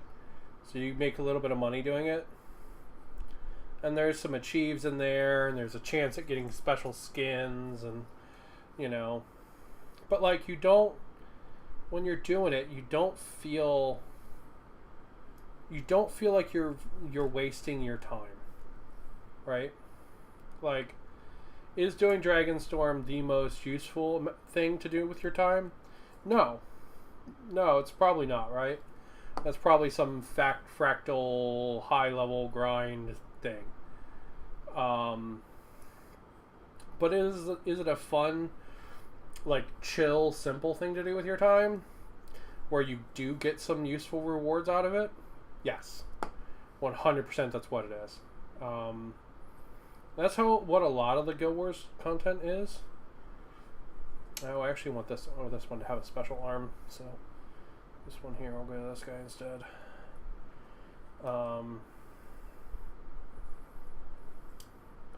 That's what a lot of the Guild Wars content is. Like, it's a chill, good time where you can potentially get something useful. And like 99% of the time you will.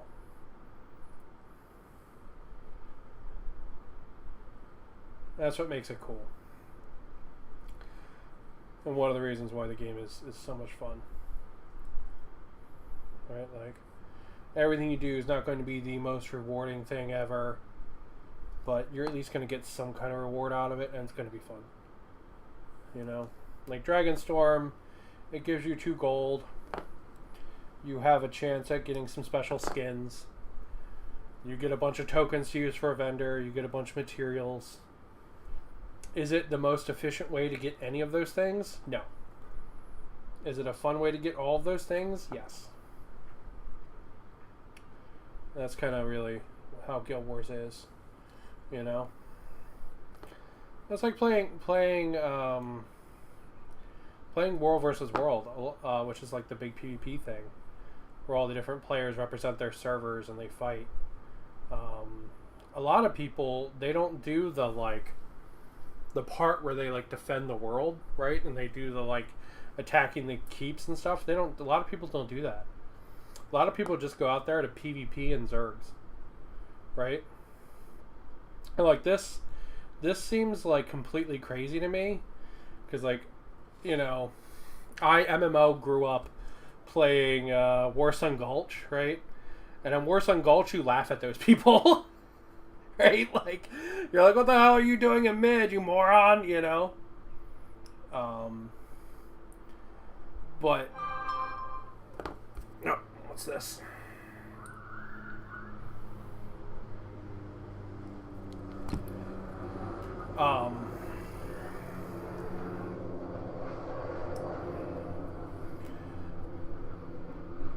Yeah, so like, you know, like in Warsun Gulch, right? Or like a Arathi Basin or whatever, you would laugh at those people, right? Like 100%, you'd be like, "Why are you fighting in mid? Stop fighting in mid! Like, help me run the flag. You're literally losing the game for us. Stop!" You know. But like, there's like a whole community of like people that just fight in mid, right?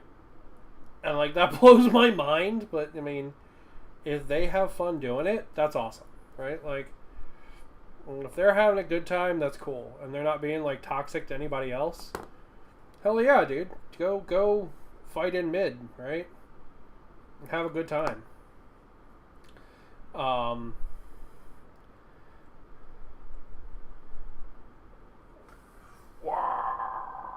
he's a cool looking one. Come on, come on. Yeah, he's cool. I like him. He came out pretty good. But yeah, like I think it's interesting, you know, like there are like different things to do in the game like that. Like you don't ever have to do World versus World ever. Like it's just not required. But like it's there if you want to do it, and you'll get some decent rewards out of it, you know. For some of the legendaries, it's actually way faster to do World versus World than it is to do like actual legendary requirements. Vision is a wonderful example of that. If you do the World versus World reward track, it's like 1,000 times easier than actually getting Vision. Like you still have to earn it, but you don't have to do specific things. You don't have to do like you know, like this specific achievement which requires you to do this, which requires this, you know, that like that's not a thing. You don't have to do that if you do the World versus World tracks. Which is fine, right? Like if people don't want to do those achievements, that's cool, right? It's nice there's an alternate for those people. I will say the Vision reward track is actually one of the things that I've had the most fun with in the game recently, though. Sort of like the thing where you get your dragon, you know, you get your sky scale. It's just kind of this like really chill kind of just thing you work on. It's pretty cool. Gold cost is a little high, but it's that way with any legendary thing. And honestly, the sky scale is essentially like a legendary mount, so that's how I would put it, because it's essentially a legendary grind. The grind for it is actually very, very similar to Aurora. So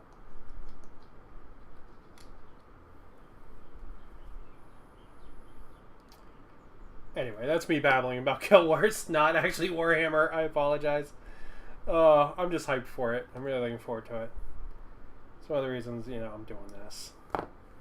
You know, plus, you know, this is one of the things I've always wanted to do, the whole like army in a weekend thing, and I've never actually tried it before. I tried to do a start collecting box in a weekend, and honestly, I was Oh, this guy's like charging. Let's swap these heads. Honestly, I was too... Let me try to find the word without just saying mentally ill. It's really the best way to say it, though. I was too drained to really get through it, right? I didn't have the energy to get through that challenge. And that really sucked. And it really kind of upset me that I was sort of being beaten by this like mental illness problem. But, you know, it is what it is, right? The reality was that I just didn't have the energy at that moment, you know? You know, and I used that to make a point to take steps to have that energy. You know what I mean? Fuck. Well, they were all laid out neatly. It's all good. I don't need to know which ones are which anymore. All these guys are sword guys. We know that. It's a cool sword. A hook in it. Let's do that one. Let's do this shield. Let's do this shield. Got what? 3 guys? Let's do this shield. Do that one.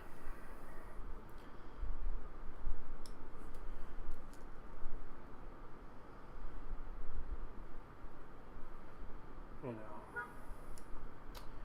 But yeah, I mean, that, you know, that kind of stuff, that's a wave. You know, it comes and it goes. You just want to make sure it goes more than it comes, I guess. That's how you figure out a victory there, you know. But I really felt like the time I tried to do a long form stream, like an all weekend stream, I really got my ass beat. That felt really bad. So, you know, hoping everything doesn't fall apart today. We've been going like a motherfucker, though. We're at 4.5 hours. Longest stream ever. Yeah. 4.5 hours, baby. Oh. It was pretty cool. So,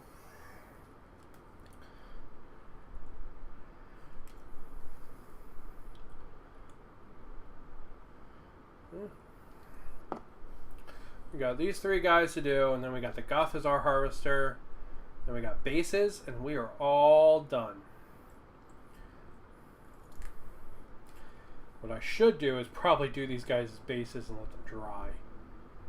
But we're going to do the Gothazar Harvester next, because we're building right now. And then we're basing, and then we're priming, and then we're base coating.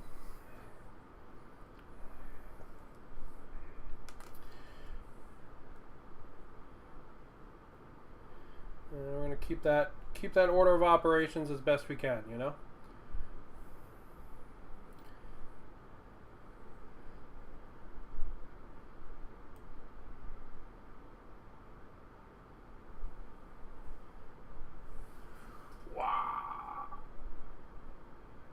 Charging forward with a sword down to his side, all anime style.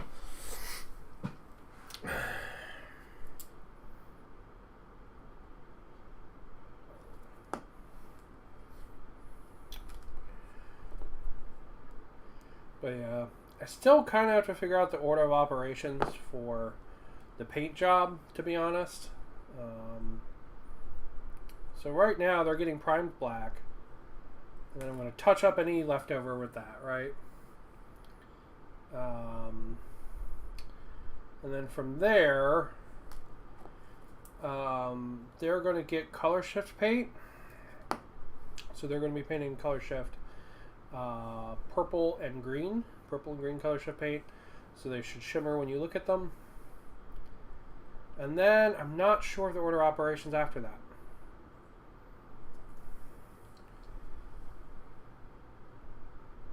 Just a standard skelly.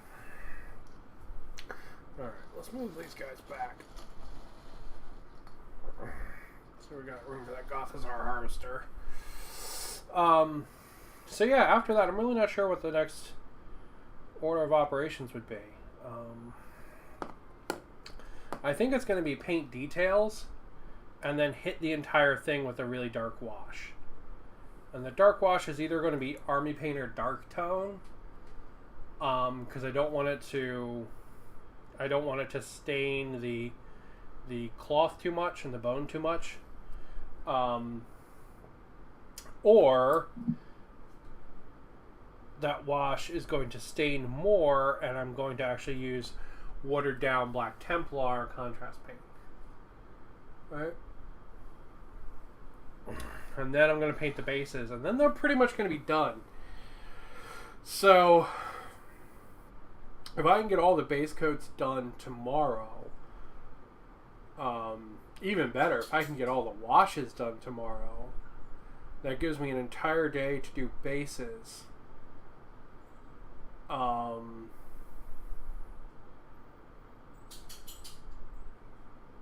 An entire day to paint in any extra details I want. I don't think I'm going to get there. I think it'll be a situation where I get mostly through the base coats and then I finish them up on Sunday. But we'll see. We'll see how it goes. Oh. Alright. Vortech Guard, all assembled. 30 of them. Instructions go in the trash.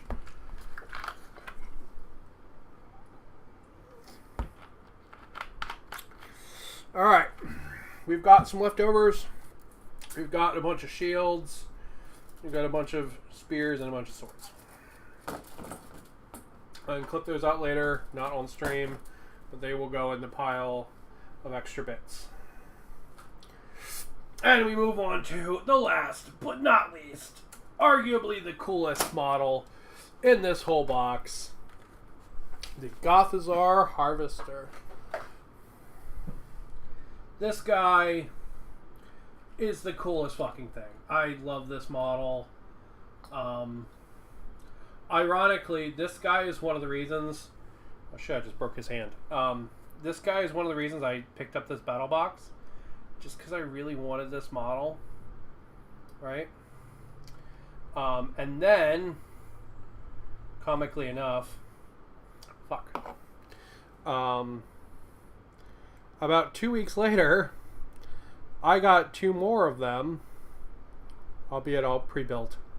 I got 2 HQs and a piece of Ossiarch Bone Reaper terrain for like $30. And someone was getting rid of it, didn't want it anymore.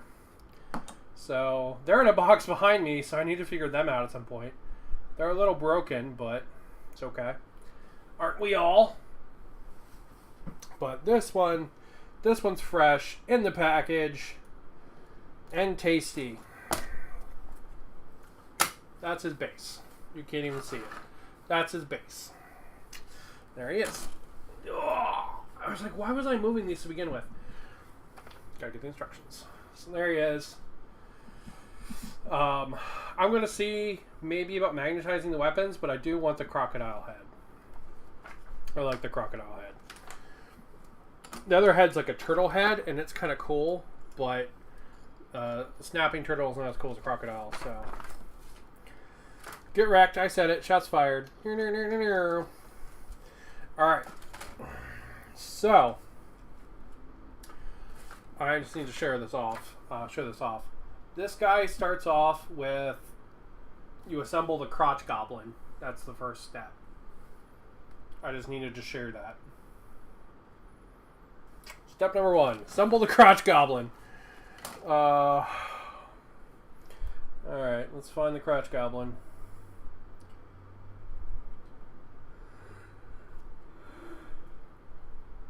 Ugh.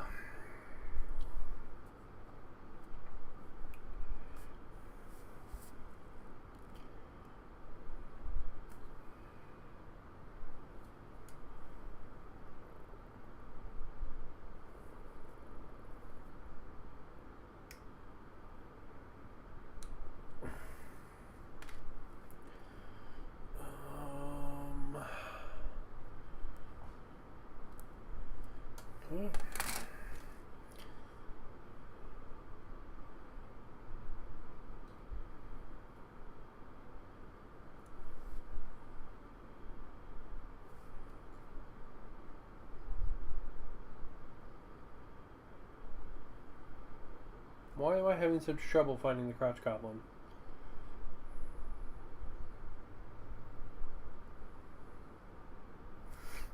I'm just like, where are numbers? How do numbers work?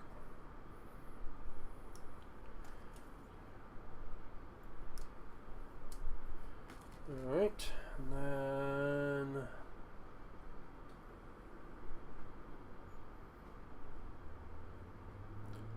God, I'm really having trouble finding the fucking Crouch Goblin. Let's see, it needs 11 and 12. It's not on this runner. And then there are the options for the hands. I'm not going to put the hands on the Crouch Goblin yet. I'm going to put them on at the end. So I can better pose him with the base. I think that's the best call there. There we go. Crouch Goblin.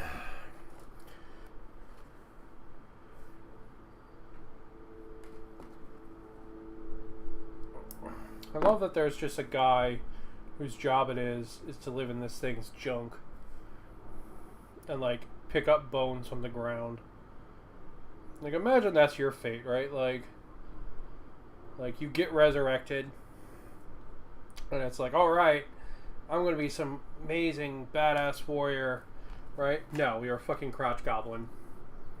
Like, come on. Man, Glue Bottle, what the fuck you up to, my man? You having some trubs. Don't have trubs. We still got one more boy to go.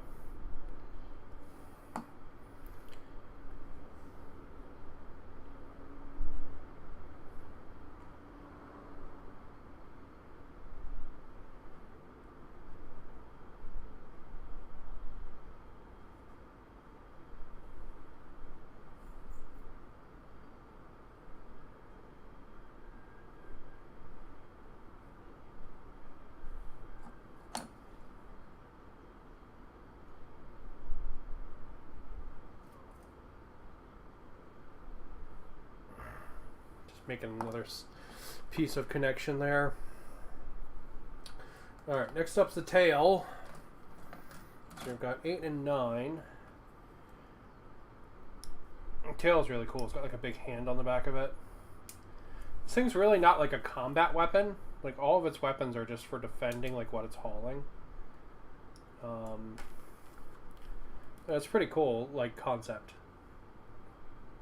Because it's essentially like a living hauler that stalks the battlefield and picks up pieces. So it can bring them back so people can turn them into more soldiers.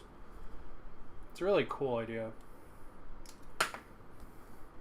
And like, really nicely grim. Right, like, imagine being some guy downed on the battlefield, right? Like, you got stabbed in the leg or whatever. And you're just there waiting, right? You look around, you can't really like get up, you know? You just look around and you just see these things walking across the battlefield, like picking up everyone and chucking them into their backpacks. Right? You just know you're gonna get like broken down into goo and turned into like some kind of like freak skeleton. Like, it's like, that's sufficiently grim and really the kind of stuff that, like, you know, Age of Sigmar really needs. You know, like that kind of like reality of like the bizarreness, you know, and of like how horrible and atrocious this stuff is. And that's one of the fun things about Warhammer, right? Like, when you think about all the horrible shit going on right now, like, literally right this minute. You know? Like, fucking atrocious, terrible stuff. But, like, I don't know. When there's that fantasy element to it, right?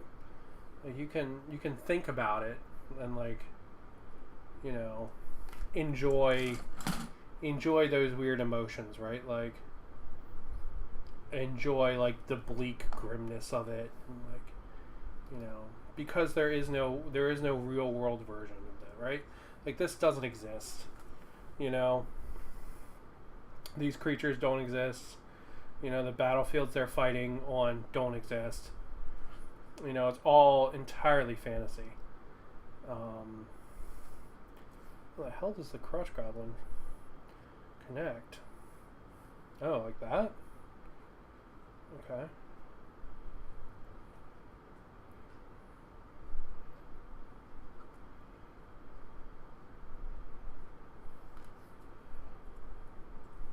But yeah, it's like all entirely fantasy, and that's really nice. You know, because it gives you a way to think about these like crazy, terrible stories and enjoy them. You know, and have these discussions about this like horrible shit without there being that like real world kind of relation. You know, like you have this like this fantasy space where you can think about this stuff and like enjoy it, you know, without being like, you know, somebody's grandfather actually died during this battle or whatever. You know what I mean? It's one of the reasons I don't do any historical gaming, because that isn't there for me. There, you know what I mean? Like I can't enjoy like, you know, playing one of the actually bad people.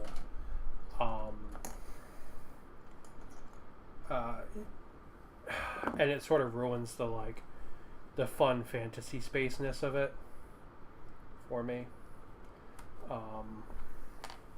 You know, like like if I was playing and I like,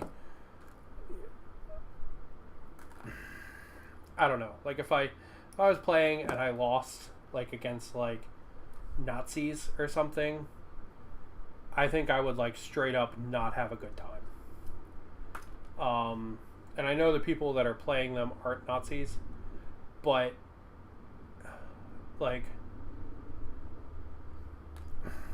that like that fantasy area to discuss these things and, you know, look at these like stories and stuff, right? Like it's a lot closer there, right? Because like there was somebody that got shot by Nazis, and like, you know, like this was somebody's grandfather or whatever, right? Like, and that's a lot different like headspace for me than giant shambling corpse pile that picks people up and eats them. You know what I mean? And I definitely like the one over the other. Now I know a lot of people like the reality of like historicals and stuff, but that's completely lost on me. Like I would debate playing something like Conflict 47, because it does have that fantasy element to it, you know? Be like, oh, these are my vampire Nazis or whatever. These are cool. But at the same time, you know, I don't need to skirt that line, right? Because I can just play vampires, right? I have a literal vampire army behind me for a game system where there are literal vampires. Like I don't need that, like, oh, apparently, oh, you can apparently make him look different ways. Okay. Okay, so if you build 6 or 7, he looks to the left. If you build 3 or 4, he looks to the right. Alright, so mine's looking to the left because I didn't realize that, and I just picked these pieces for him to have. Okay, good to know. Did I click out the right neck then? Yes, I did. Okay, cool. Cool. Alright, so now we need 16 and 17.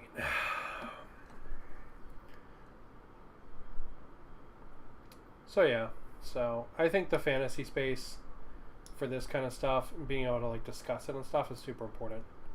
It's one of the reasons I like the 40K story so much, right? Because you have all this like horrible shit in there, you know, like xenophobia and like genocide and, you know, but you're in this like fantasy like burrito, you know, like it's all these horrible things, but it's wrapped up in this like package, you know.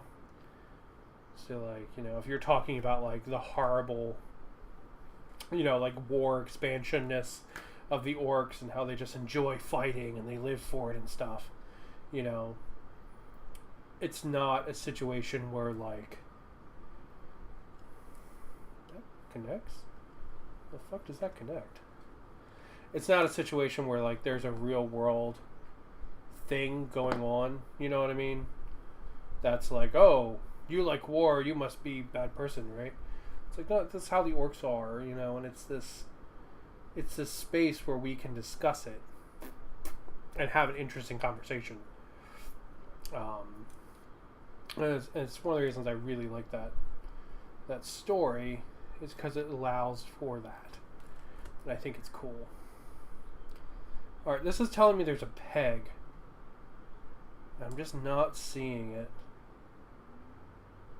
Where the fuck is the peg? Is it like that? No, because then it's... Oh, it is like that. Okay. Weird. Alright. I would not have guessed that. Anyway. Thank you for coming to my TED Talk. But yeah, fantasy spaces are cool. They're nice ways to discuss things. It's one of the reasons I really liked the Expanse series. It has a lot of the same kind of like fantasy elements like 40K does. Very, very, very, very similar, in fact. And it gives you a way to discuss them. You know, to talk about these things, to talk about like how does someone like Marco Inaros come to power, right? Like, how does that happen? You know, and when it happens, what do you do? You know what I mean?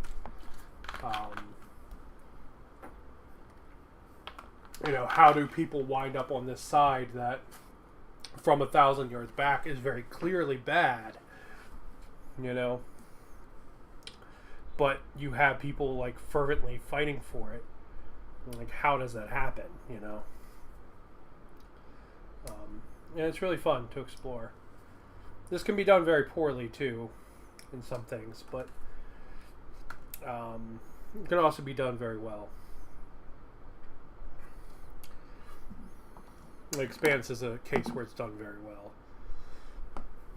A lot of older fantasy books, because their takes on many topics are so binary, they fail at this a little bit more. The only reason 40K is actually good at it is because there's so much. Like, there's so much stuff that it's super good at it. You have a lot harder time, like with Tolkien's work and stuff, having this... Ooh, how the fuck does that leg work? 19 and 20? Oh, they're there. You have a lot harder time. He's got shorty little stubby legs. Did not realize. You have a lot harder time having these like kind of like nuanced looks at things, because like, you know, in a lot of cases, like the bad guys are just evil.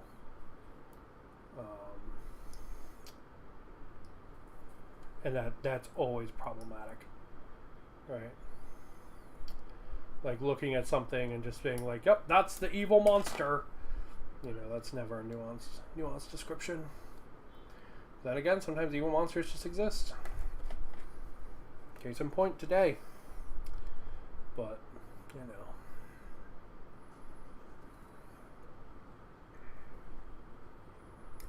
Anyway, that was a bleak discussion. I'm sorry, I apologize. Fantasy spaces are important to discuss things, though.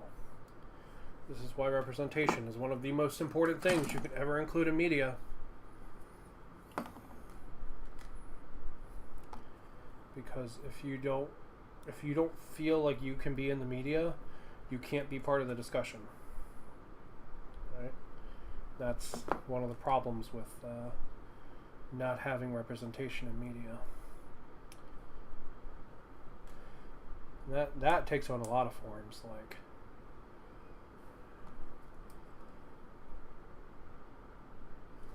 you take on a form for like me, where even if there's like, you know, characters that are like have a couple of my same traits, I might have a hard time connecting with those characters. But then you give me something else and I'm like, oh yeah, that's the shit, you know, that dude's just like me, you know, and it could be totally nothing like me. Because we always have to have like this diverse range of things.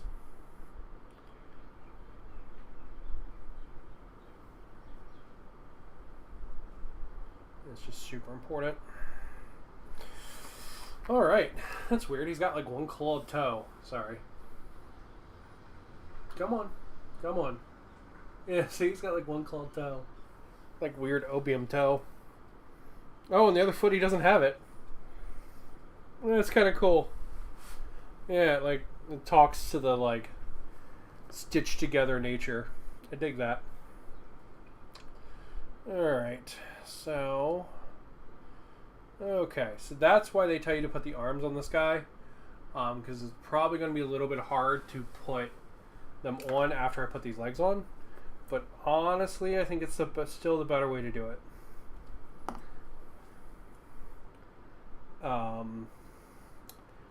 Yeah, I think it's still going to be the better way to do it, because it's going to let me see what options there are. Because I think his backpack and the crotch goblin, I think they actually run the same connection point, if I understand it right. I guess I could just look ahead in the instructions. Yeah, see, they do. They just run the same connection point.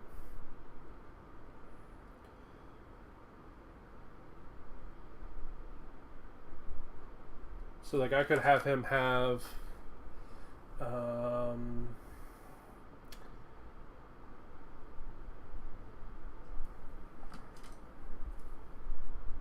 like this skull, if I wanted, in his hand.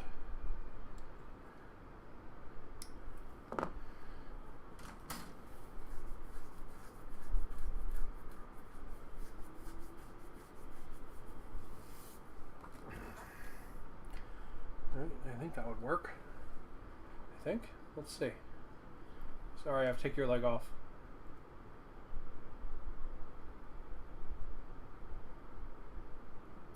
Yeah, I think that works, because then this one can go...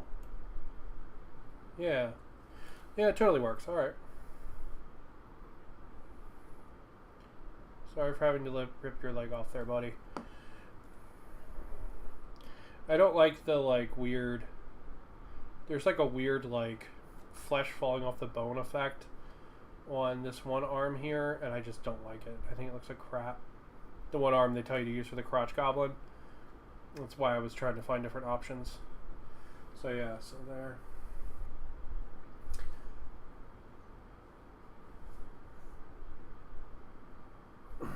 So yes, there's the crotch goblin with a different option. So, alright. So I guess let's put him on the base. So he's going to attach... okay, so the tail is a connection point. The tail is a connection point. So... Anyway, my rant aside,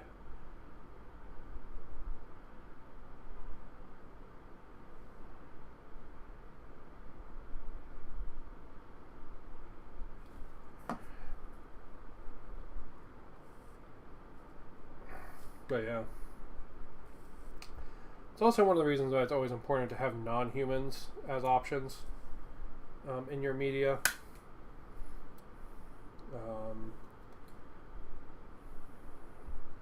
Because I will almost never connect to any human option you give me. Just because I don't see myself in like 99% of like human antagonists and stuff. So, you know, it's a combination of being fat and being gay. And it's like, fuck. You know. I'm never going to see myself in like Nathan Drake, for instance, or you know, anything. Geralt of Rivia is a really popular one. I basically couldn't play The Witcher, because I couldn't get into the story because I had no. Sorry, I realize I pulled a model off screen a lot recently. You know, and I've been streaming for almost 5. I've been streaming for 5 hours, so. Whew. But yeah, like I couldn't play The Witcher 3 because I couldn't relate to Geralt, so I just didn't care about the story. And I knew the story was really good, and it like stabbed me as I was like, "Yep, don't give a fuck about any of this." You know, and it was because I didn't have that point, like that connection point to care, right? And in that case, it was, you know, something so like strongly character driven. You know, that connection point was being Geralt. Let's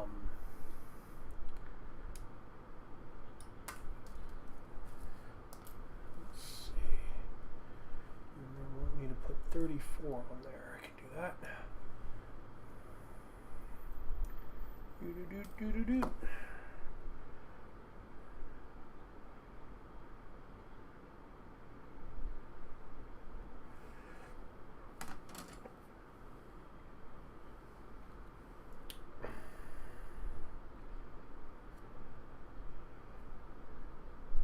I love the fact this thing is just like arms, right? Like it's literally just like a literally just like a walking. Wait, where is that? Oh, that goes here? Interesting. But yeah, it's literally just like a walking hauler, and it's so cool.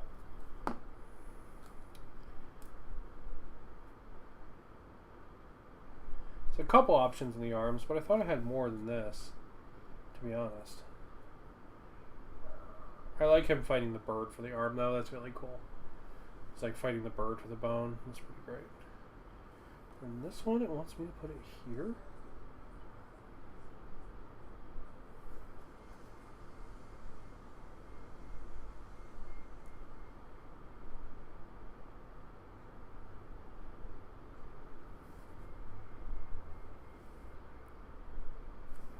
Interesting. Yeah, he's got a whole set of arms there. That's really cool.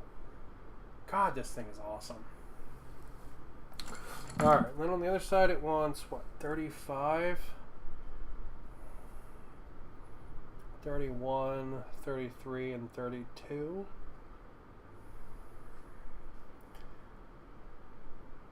Kind of wish there was some more options in these arms, though. Like, I wish each one kind of gave me like 1 or 2 options.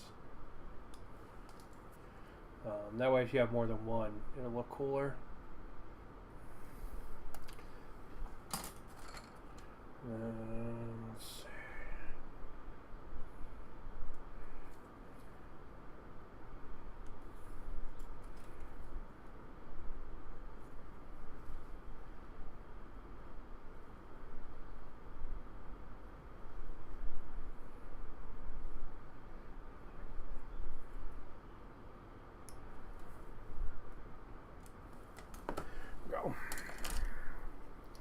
Yeah, I guess you can mix and match them with the ones on the crotch goblin, because they're the same.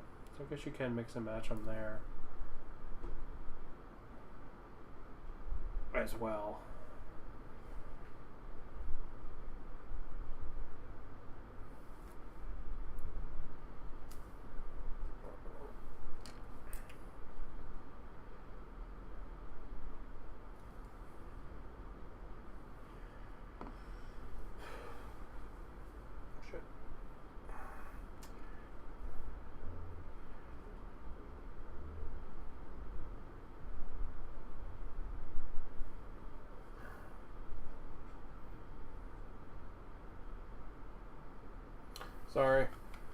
Sorry.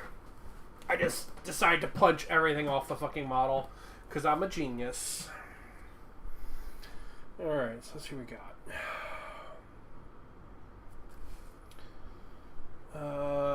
30, 32, 35, 31. Okay. So that's this one. We'll just plop some glue in all the holes and go from there. 30, 32, 35, 31. Okay. So that's this one. We'll just plop some glue in all the holes and go from there. 30, 32, 35, 31. Okay. So that's this one. We'll just plop some glue in all the holes and go from there. 30, 32, 35, 31. Okay. So that's this one. We'll just plop some glue in all the holes and go from there. Yeah, because really you could mix and match these. Only two you really can are the two that are connected. This one's supposed to be like, it's supposed to be a thing where it's like keeping this arm from putting this Stormcast helmet in there, because it's not bone. So like, I think the bit of comedy there is supposed to be like one arm is stupid and one arm isn't.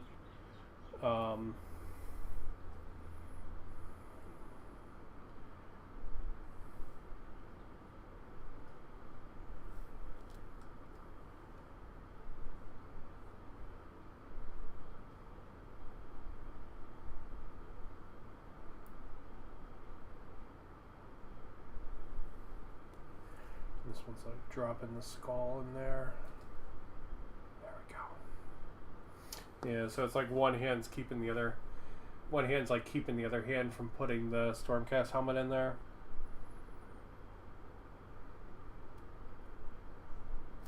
I kind of wish this right arm, there was another option so it could be like handing something up.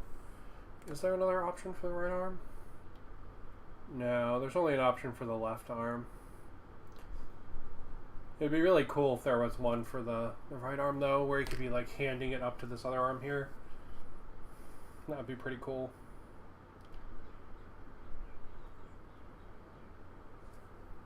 Nice. Alright, so he needs... let's see. He needs a head, and he needs some arms. Can do...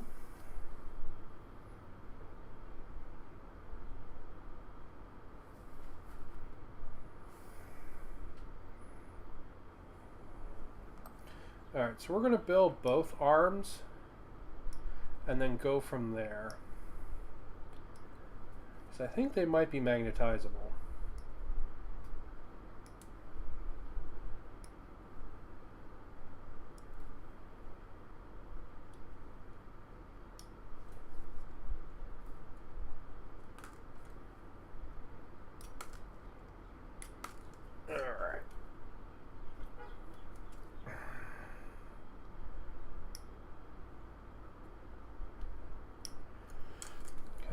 This one,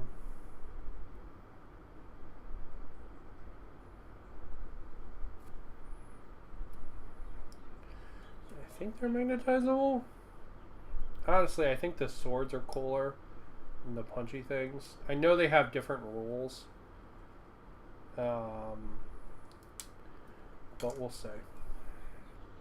If I can't magnetize them, I'll give them the swords just because they're more Joko Awakened, kind of. Because Joko's got the, like, pseudo-Egyptian stuff going on. So do these swords. So. Yeah, if I can't magnetize them, that's what I'll do. Okay. Let's see. We have 39 and 40.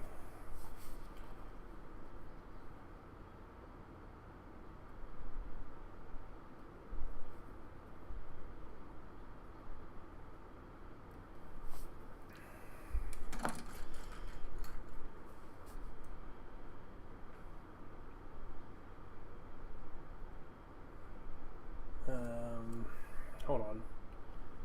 My brain's getting really confused by these instructions because, like, I'm trying to figure out how to magnetize them, but it's really weird. They give you posing options for the arms. So you should just be able to swap the arms out, but it looks like they don't give you enough shoulder armor for the arms. So if you swap the arms out, you would have, like, a big gap. That's really weird, though. You think they would just give you 2 more pieces of shoulder armor, and you could swap the arms in and out, and it wouldn't be a problem, you know? Instead, I'm gonna, like, have to, like, swap out the lower arm, it looks like.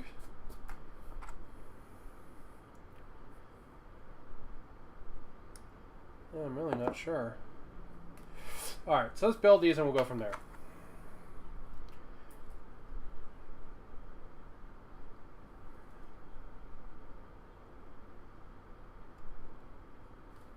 Go. Nope. Nope. There we go. Punchy time. Punchy, punchy, punchy.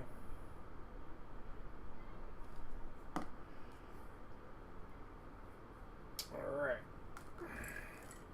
Okay, so now it looks like that goes on to 42, which is this, like... Yeah, so... If we're gonna magnetize them, it's gonna be somewhere on this piece.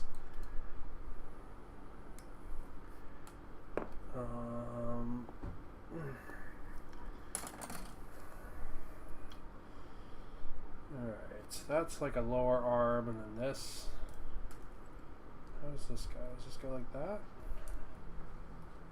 No?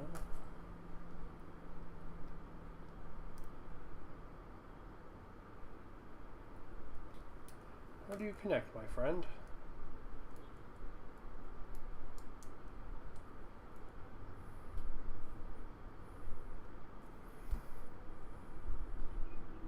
Oh, this, the protrusion part goes in like that.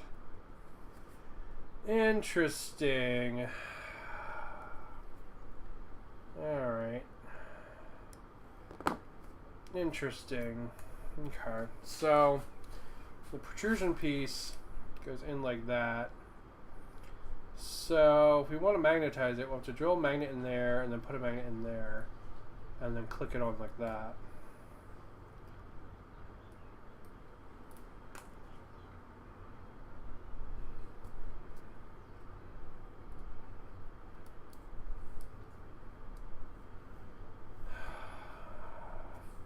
But this one can't magnetize the same way, because that same connection point is not there.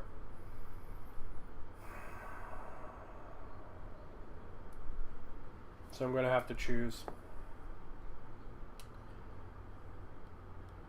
If I have to choose, I have to choose the swords, because they're more Joko.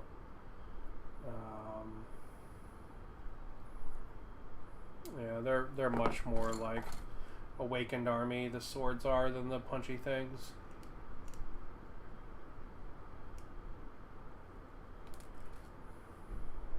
Alright, so we'll do those. Punchy Fist will go into the bits box. And let's see, we've got 39 and 40 on one side. There are options. It looks like they change how you can pose the guy.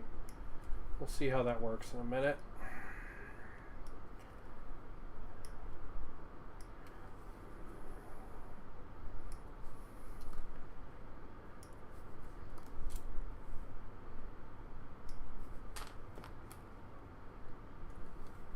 Okay.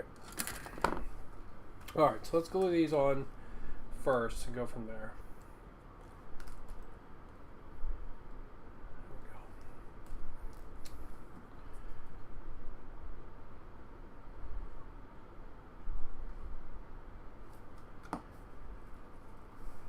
I will say this definitely took longer than I thought it would, since we're now over 5 hours. Kind of expecting like 3.5 for this.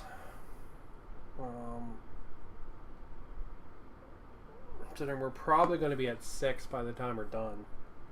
It does mean this is going to be probably a little tight for the weekend. But we will do our best as we can. Okay, so outside facing piece, and then looks like, yeah, looks like we can do that. Or I don't know, they seem kind of the same. I don't think I understand what the difference is. They seem to only still fit in the one location.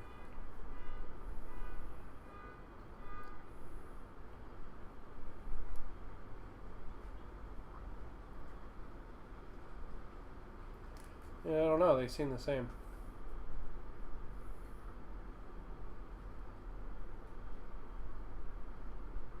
That one's got a little more of a like outside bend to it. Guess that's it. Well, we'll do that one, I guess.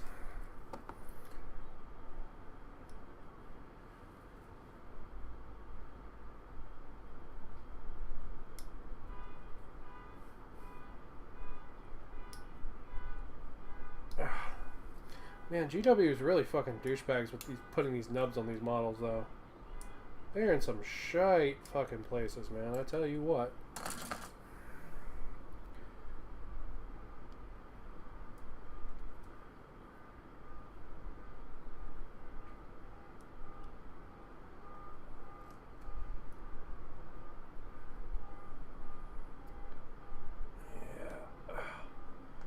Like, let's put the nub down between the two pieces. That's a nice place for it, don't you think? No. No, I don't. Alright, so that one's a little more out, I guess.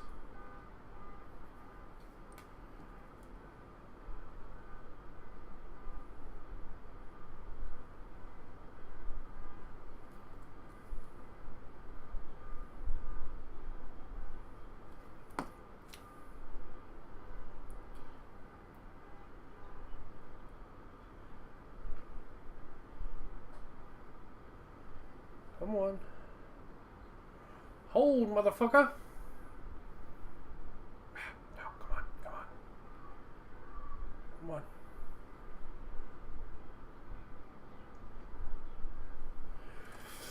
So, yeah.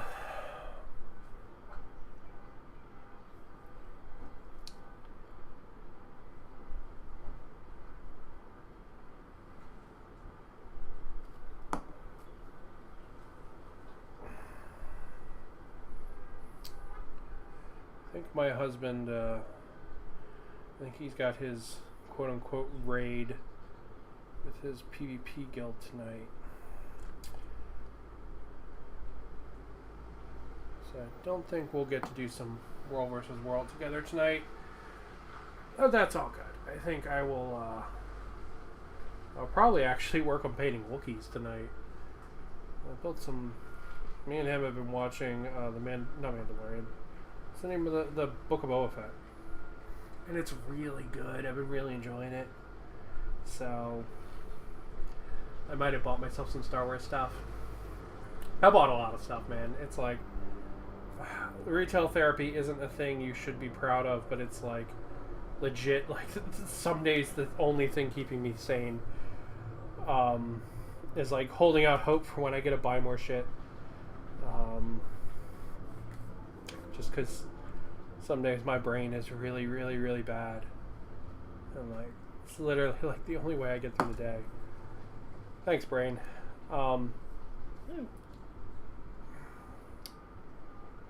So like, yeah. I bought myself a Wookiee like plane thing. And a unit of Wookiees. And oh, they're so fucking cool. I might work on some Adeptus Satanicus tonight too, but definitely not going to do anything on these guys that's not on stream. So, plus they're going to need time to cure after they get top coated tonight. They're going to need time to cure, so I'm not going to be able to work on them anyway.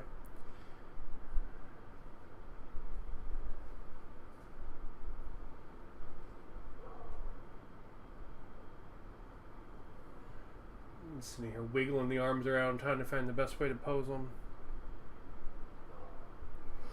Whoa. Yep. And last but not least, we build the head and put the banner on. And also I've got some birds I think I'm going to put on him. So I like the idea that like, you know, this giant rotting like corpse cart is attracting birds. I think that's really cool. You know, like the one that they're like fighting the bones for. That's pretty awesome.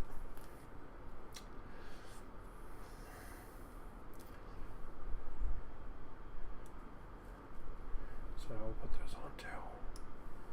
Got him, and then there's one from the catapult, so I'll grab that too. All right, and that's that. What is this? What are those?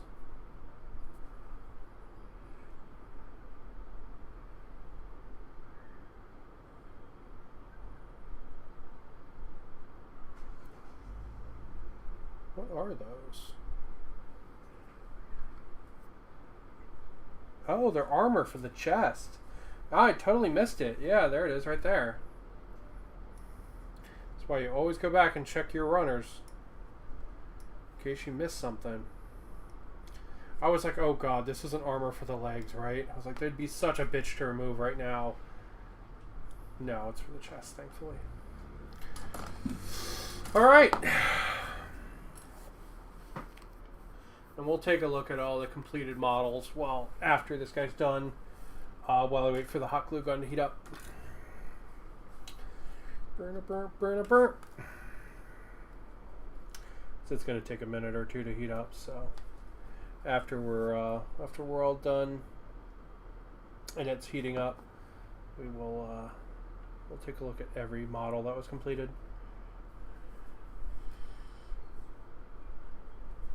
And we have done in today's extravaganza stream of longitude. Let's see. Just go up or down. Where do these go? They go up with the big bone in the back. Like that. Okay.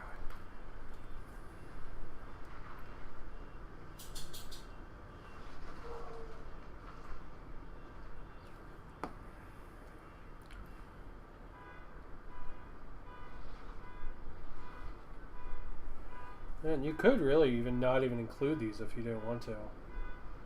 I do want to though, because they're going to tie some gold into the center body, which I think will look nicer on the finished model, given how I'm going to paint them. But like you wouldn't even need to really have these pieces if you didn't want to. They're like essentially totally optional. Yeah, there. All right, let's put the head on and let's put the birds on. Do.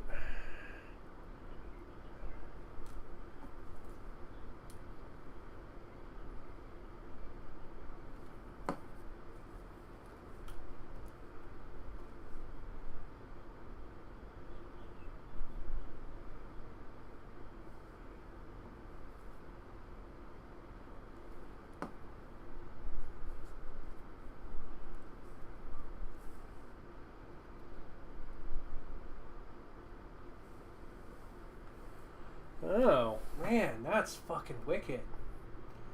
Whoa.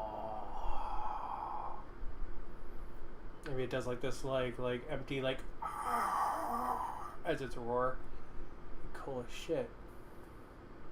Alright, let's see. He gets a banner. Plop. Just like that. I think the banner's stupid, but it's going to tie in the white cloth that every other model has. So, it'll give him some white cloth, even though I think it's dumb. And it's going to give me a place to put one of the birds. I'm going to sit a bird on top of it. So, one of the birds. Bird's going to sit right there. And now the other bird's going to sit up on the banner.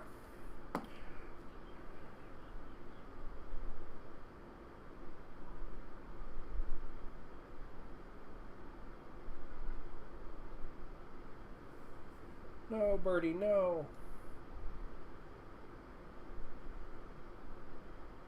Trying to put them in spots where I know they're not going to get knocked. You know? Fuck. Because I see a nub right on the fucking bird's back. Fuck.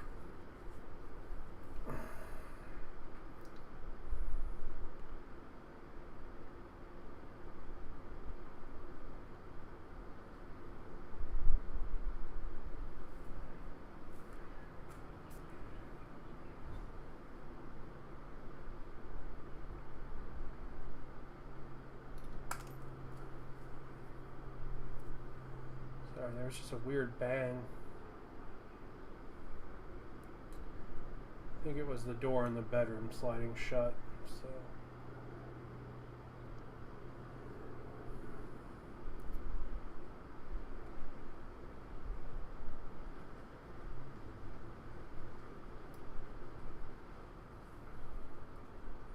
trying to figure out where to put the... how to stand the bird with the, like, tines there. There we go. That'll do. Oh, sorry. None of that was on camera. God, man. Moving around. I am off my game today. I'm usually much better about staying on camera. Alright. So, there we go. Birdies. We got this birdie up here. Looking down at his bird buddy down there. That one's trying to steal some shit. Yeah. That's the Gothazar Harvester. That is a wicked cool model. It's really, really cool. If I had one complaint, I wish there was more options on these arms here. You got a couple options, but you could definitely use more. But yeah, that's the Gothazar Harvester all done. Alright, so let me heat up the glue gun. And while that's heating up, we'll take a look at all the finished models. And the reason we're doing the glue gun is ignore the partially painted model. Is because I want these like blurbs. These like blurbs there on the base. I want those because I'm going to paint them up like oil. Because they're one of the things that's in Guild Wars. They have these like weird kind of like large volume like oil patches. They're really weird. That's one of the things that is actually in Guild Wars. So,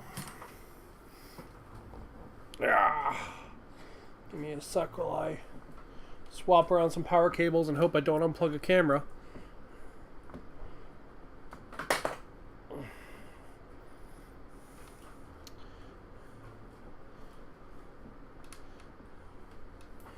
And we're going to hope this glue gun still works, because this glue gun straight up is like older than I am. Like, not even joking. Like, this thing is from my parents, and I think it's from like my grandma. Like, it's fucking ancient. So, we're going to hope that it works, and we're going to hope that, yeah, that it can make glue. Because if it can't, I'm kind of boned. Ooh, alright, it's getting hot already, so it's working. Alright, so we're just going to put that over here.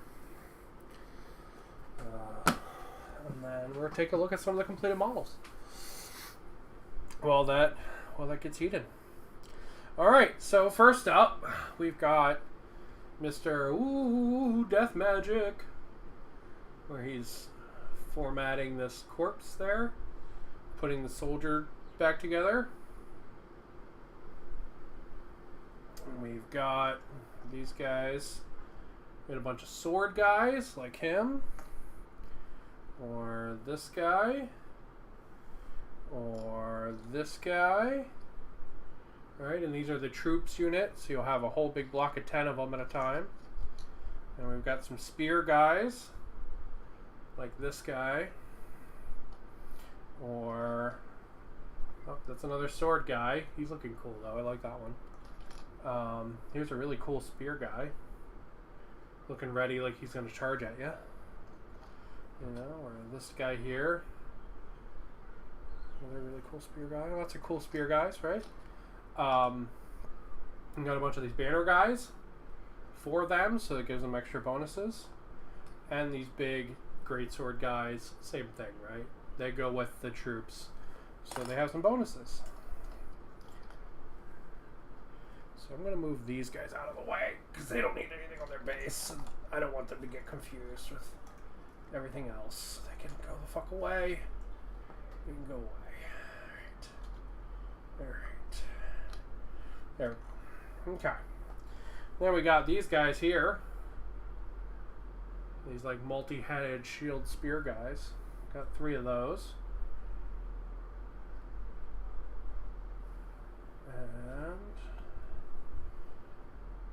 And I wanted to show them all off because they're all pretty different. And we got this guy. There's like a big like Soul Reaper guy. I think that's literally his name. I think he's a Mortison Soul Reaper.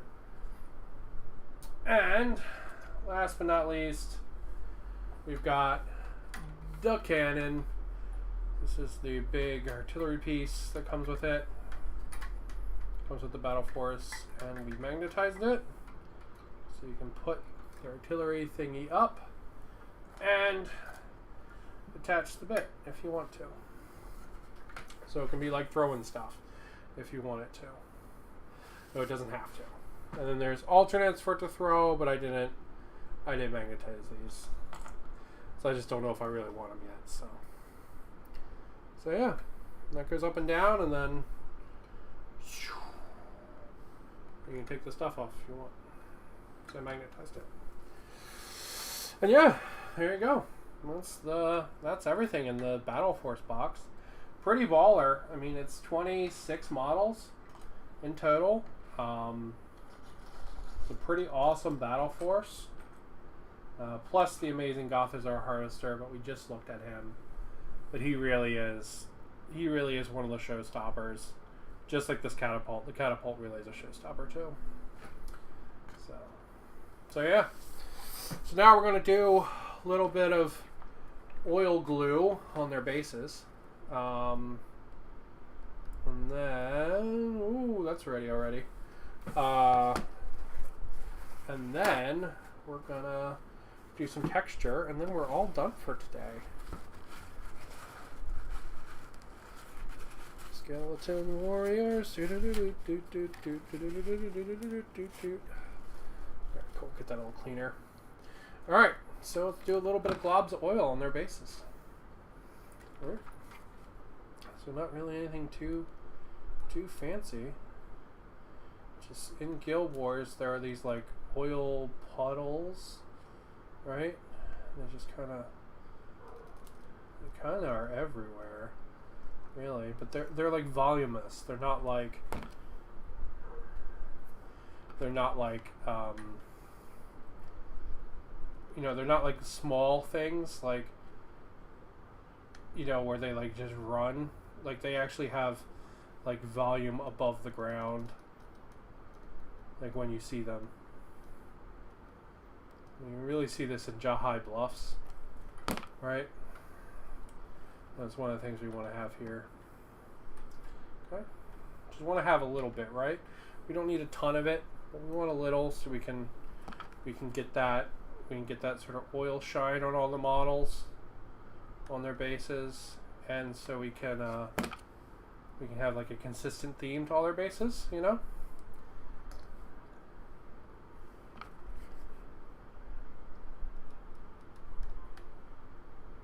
The hot glue is going to level a little, but not a ton.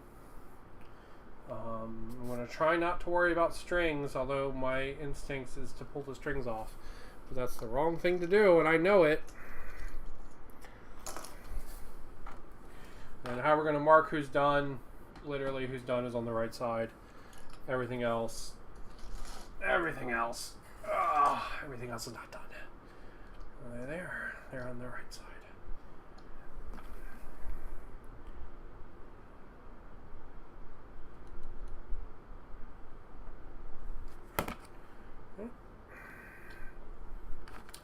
Going to roll through them all, put a little bit of hot glue on all their bases. We want that consistency. I'm going to try not to miss any. Oh, this guy's shield's actually loose. I need to fix that. Otherwise, I'm not going to find this guy later. I'm going to paint him. Why is your shield still loose, my man? It shouldn't be loose. There.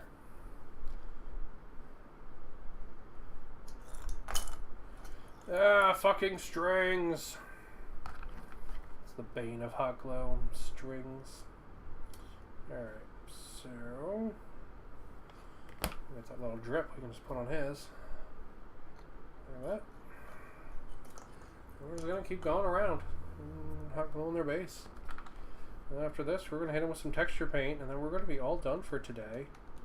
Because I'm gonna let them dry. I'm gonna let the texture paint dry and let the glue dry a little, and then I'm gonna run back through them and make sure I've got all the nubs and stuff Just give them a nice once over for mold lines and nubs.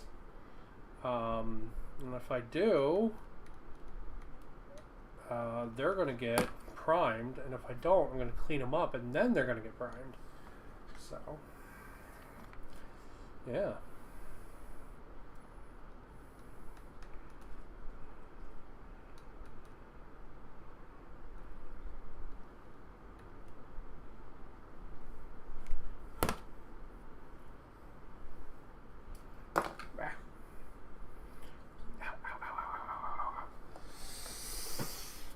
The pains of working with hot glue.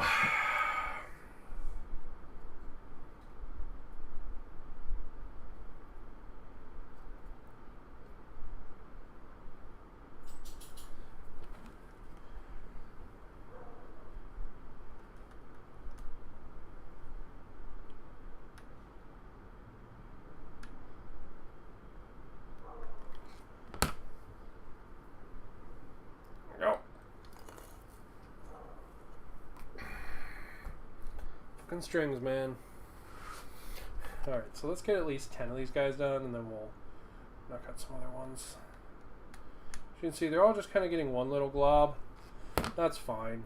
I really just want them to have the same kind of consistent color across all their bases. More than it being like, oh, this guy has this unique thing, right? So, because after this glob, they're going to get texture paste, right? And then the texture paste... after the texture paste, and after it gets painted and everything, they're going to get little grass tufts too, so they should have a pretty lot going on their bases, right? They shouldn't have to have like crazy variation between them all. Plus all the globs are in different places and stuff like that, so you know, I'm not super worried if they all only have like one glob or whatever, right? Globs are all different sizes, they're in different spots, like, you know, it's really just there so we can have that burst of like color, you know, so they get the like shiny glossy color that like the ghost models and stuff have. So, and to prime this metal models at once, what I'm going to do, so I'm going to take a couple rows of duct tape, double it up. I'm going to put it on the back of an Amazon box, and I'm going to spray the living hell out of them out back this evening.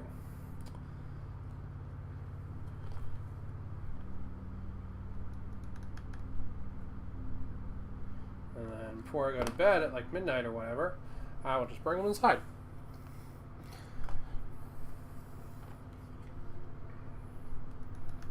And then in the morning, they should all be done curing. They should be done stinking. And we can come up here and get painted and get them finished up.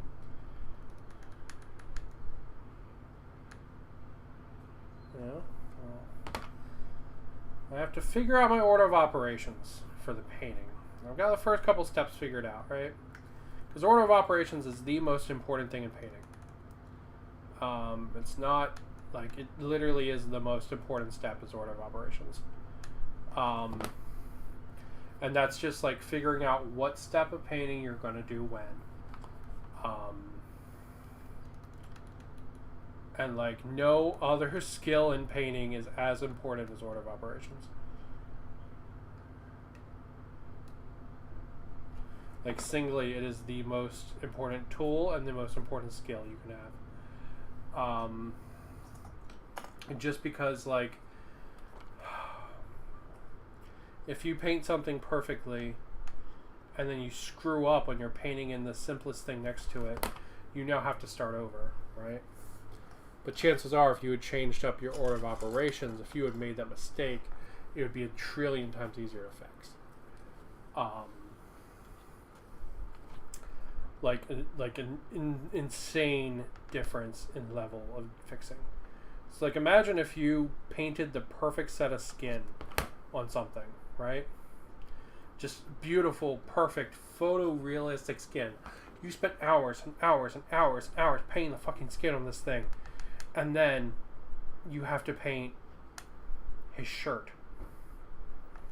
right? Or his hair, or, you know, his teeth. Like, you know, these areas where you might screw up, right? And you might put yourself in a place where you have to try now to match something that is borderline impossible.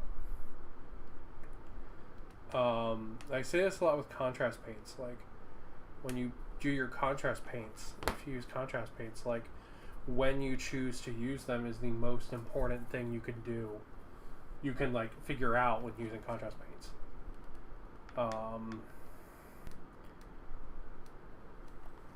That's just because that's, you know, getting that same color again is sometimes impossible, you know?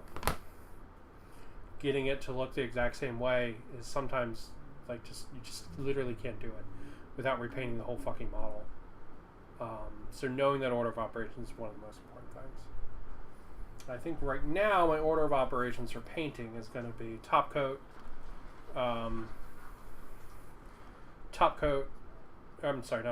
priming, priming black, and then I'm going to touch up any black that's left over. I'll probably do that before camera tomorrow when I wake up. I'll probably just go through and touch them all up with any black that's left.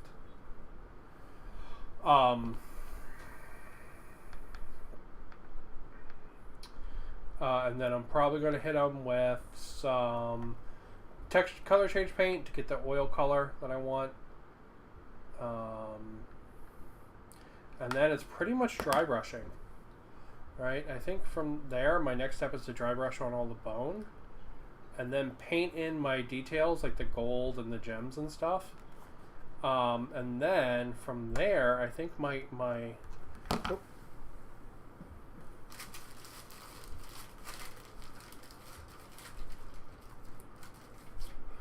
from there, my main thing then is washes, and then any highlights I want to do. And I'm not always a big highlight fan, so I literally might not do any highlights at all. I might do a little bit more dry brush highlight after the washes, maybe. That's about it. Right? So I think that's my order of operations right now. Like, as I think about it right now, I think it means that I have the least amount of, like, mistakes to deal with if I make mistakes.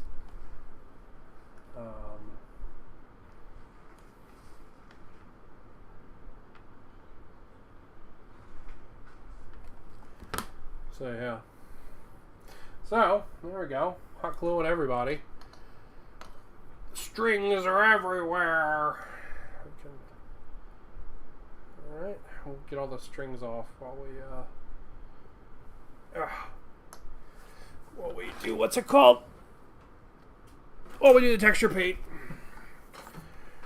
All right. I can go over there while it cools down. Alright, let's get all these strings off. This stuff's... Man, what is with this guy's arm? Man, what is with some of these arms coming off, bro? What the hell?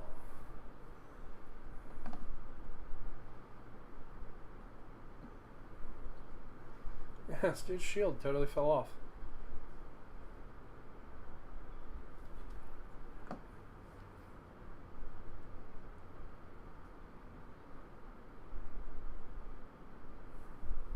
Weird, okay. Alright, do you have any strings?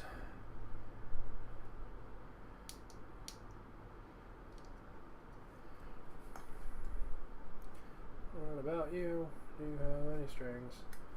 No? Okay. That was a string. Yeah. We have to make sure we get all the strings, because otherwise they're going to fuck up the priming process.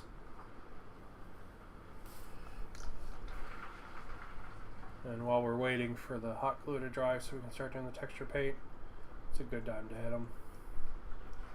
Make sure they're all going.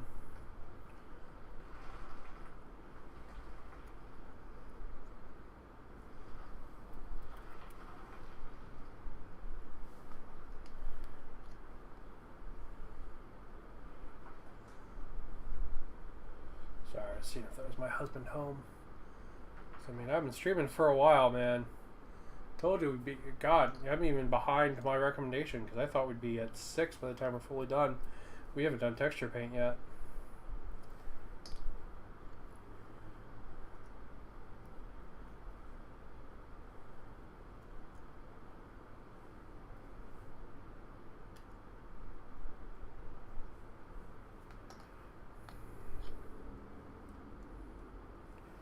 Yeah, see, when I don't pull the string when it's hot, it's way easier to get off later. That was a big mistake I was doing in the beginning there. Made this way harder than it needed to be.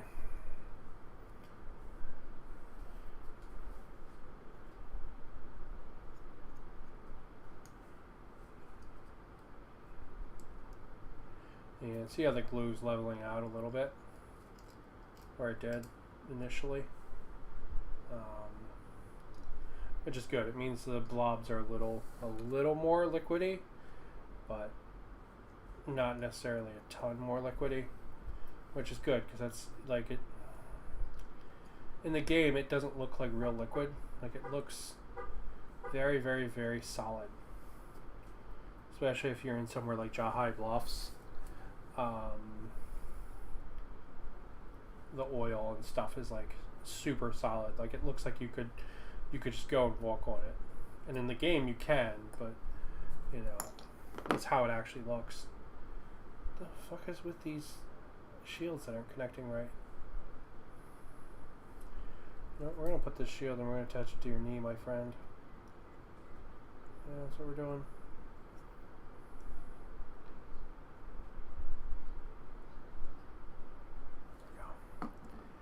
Touch that shield to your knee, so that way if something happens again, you'll have a second point of connection. You're going to be dry brushed pretty rigorously tomorrow, my friend.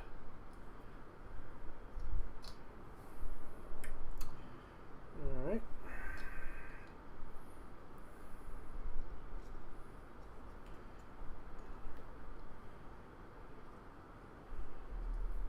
Yeah, see, after I stopped pulling the strings, they're a billion times better.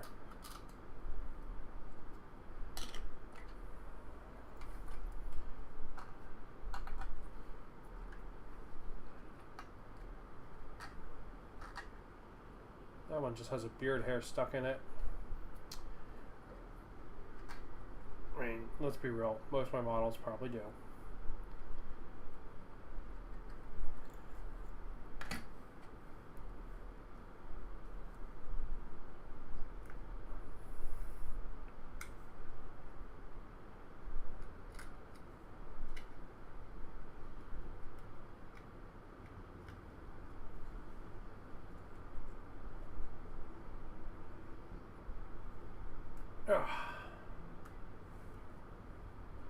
Go.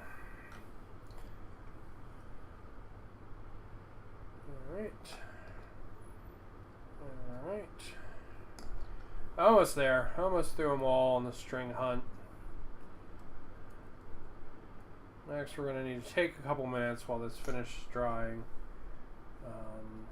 You know it's fully dry when the like white kindness is almost entirely gone.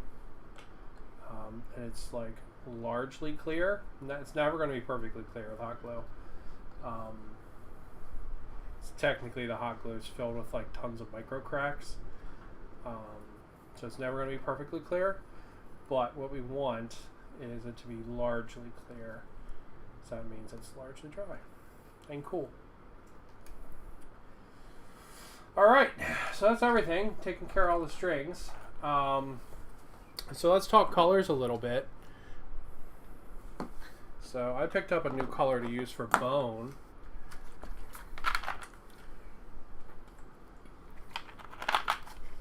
And that is Scale 75 Birch.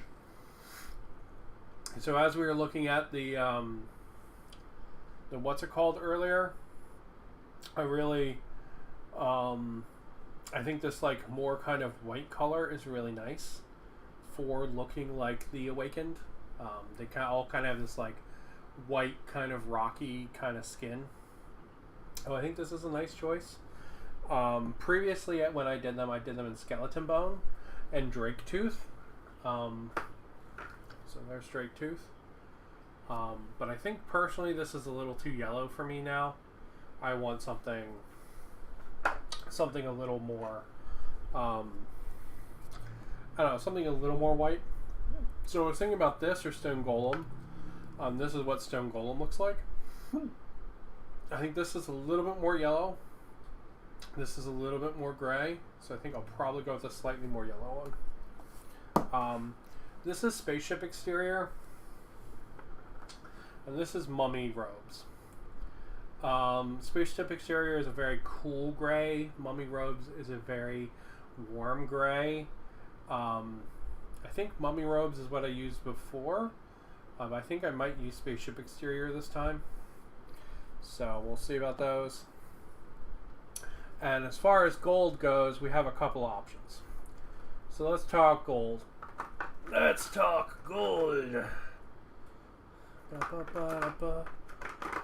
While everything dries, you are copper, you are gold. You are also gold, but I fucking hate you, we're not using you. True Gold by Army Painter, fucking worthless color. Do not buy it. Horrible, horrible color. And then... Okay. These are our gold options. We have Dwarven Gold from Scale 75, Bright Gold from Vallejo. We have Victorian Bronze from Scale 75, and we have Bright Gold from Army Painter. So if I'm being totally honest, or I could do Peridot Alchemy, which is like a pseudo, much more brassy kind of gold, but I'm probably not going to do that. So if I'm being totally honest, it's one of these two. They're both really nice colors. I picked this. I think this one's a little too orange, to be honest. But I do really like it. I do really like it. Scale 75 had a bright gold color.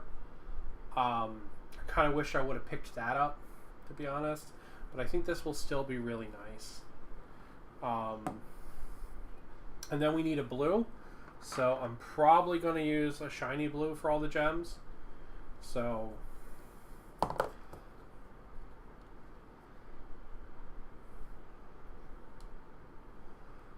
that, right? And then we're going to have this color shift paint and the black. So that's probably going to be our color palette, right? So it's probably going to be pretty broad color palette. But it should match our Awakened Friends pretty well, right? This should be, these options should be pretty close to that. The only color I think that's off is this gold. But if I'm totally honest, like they have more of a yellow gold, but I don't know. I think the richer gold is an okay color. I think it'll look fine.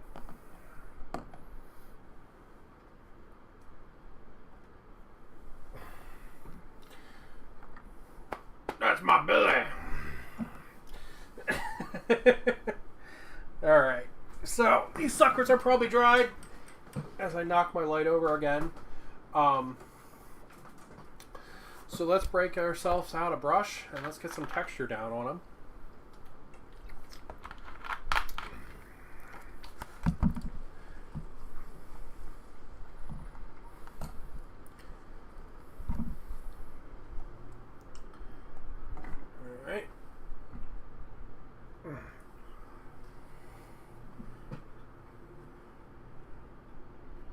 You guys could use some texture too, to be honest. Alright, I'll do you later too.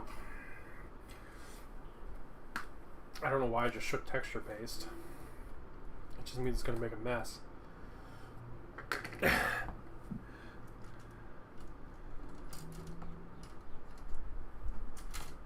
Alright. There we go. just going to start putting texture down. So this is Vallejo sand texture paste. It's basically pumice mixed into paint.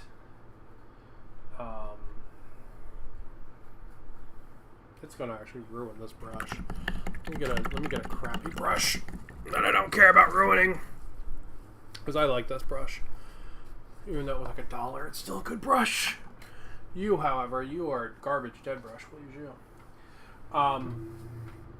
This stuff's pretty good. You get like a fucking shit ton of it for like $12. And there's a lot of texture in here, right? It's not like GW's where you get a lot more paint than texture. So since I'm going to be painting over this, it's kind of what I really want, right? Like, I don't really want this yellow color, right, for my paint. So that's one of the reasons I'm putting it down before I prime instead of at the end.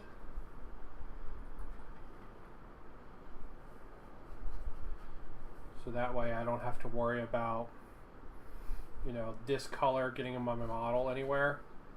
So I don't want this color, right? This is a weird kind of ugly yellow.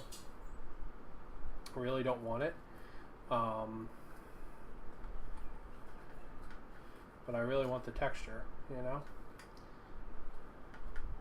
That way we'll be able to make the base really look like sand.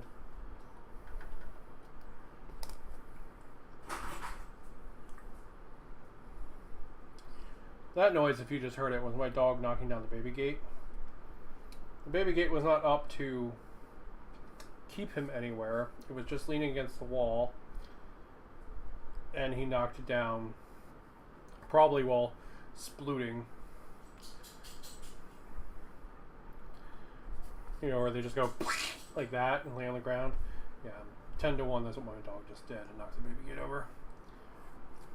I was not expecting it though, so it definitely did make me jump.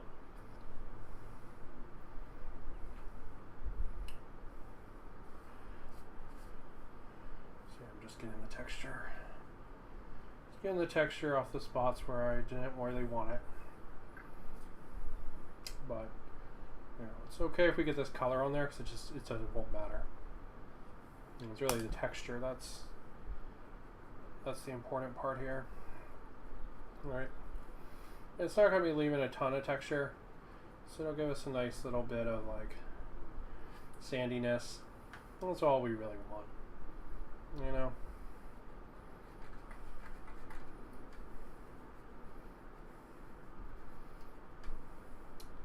Just want a little bit so it looks like sand. Now all these GW bases are actually pre-textured. They actually have a very fine kind of grit texture on them.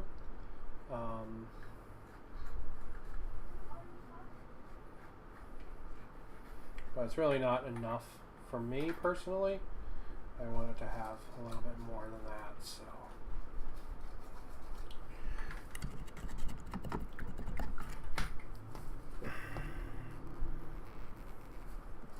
We'll try to get some of the texture out of the wick of this brush so we don't fully kill the fucking thing.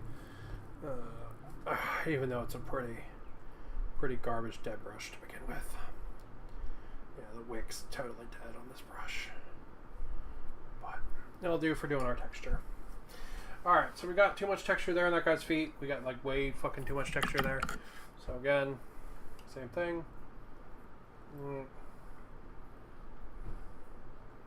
Come back with some paint, getting that off there. Come back with some water, getting that off of there. Right. We don't really care about the yellow color because it's not going to matter once we prime it. But we really don't want the like ton of pumice texture all over his feet.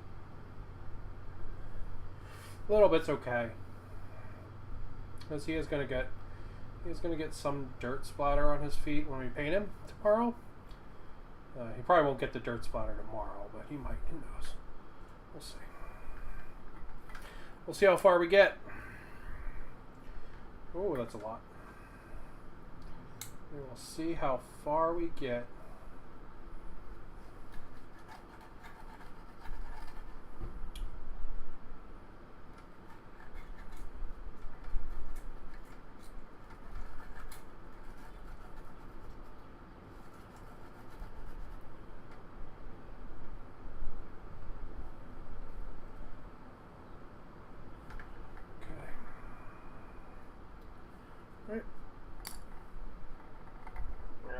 this texture paint on the rim.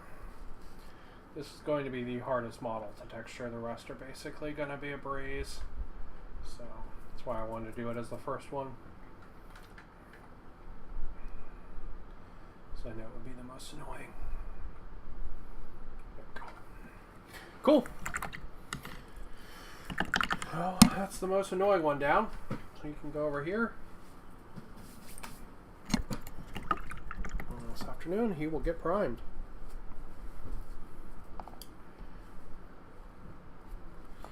Okay. Let's do the rest of the big models with this big brush, and we'll swap to a better one for the smaller models. So this brush is just a little too big to do them.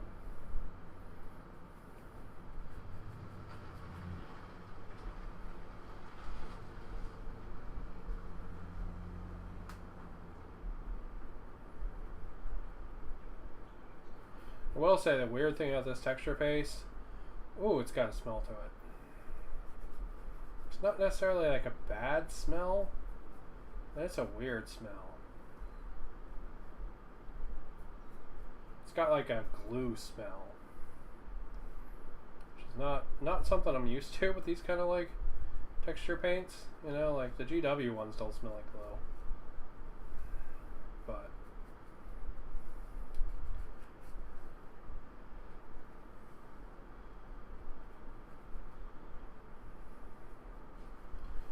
go. That's it done. Don't fall, Mr. Birdie. And then we got these big guys. I really should hit the bases on the other guys I've got while I'm doing this. I think I probably will.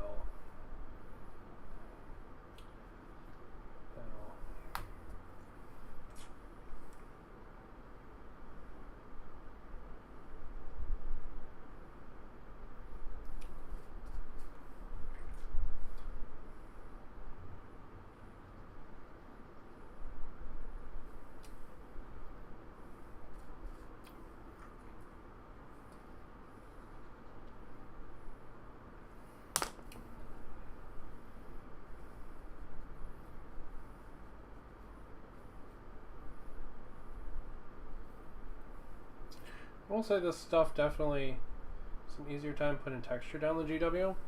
But I do wish the color was better, because I fucking hate this color. And if it was better, I would just do this at the end and call this done, right? But this yellow color is just atrocious. Like, super bad. I don't know any base that would look good in this. For like any game. So I don't know who this color is for, right? Like unless you wanted your guys to look like they're standing in like pancake batter, I don't know who this color's for.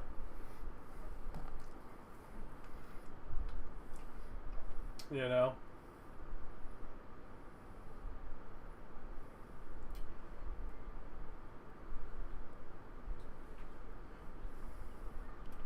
Because it is like pancake batter, the color. Spaceballs, the flamethrower.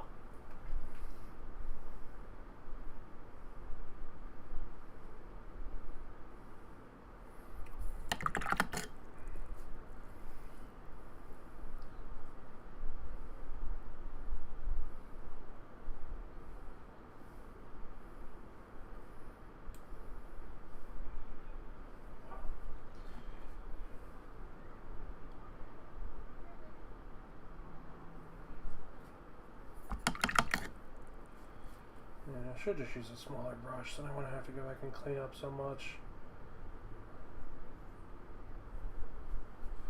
Yeah, I need to just switch to a smaller brush. Just going back and cleaning up is the most time-consuming part. It's the part I really shouldn't be doing. And it's an unnecessary step. I shouldn't be having these problems, you know what I mean? Alright, so let's find a smaller brush.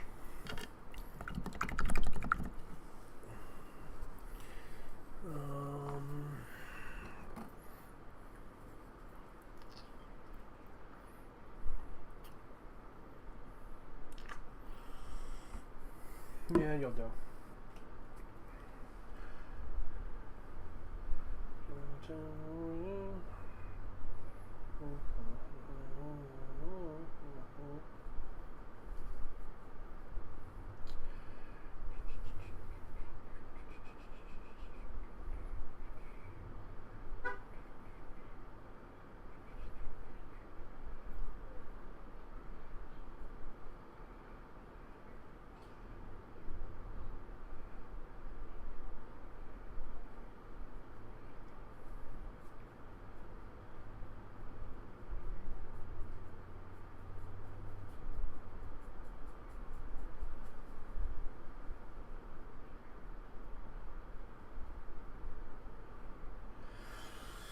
Yeah, definitely makes it easier.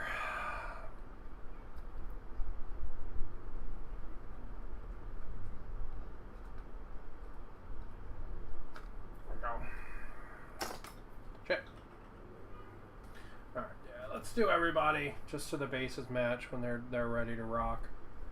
And I'm ready to paint them all.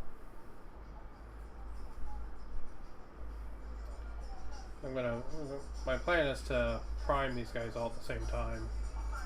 So I really want them all to match and have like one big Joko army. That's my goal.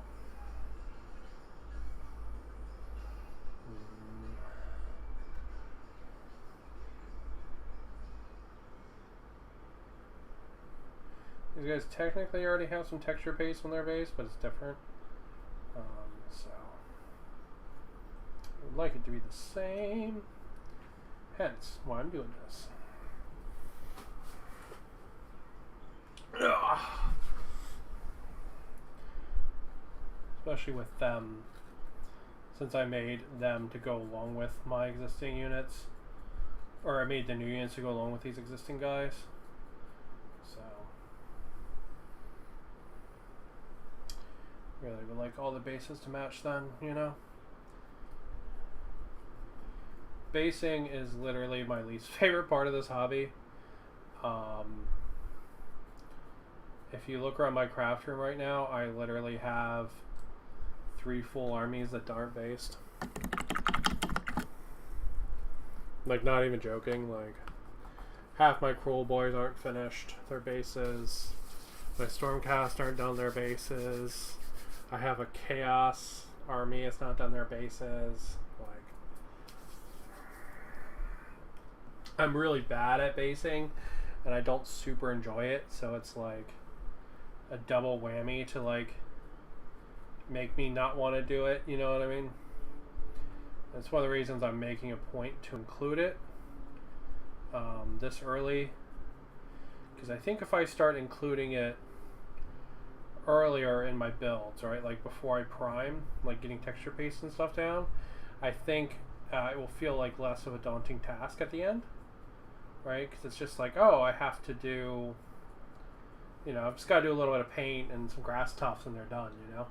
I think it'll feel like less of a pain in the ass then. If I just started earlier. So my big brain play there is try starting it earlier like that. So we'll see if it actually works or not.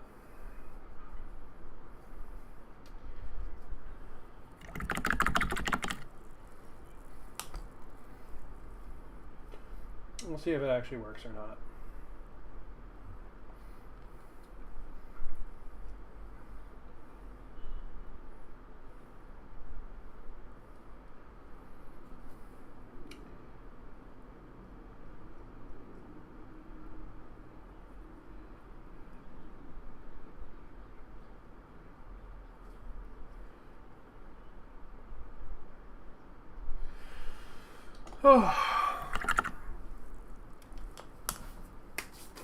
I'll have a fully painted army of these guys with how base is done.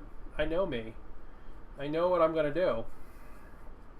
So I need to stick to this and I need to finish it, or I'm literally going to have another army who's fully painted, very well painted, and just not based. So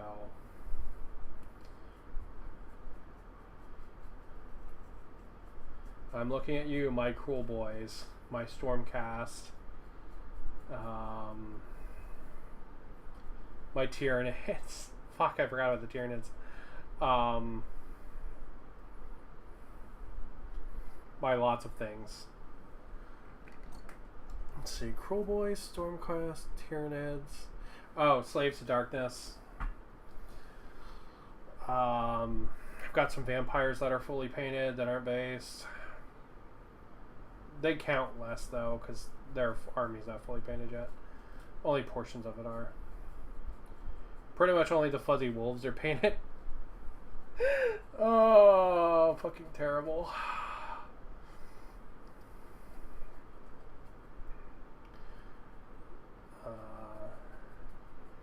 Yeah, I need to paint all the zombies and stuff. And all the actual vampires in the vampire army. Right now it's literally just like the animals are painted. Alright.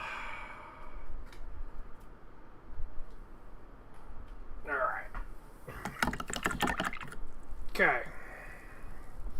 Get it down there. 30 little troops, 2 HQs left. Let's go.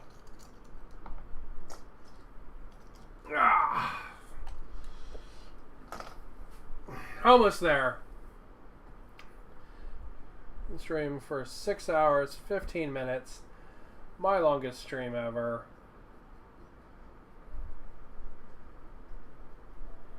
Not that longest stream is necessarily important, but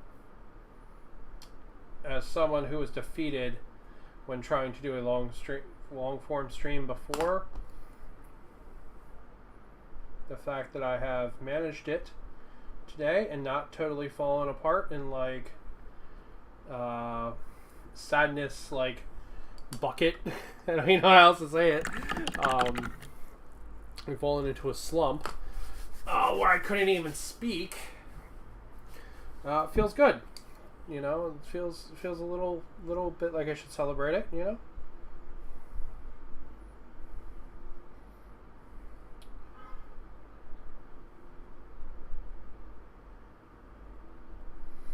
I wish there was a texture paste that really had a better sand color, because I would like to do this more at the end than during this step,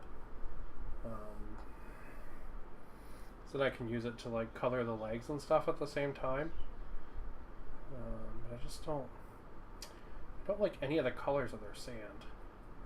It's always either like too yellow, it looks like it like is beach sand, or it's like weirdly brown. And it's like, have you ever seen sand before? It's like tan. Like let's go for a 5-minute drive. I'll take you to Waikiki and I can show you what sand looks like.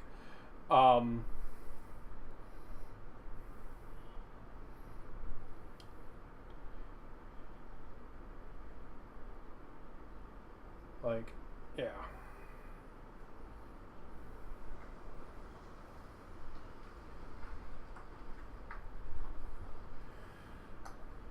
Alright. 5 out of 30.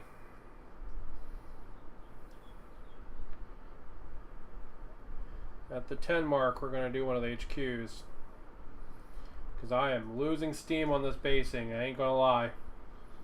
My brain is like, you could be doing anything else right now besides putting texture paste on. You ain't wrong, brain. You ain't wrong.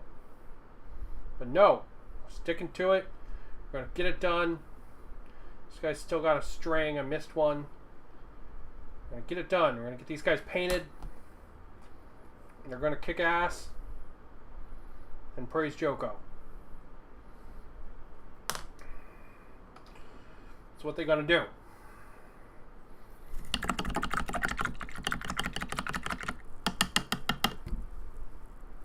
We are almost done.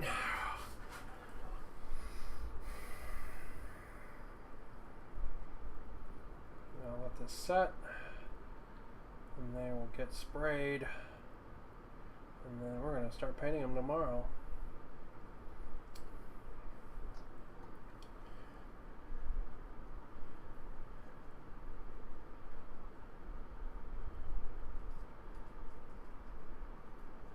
probably wake up, do a little bit of hobby in the morning.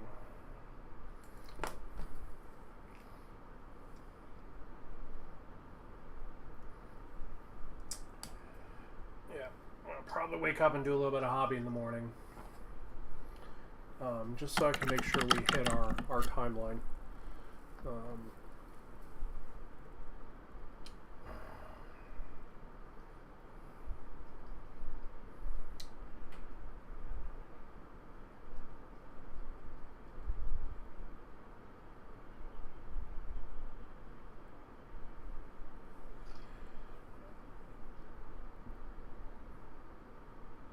And making sure my prime job is good. It's going to be more monotonous than this, and that's saying a lot. All right, because that's going to be like going around every model and making sure the black is black enough. Okay, that's what the morning steps probably going to be. And I'm probably going to be half awake, and I'm probably not going to turn the camera on. And I'm probably just going to sort of zone out and zen through it.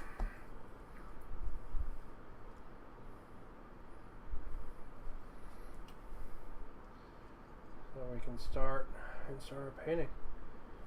Maybe I'll do it with the camera on. I don't know. I do have a lot to get through. We'll see. We'll see. We'll see. We'll see. We'll see. All right.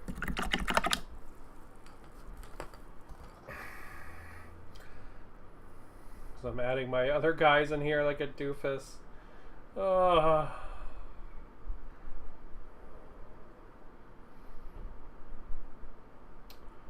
well, at least I have my order of operations figured out. So we're going to blacken the blacks. Going to hit it with the color shift paint. Alright. And then we're going to come in. We're going to dry brush.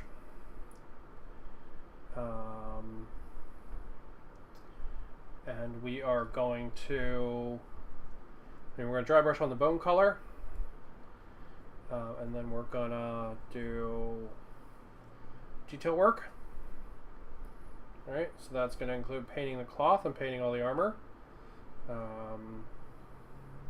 Some of the armor might get painted bone color. Some of it is going to be... some of it's going to be gold. Some of it's going to be bone color. And all the gems and stuff, they're all going to be blue. Or the areas where there's like inscriptions and stuff, those are going to be blue too. And then we're after all that detail painting is done, we're going to do washes, and then she's golden. She's done at that point. We'll put in grass tufts, stuff like that, and the guy will be done. Yeah.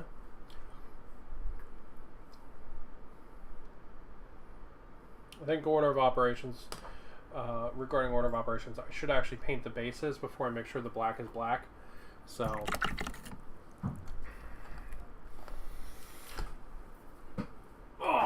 so I'll probably do that too.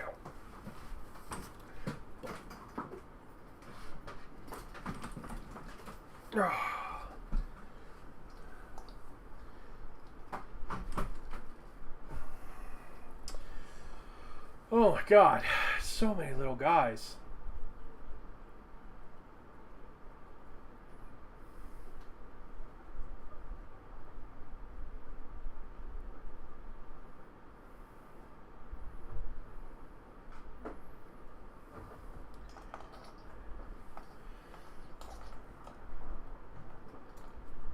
Man, doing the bases for 30 guys sucks.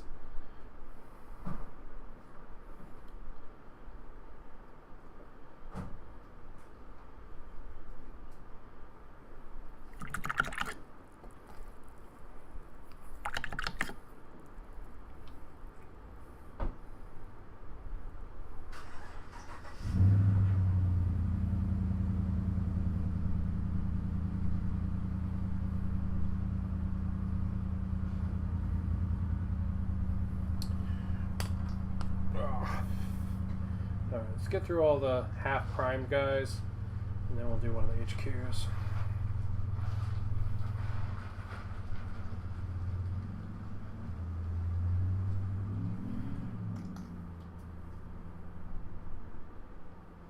Yeah, once we're all done with this texture paint, we're calling it for today.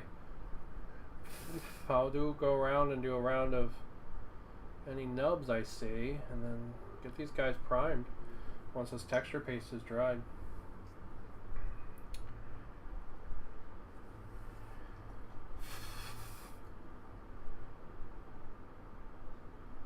Sorry, I've got a little texture paste in my mouth. It is gross and stinky. Yeah, it's so weird this stuff smells. It having such a strong odor is not something I would really expect, to be honest. So, yeah. Alright. Now my phone's exploding.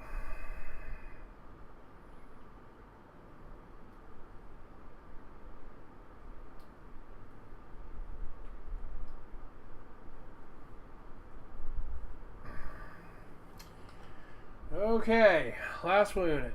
We're getting down there.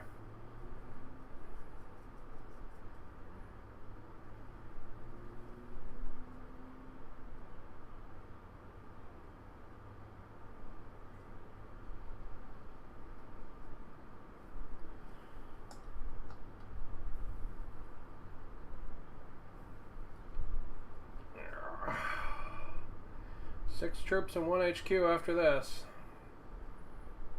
Go.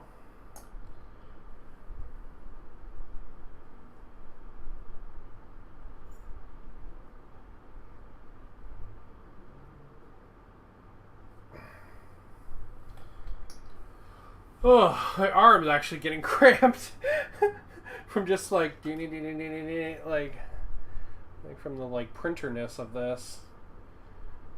Thankfully, this is the only time I have to do this kind of like stupid batch painting, so it's all good. Everything else is a lot more focused than this. This is literally the only time I have to do this during this whole build, which is really good because this is fucking obnoxious.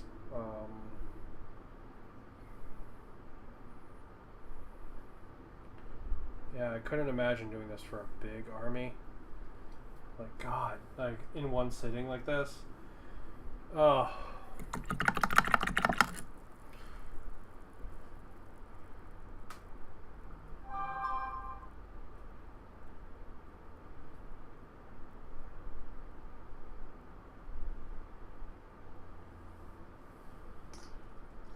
Three left. But yeah, these models were a lot of fun to build. That was really good today. We got through building all of them. Magnetized one of them, so he can take the different kinds of ammo if we want him to. And yeah, just really, really cool.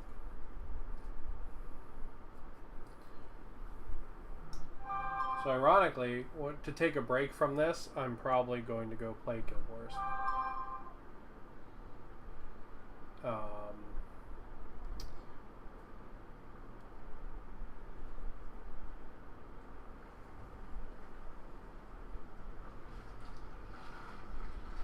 There we go. There we go, there we go. That's everybody. Texture assembled, magnetized, based, texture pasted. Everybody from the Mortison Bone Tithe Battle Force for the Ossiarch Bone Reapers, plus all the Ossiarch Bone Reaper models from Feast of Bones. Right there.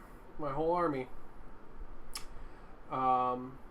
So next up, I'm just going to let them dry. Come back, going to do a quick pass through all of them for nubs and stuff. And then I'm going to get them primed black, and we'll go from there. Tomorrow, order of operations, painting bases, right? This is an evolving order of operations. We have to paint the bases first. Make sure all the black is black. color shift paints, right? Dry brush on the bone, detail paints. So that is the gold armor, that is the blue gems, that is the mummy cloth, right? And any bone we want in other places. And then the next step is going to be hitting the entire thing with a wash. And that's either going to be Nuln Oil, Dark Tone from Army Painter, or it's going to be a watered down Black Templar. I'm not sure which yet, but it's going to be one of those. And after that, they are going to get top coated. This won't be on the stream, obviously. They're going to get top coated, and then they're going to get some tufts on their base, and they're done. After they're top coated, also probably hit a couple areas of them with high gloss as well. So, yeah, so we're good. We're on track for getting done. 6.5 hours to assemble and base everything. Doesn't seem like that many models for that long, but we did take a little bit break to look at guys and to pick out our colors today.